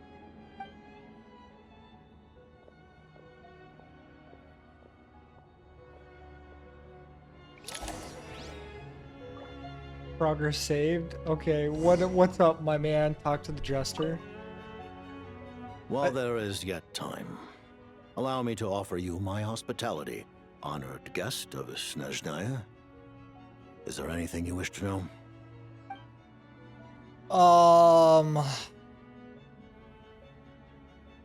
About the project, about the Tsaritsa. I remember hearing the term Mistelton from Columbina. Yeah, Paimon wanted to ask about that when the name came up just now. What is it? Paimon's heard of Project Stuja, but not this one. As you know, Project Stuja is a series of measures enacted to consolidate our nation's resources, the greater purpose of which is to serve Project Mistelton. Many of the things you have encountered thus far are essentially for the advancement of that project. This includes the Kuvaki Experimental Design Bureau in Nocturne. Researching Kuvaki was merely a facade.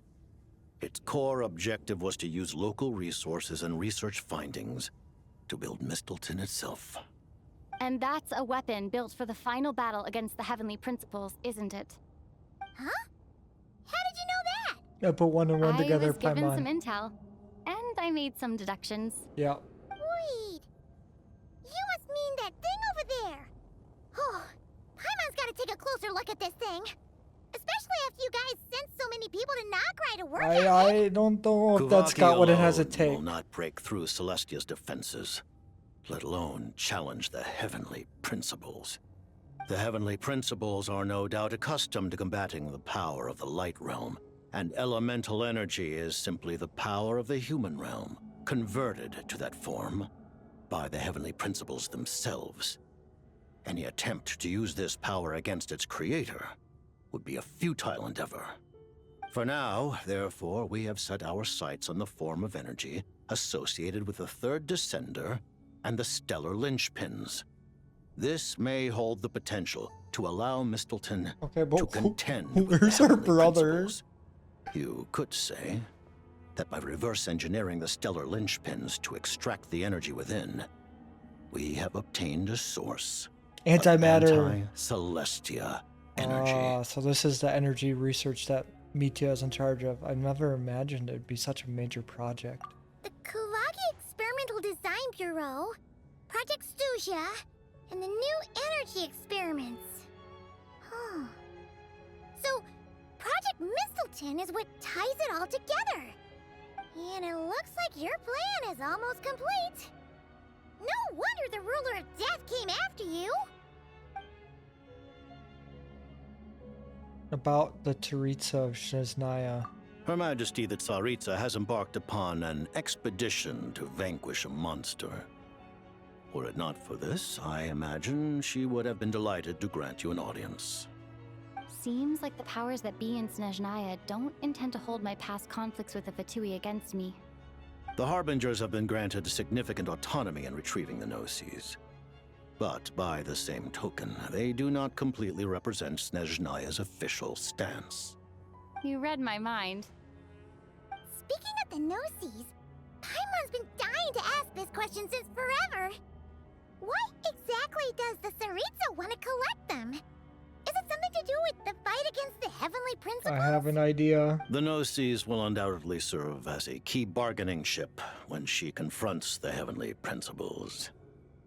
Beyond that, you had best ask the Tsaritsa herself. I am not sure if this information is mine to disclose. What do you mean? Not sure. Don't you make the rules? Yeah, okay, but Paimon, he may be #1 in charge, but he's still got a boss. Taking on the Heavenly Principles is something most people wouldn't even entertain in their wildest fantasies. Why is the Tsaritsa so fixated on this? Intervat today. Civilization is nothing but an illusion. Something whose very existence can be negated at any moment. Our civilization may very well be destroyed in the struggle, but as things stand, the Heavenly Principles could choose to negate our existence on a passing whim. And we must not sit back and accept that fate. Only by changing the state of affairs, only by overthrowing the Heavenly Principles, can our civilization truly be said to have taken root. Otherwise, the fate of the people of Conria and Hyperborea is a cycle doomed to repeat itself. Accepting potential destruction in return for getting to control your own fate. Furthermore, perhaps this is still somewhat difficult for you to understand. Are you aware that all the rules of this world are made up of curses? Huh? All of them? Paimon knows about the curse of death you mentioned. Oh, that makes so much sense. You and Dainsleif have. Then, the birth of the Hilly Churls, the rules of Natlan's Ode of Resurrection, those are curses too? Everything's a curse. Farina's long life seems to stem from a curse placed on her by Focalor as well. Yes. Even a god's love for humanity is a curse the Heavenly Principles inflicted upon the gods. What? The Tsaritsa has always had ample reason to hate the Heavenly Principles. If she can seize their authority, she will reconstruct the entire world, and when that time comes, humanity will be completely liberated from curses and lies. Look forward to it. It will be a world beyond your imagination. We're just another utopia. The ordinary I people got of it. Snezhnaya may not understand these details. In this frigid land locked in a ceaseless struggle against the environment, in this nation to which the gods have never shown favor, we all believe that standing in solidarity with the Tsaritsa in our shared struggle will surely usher in a new and better world. Okay, about your relationship with Paimon. Paimon really doesn't remember. He's basically a stranger. You gotta believe Paimon. Relax, you're freaking out over nothing. Allow me to explain. The reason Paimon reacted to the anti-Celestia energy developed by the Armory Palace is because she comes from Celestia herself. More specifically, she is one of its creations. Paimon? A creation of Celestia? Oh, right. I was blinded by anger earlier, but thinking back on it, Renova also said that Paimon is a creation of Celestia, but she lacks Celestia's power or authority. As you know, the lunar fragments in Nodcry were pulled down from the sky using Fatui technology. But the first application of this technology was in Conria over 500 years ago. I used this technology upon the heavens, and the response I received was none other than Paimon descending from Celestia. I presented her to the Vinster King. You stole Paimon from her home? In this gift, nor did it satisfy him. Paimon then took up temporary residence in my palace until, of course, the arrival of the Cataclysm. Wait, Paimon's a little confused. You're talking about things that happened in You stole Paimon from her years home. ago. You're saying Paimon was there for that? That means Paimon's at least 500 years old. But Paimon doesn't remember any of that. Falling from the sky? Being given away as a gift? None of it. Having lived through the Cataclysm, perhaps you too were burdened with some manner of curse. Although, losing your memories would indeed be the smallest price I've ever seen paid. But it's not just her memories from Conria. Paimon doesn't even know how she spent the last 500 years. She only has memories from the past few years. No matter how hard she tries to remember. What was Paimon like back in Conria? Did she know a whole lot because she came from Celestia? Was she super smart? Unfortunately, when you arrived in Conria, your consciousness was like that of a You're newborn just a infant. baby. None could say what kind of being you once were in Celestia. During the time you lived in Conria, your personality was no different from how it is now. I'm surprised the Vester King wasn't exactly taken by your charm. At least it sounds like you were able to fly under the radar. Aw, man! Paimon's plan to get her memories back and become super smart is ruined before it could even start. You know, even though Paimon lost her memories, she still feels weirdly close to you for some reason. That must mean you took pretty good care of Paimon back then, huh? On the contrary, I completely ignored your existence. I was entirely focused on my struggle against Troptatir the Wise. But now, as I see it, it is as if you are the only sane thing that survived that era of insanity. And thus, are worthy of protection. Noted. Man, Paimon's gotta stop projecting friendship on everyone she meets. But, Traveler?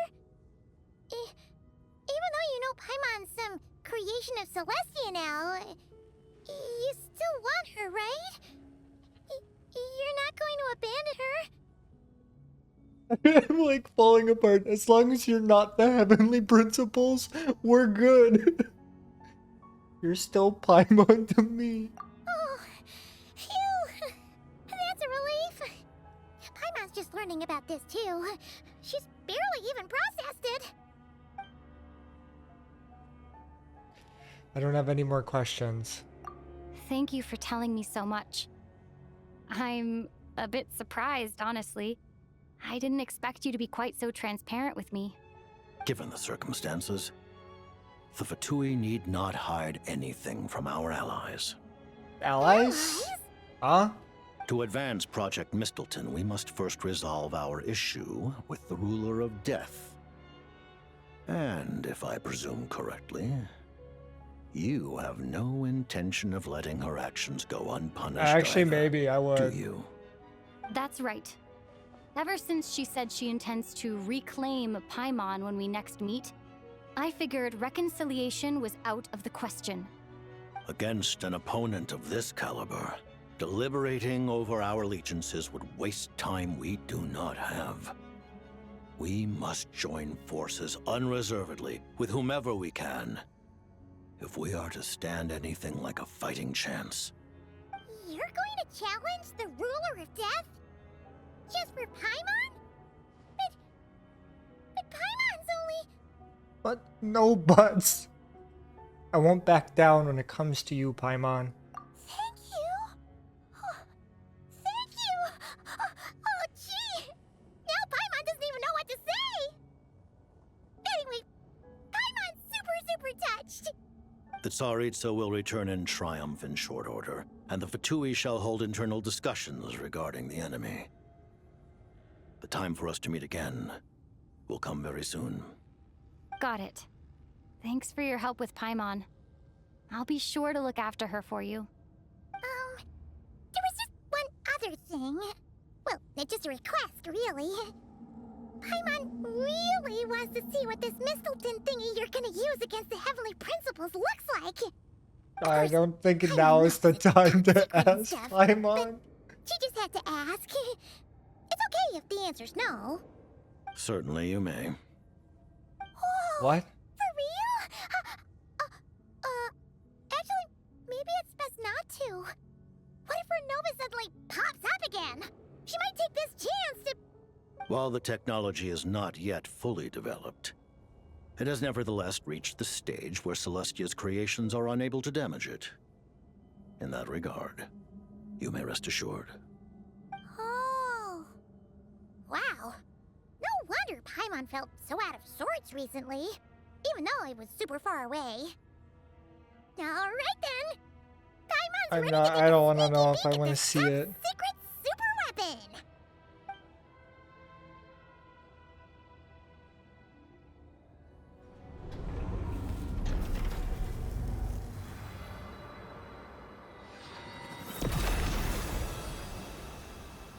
Oh, it's like a lance, a bow, a drill, a shard.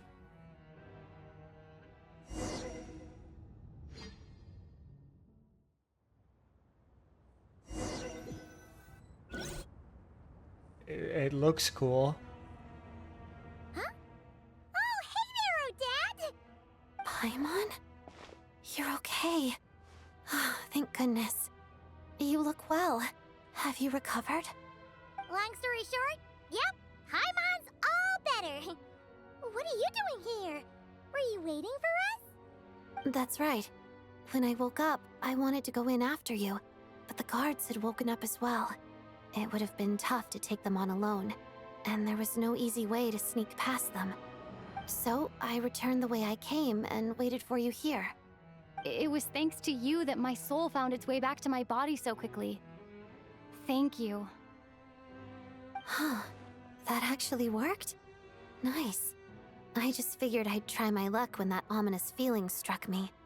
Really, you should be thanking this thing instead. Anyway, and now that things here are all taken care of, I have other things I should get back to.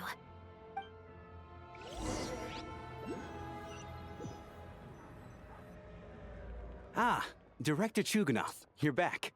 We just received notice that Project Stuzha has been suspended, so we've convened an emergency meeting. This is the preliminary plan. In addition to expanding production capacity, we've also discussed feasible layoff plans to optimize revenue and expenditure structure. Our calculations indicate that the factory's profits will increase by at least 30%. Just give the word, Director. That won't be necessary. Leave the energy for those who need it. Whether they use it just to get by or to run a business, that's up to them. Start preparing to halt production and lay off the staff. Make sure the workers are able to land on their feet and that they are duly compensated. Thank you all for your hard work during this time. Am I hearing you right? Why? After all the tough times we made it through, now is exactly when we should start to turn a profit. I just suddenly don't want to do this anymore. Huh. Does there have to be a reason? Iskra, it's time to rest. Dear esteemed members of the Rokot, given the effects of Lelic's radical actions upon our organization's reputation and social stability, a decision has been made to permanently withdraw this codename from use. Considering that Lelic did what they did for the benefit of the people, the Rokot has nevertheless negotiated with the authorities, ultimately securing a waiver for all penalties due to them. Oh, Lelic will be suspended for a period of scot-free. time.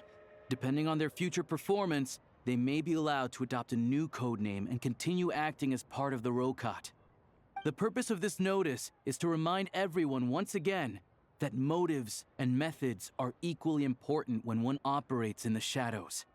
Even with Project Stooge's suspension and our interim operational victory, we must guard against complacency and rashness and work to consolidate the progress we have made so far. We act only for the greater glory and solidarity of our nation. May the aurora shine ever on, and the tundra always stand firm. We act only for the greater glory and solidarity of our nation. May the aurora shine ever on, and the tundra always stand firm. Looks like it's finally over. You mean for us? Just thinking out loud. I've never seen the Snezhnaya so lively before. I never once thought I'd come here.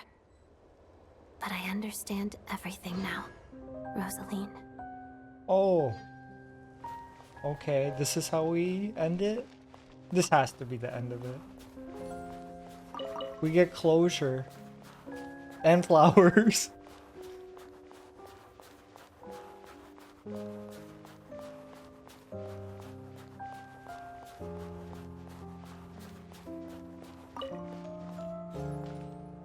I've seen Spirit Seeker performed many times, including by your mother. Why do you bring that up all of a sudden? Even though the choreography is always identical, every dancer finds a way to make it her own.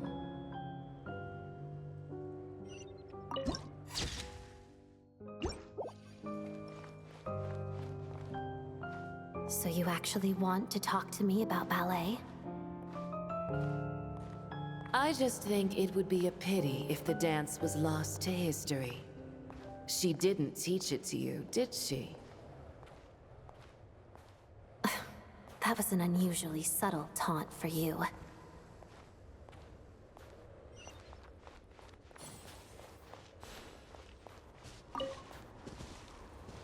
We embraced one another on the snow-swept plains, melting the ruthlessness of time. But when our bodies, in pieces, are cast to the winds, what of our love will remain behind?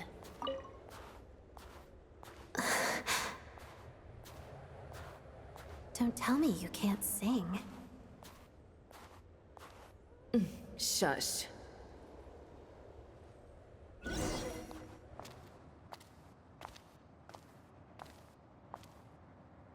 I understand her hatred.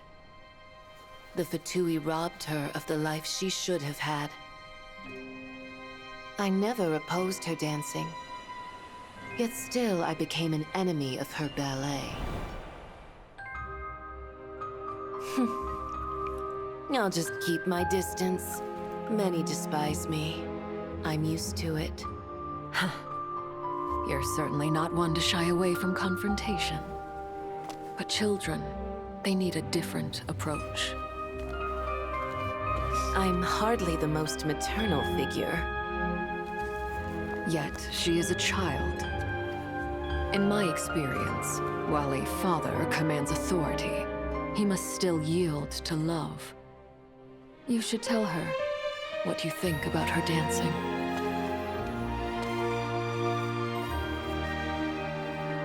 Odette will soon take the stage at the Koralyevsky Theater. This could be your chance. Geonosis secured. It went smoothly. I'll be there. Have them send me an invitation.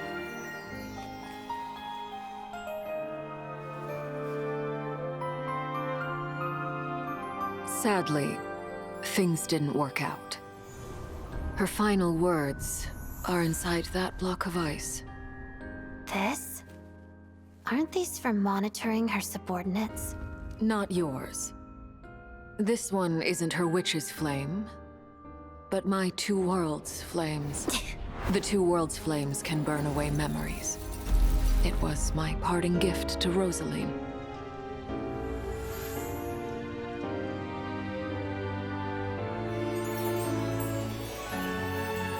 If all goes to plan, she and I will both live to see the Tsaritsa succeed. I believe she'll find peace. But if anything happens to me, she needn't follow in my footsteps. The cryo energy will fade away in time.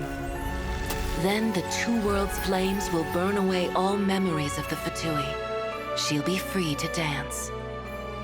She deserves this. I will handle the aftermath. The choice is yours, child. That's like one of the best, saddest parting gifts you can get. And she chose not to be free. Oh my gosh. That is so deep. Paimon's head isn't spinning anymore, and the fever's all gone. Paimon's finally free to fly again. This has been a patch of all time. Paimon came from too. It did make Paimon a little nervous at first, but it's such a relief now. Like, who cares if Paimon's a creation of Celestia? She's probably not anyone that important. Probably just the fairy of food and fun or something. And like you said, this doesn't have to change anything between us. You're not gonna just... Hey, hurry up! Why are you walking so slowly? You've spent the last few days lying in bed and stuffing your face. I didn't think you'd be able to fly this fast. Says who? Paimon's as agile as ever. This is the best patch of all time. Floaty for nothing. Paimon originally wanted to check out the bookstores in Snezhnaya, but she's more in the mood for flying around right now, so let's save that for later. Okay, whatever you want, Paimon. They've got light novels from Yai Publishing House here too. Huh? And this is Paimon's favorite mystery story from Fontaine. I'm so tired of mysteries right now. Local Snezhnaya books look pretty interesting too, but also kind of heavy. Not the easiest things to look around. I thought you were in the mood for flying around. Paimon can read while she flies. Hey, look at these two dolls. Which do you like better? I like the one of Odette. All right, boss, we'll take both. Paimon will have the other one. Oh, I thought we were only getting one. All right, fine, I'll pay. There you are. Thanks for visiting. Paimon will grab this and then... Huh? Does Paimon not know what these work? Yes! These are so cute!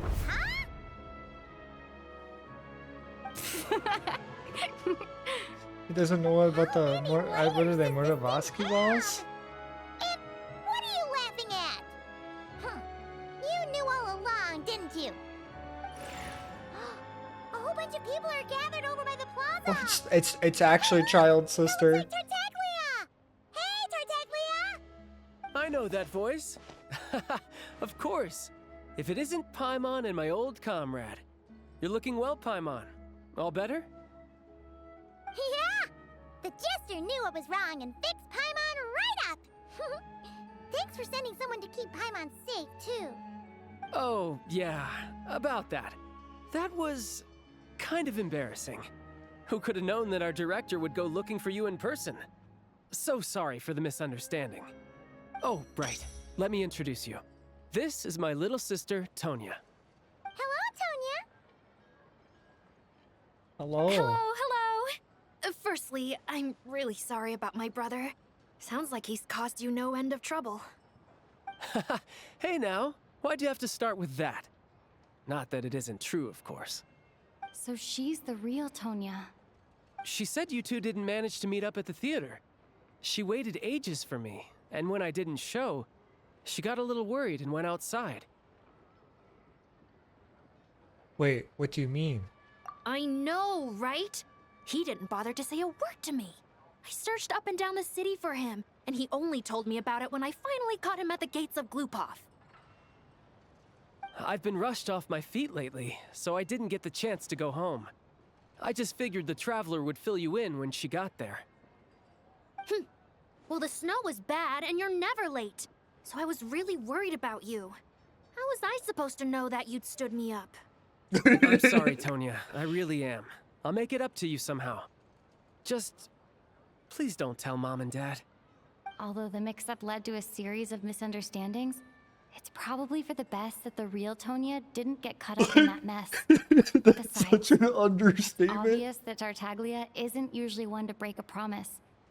He only gave his ticket to me because he had to look into Lelek. It's really my fault for being late. I should have come to find you first. No, it's fine. It just meant I didn't get to see the show in the end.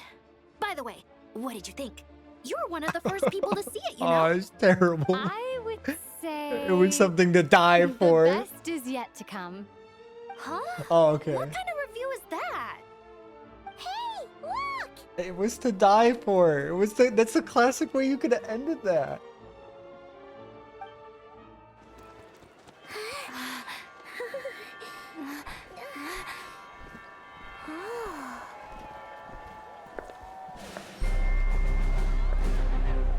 She's back.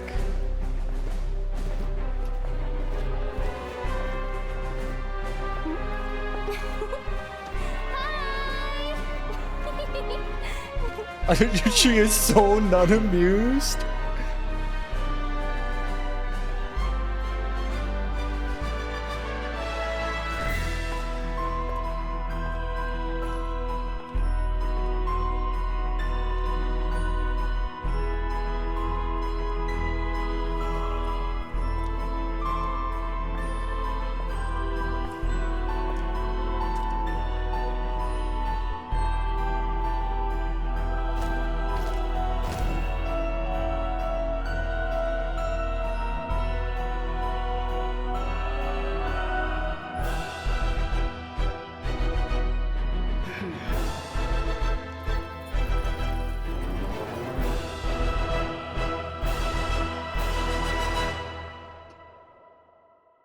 That is the greatest patch ever. Oh, that is so good.